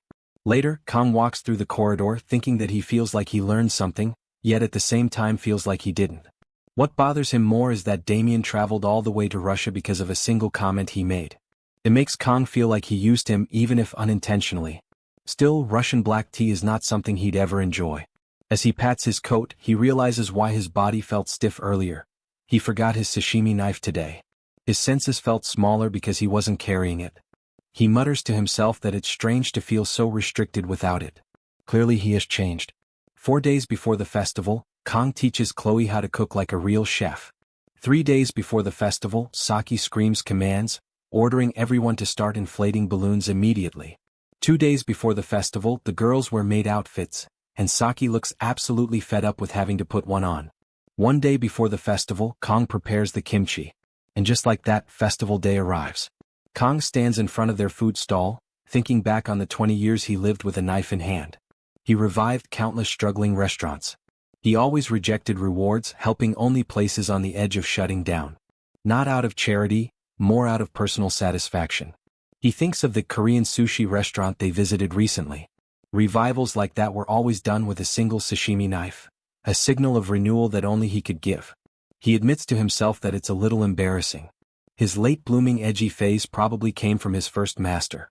Kong walks toward his club members, thinking that there are only 10 minutes left until opening. Serving food for money isn't something to take lightly. Saki smiles at him and he returns the smile, thinking there's no reason to be too tense. They only need to follow what they practiced. This might be their last festival.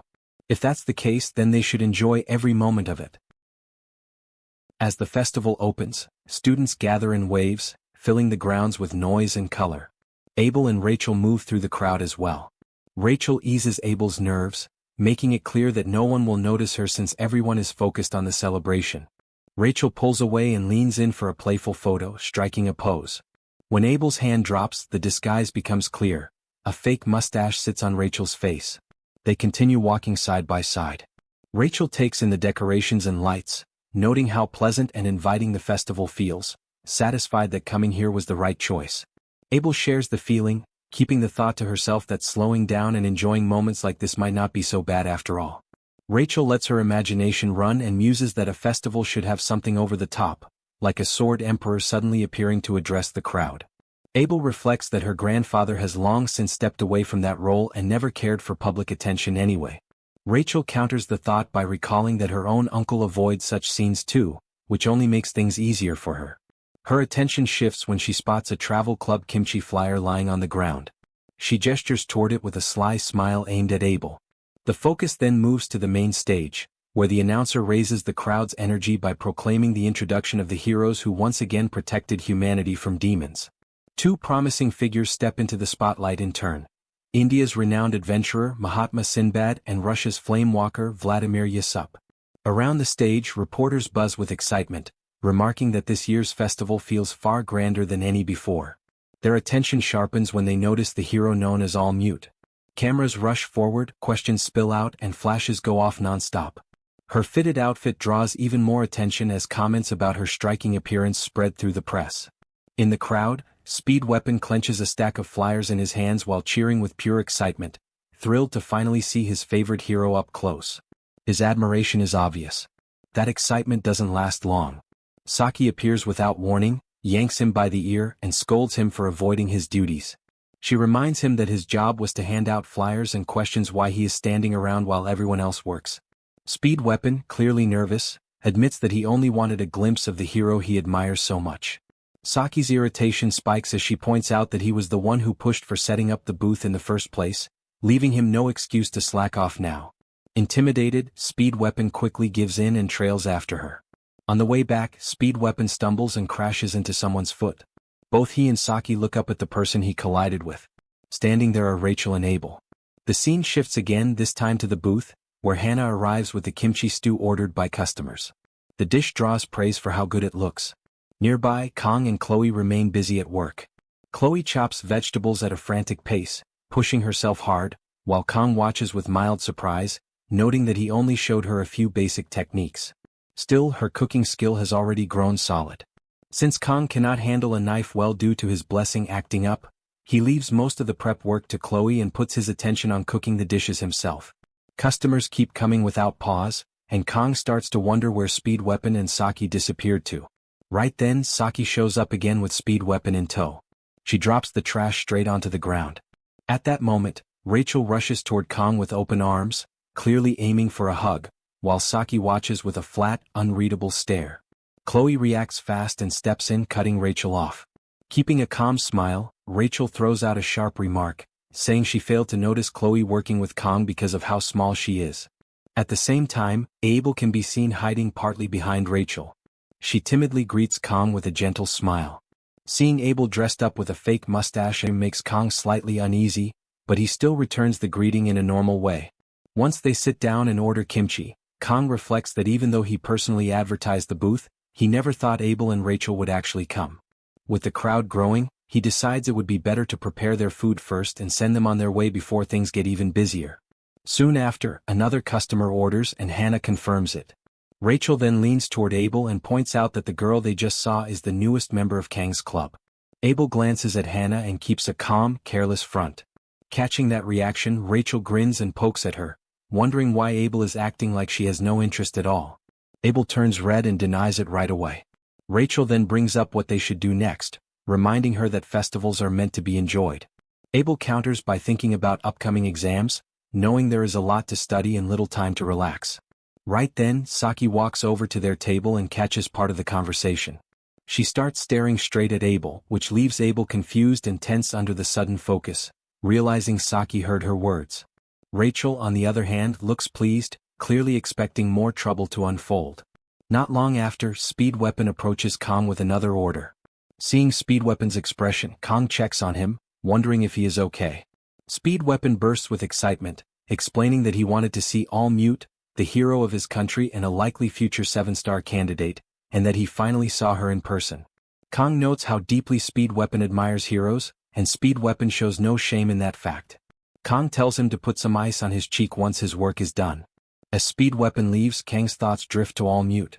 Her real name is Con Elizabeth, a hero from the United States, often mentioned as a possible 7-star candidate. Even here, the United States remains a top-ranked power, standing alongside Korea. With that much power, an independent system has taken shape inside the hero world. Those under its protection are called heroes without extra titles, and the role itself is treated like an organized industry. Because of that, heroes earn respect, but they are also cheered like stars on a stage. Even so, neither the old-style heroes nor the celebrity-type ones fit Kang's own values.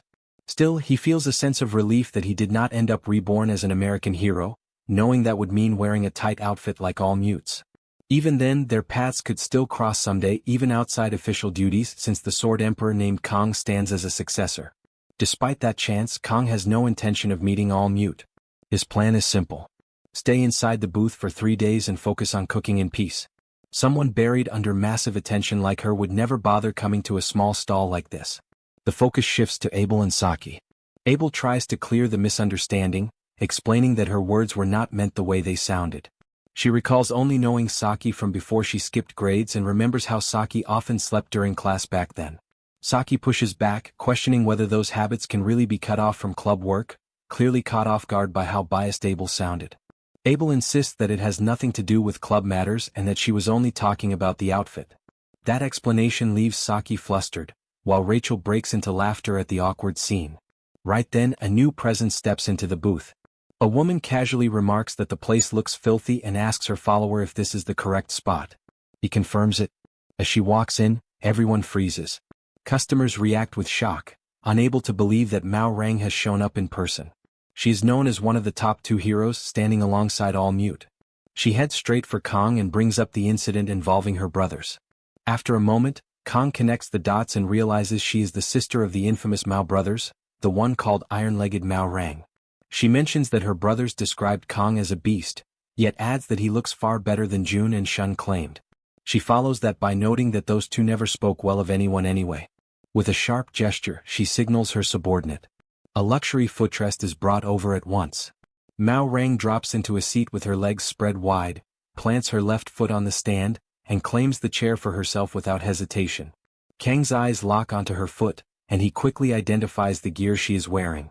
It is the S-rank weapon known as Storm Kick Ramgak. Seeing her arrive fully armed makes her intent clear. Revenge is likely on her mind. Chloe bristles and tries to step forward, but Kong stops her at once and signals Saki and Hannah to stay out of it as well. Mao Rang then makes it clear that Kong is misunderstanding the situation. She brushes off the past, questioning the value of stirring up something that happened months ago. Kong, unconvinced, wonders why she came here in the first place, pointing out that someone of her rank should not have the freedom to wander around so freely, unlike all mute. Mao Rang cuts him off at once, making it clear that he should not compare her to all mute from the start. She follows by stating that she has no special motive for coming here. Curiosity alone brought her. Her brothers may have awful personalities, but their skill is real, and the fact that they became shaken just by hearing Kang's name caught her attention. That detail alone sparks interest across the booth. Hearing this, Kong privately notes that the whole family seems cut from the same cloth. Mao Rang then adds that she actually feels thankful toward Kong. Because of her brother's behavior, the family name had suffered, and no matter how hard she tried to rein them in, they were beyond fixing. After Kong defeated them, the two stopped causing trouble completely. From the family's point of view, this was a relief. For that reason, her thanks are genuine. Kong understands it for what it is. In simple terms, she is thanking him for clearing obstacles from her future. Her sights are clearly set on a 7-star position. Her reach and fame rival Elizabeth's, but she ranks lower on the shortlist due to weaker ability and the baggage of being one of the twins. Those family matters and the 7-star seat mean nothing to Kong. He owes her nothing. Turning away, he makes it clear that if she is finished, she should leave, since he still has a booth to run. He heads back to the kitchen, thinking that Mao Rang is far more sensible than her brothers ever were. Just before leaving, Mao Rang pauses and adds that there is one more thing she appreciates. With a sharp tone, she points out that he opened his booth using their pao chai and claims pride in seeing their country's food being sold. Her subordinate grins along with her, and the two move to leave. At that moment, Kong freezes mid-cooking and sharply calls out to Mao Rang. He makes it clear that kimchi should not be called by that name. Mao Rang only smiles and repeats the word pao chai. Kong feels irritation rise. He had planned to let it go this time to avoid drawing attention, but this is one thing he cannot ignore. Finally, he calls out again, telling her to stop and warning that he will cut her down. The scene shifts as students rush toward the subspace, excitedly spreading word that Mao Rang is about to spar with the special cadet who once fought Auditor. One of them jokes that Mao Rang will easily crush the cadet. Nearby, Leon overhears them. He recalls his own fight with Kong and quietly walks away from the stadium, already certain of how the clash between Mao Rang and Kong Gaoma will end. Inside the stadium, the crowd roars in support of Mao Rang, while Nox watches from above. Meanwhile, his clan head is also anticipating the outcome. Rachel sits beside Abel and notes that the scene brings back memories of Kang's earlier fight with Nox. Abel smiles faintly, thinking that Kong always ends up standing at the center of events no matter where he goes. At that moment, All Mute arrives as well, calmly looking down at those gathered below. Mao Rang lifts her gaze toward All Mute and mutters that it feels like being back in their academy days. She then turns her attention to Kong with a sharp, mocking look, questioning whether he is truly fine, warning that reckless pride can lead to the same fate as her younger brothers. She comments that his looks would go to waste if he lost his senses, since no one would want to marry him, before casually adding that she herself would accept him anytime, as she always welcomes male concubines. Kong responds by laying out what he believes to be her true goal. He sees her provocation as an attempt to draw out the last weakness of the Iron King family, to defeat him and gain a clean excuse. That, in his view, is why she approached him in the first place. Mao Rang laughs it off, admitting that he is sharper than expected, yet points out that even knowing this, he still reacted to such an obvious bait. At that instant, the subspace barrier forms, sealing the area and signaling the official start of the fight. Kong draws his sashimi knife, convinced that Mao Rang cannot reach the rank of a 7-star hero. She shifts her stance, lifting her leg and mocks him for being clueless. Kong accepts that label and rushes forward. Mao Rang charges as well, half amused, thinking she may need to rethink her earlier offer. Their clash sends debris flying as the field vanishes under thick smoke. Mao Rang assumes Kong is nothing more than a loud child who can only hide behind smoke. As the haze thins, she sees herself still standing. Then the truth hits her. Her head has been cleanly severed from her body. The scene cuts back to the kimchi booth. Chloe continues chopping vegetables with steady hands, while Hannah cannot understand why everyone remains so calm. She wonders aloud if no one is worried about Kong. Speed Weapon answers that the customers deserve more concern than Kong ever will. Saki backs this up, certain that Kong will return soon and that their only job is to keep the booth running.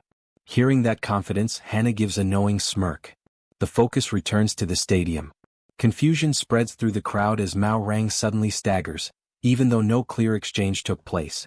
Rachel and Abel watch with interest, while the auditory clan head beside All Mute reacts in shock, suspecting that some kind of mental realm was used. Mao Rang clutches her neck, breathing hard as sweat pours down. Inside her mind, she realizes that her neck is still intact. What she felt earlier was real. That power resembles the realm of the mind, something only 7-star fighters or figures like Altair, Aditor's leader, can control at will. It is a martial domain reached only by the highest masters. Yet there is always an exception. When talent overwhelms experience, even the young can touch that realm just as All Mute once did. It stands as an unreachable wall. The sensation is deeply unpleasant, and one question lingers in Mao Rang's thoughts. Why would he use such a domain in a subspace duel? It does not touch reality itself. A sudden thought crosses her mind, wondering if he spared her pride. By showing the gap in talent through a domain while avoiding larger political trouble, his way of thinking runs far deeper than expected. Mao Rang steadies herself and realizes the truth. It was him. There had been quiet rumors among the higher ranks about the Sword Emperor choosing an official successor. She reflects on her own past, remembering how she envied All Mute and felt bitter knowing that All Mute would rise to the 7-star rank. Worse than jealousy was the fear of being left behind. Over time, that fear turned into awe toward All Mute. Now, however, she understands that Kong is the one chosen by the Sword Emperor. Like All Mute, he carries talent that far exceeds his experience. Anger flares up inside her. She refuses to accept being looked down on, believing she did not come this far for nothing. Kong only watches her as she stomps the ground, shouting that Kong Gaoma is the reason she finally woke up to reality. She charges forward while Kong remains still and calm. He waits until the last moment, then slips aside as she unleashes a gale wind kick. A few strands of his hair are torn apart by the strike. She spins without pause and follows with another attack, using the storm kick wheel. Kong avoids it cleanly, each movement sharp and effortless. The shockwaves ripple through the field, leaving the crowd holding its breath. His motions look almost unnatural as his gaze briefly sweeps across the stands. Mao Rang leaps into the air and brings her leg down in a crushing kick, demanding his attention. With a confident grin, she slams into the ground, but Kong is already gone. Her attack does not end there. The earth explodes upward as a second shockwave erupts, yet Kong slips through the debris without a scratch. Seeing this, Mao Rang admits to herself that it is no wonder her brothers were terrified of him. She launches her Storm Strike barrage, sending chunks of rock flying toward him. Kong slices through them one by one without slowing down. Then his focus sharpens as a red marker locks onto his chest. Mao Rang unleashes her ultimate move, the Storm Kick Heavenly Crown. Kong takes the blow head-on, blocking it with his sashimi knife. Shock flashes across her face. Blocking that attack with such a thin blade should have been impossible. Noticing the cracks spreading across the knife, she assumes he has finally reached his limit. That thought shatters instantly. Kong activates a skill and the blade repairs itself in a blink. Electricity surges around him, swallowing his form as he vanishes from sight. Alarmed, Mao Rang scans the area, unable to track him at all. He is simply too fast.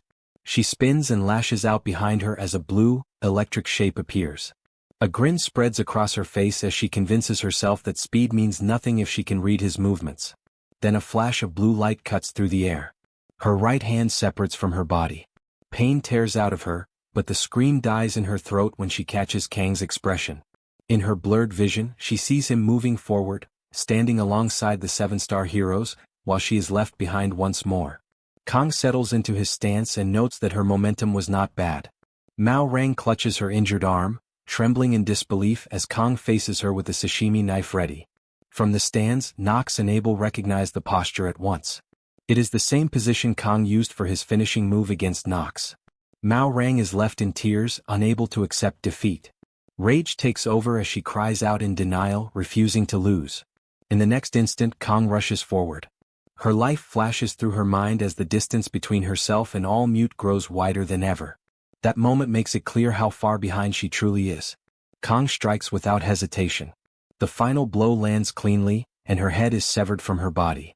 In that instant, she understands that this was the absolute limit of her ability. Nothing beyond that awaited her. The crowd falls into stunned silence, unable to process what they just witnessed. Abel smiles quietly at Kang's victory, while All Mute looks on in shock, seeing her longtime peer fall. The subspace begins to break apart as the result is announced. Kong Geoma is declared the winner, and Mao Rang, once hailed as the star of the continent, has been defeated. The red-haired girl learned an important lesson: never mock the sword god's kimchi. Back in the corridors of the festival, Saki receives the report about the outcome of the battle. She immediately informs everyone that she was right not to worry, as she knew Kong would return quickly.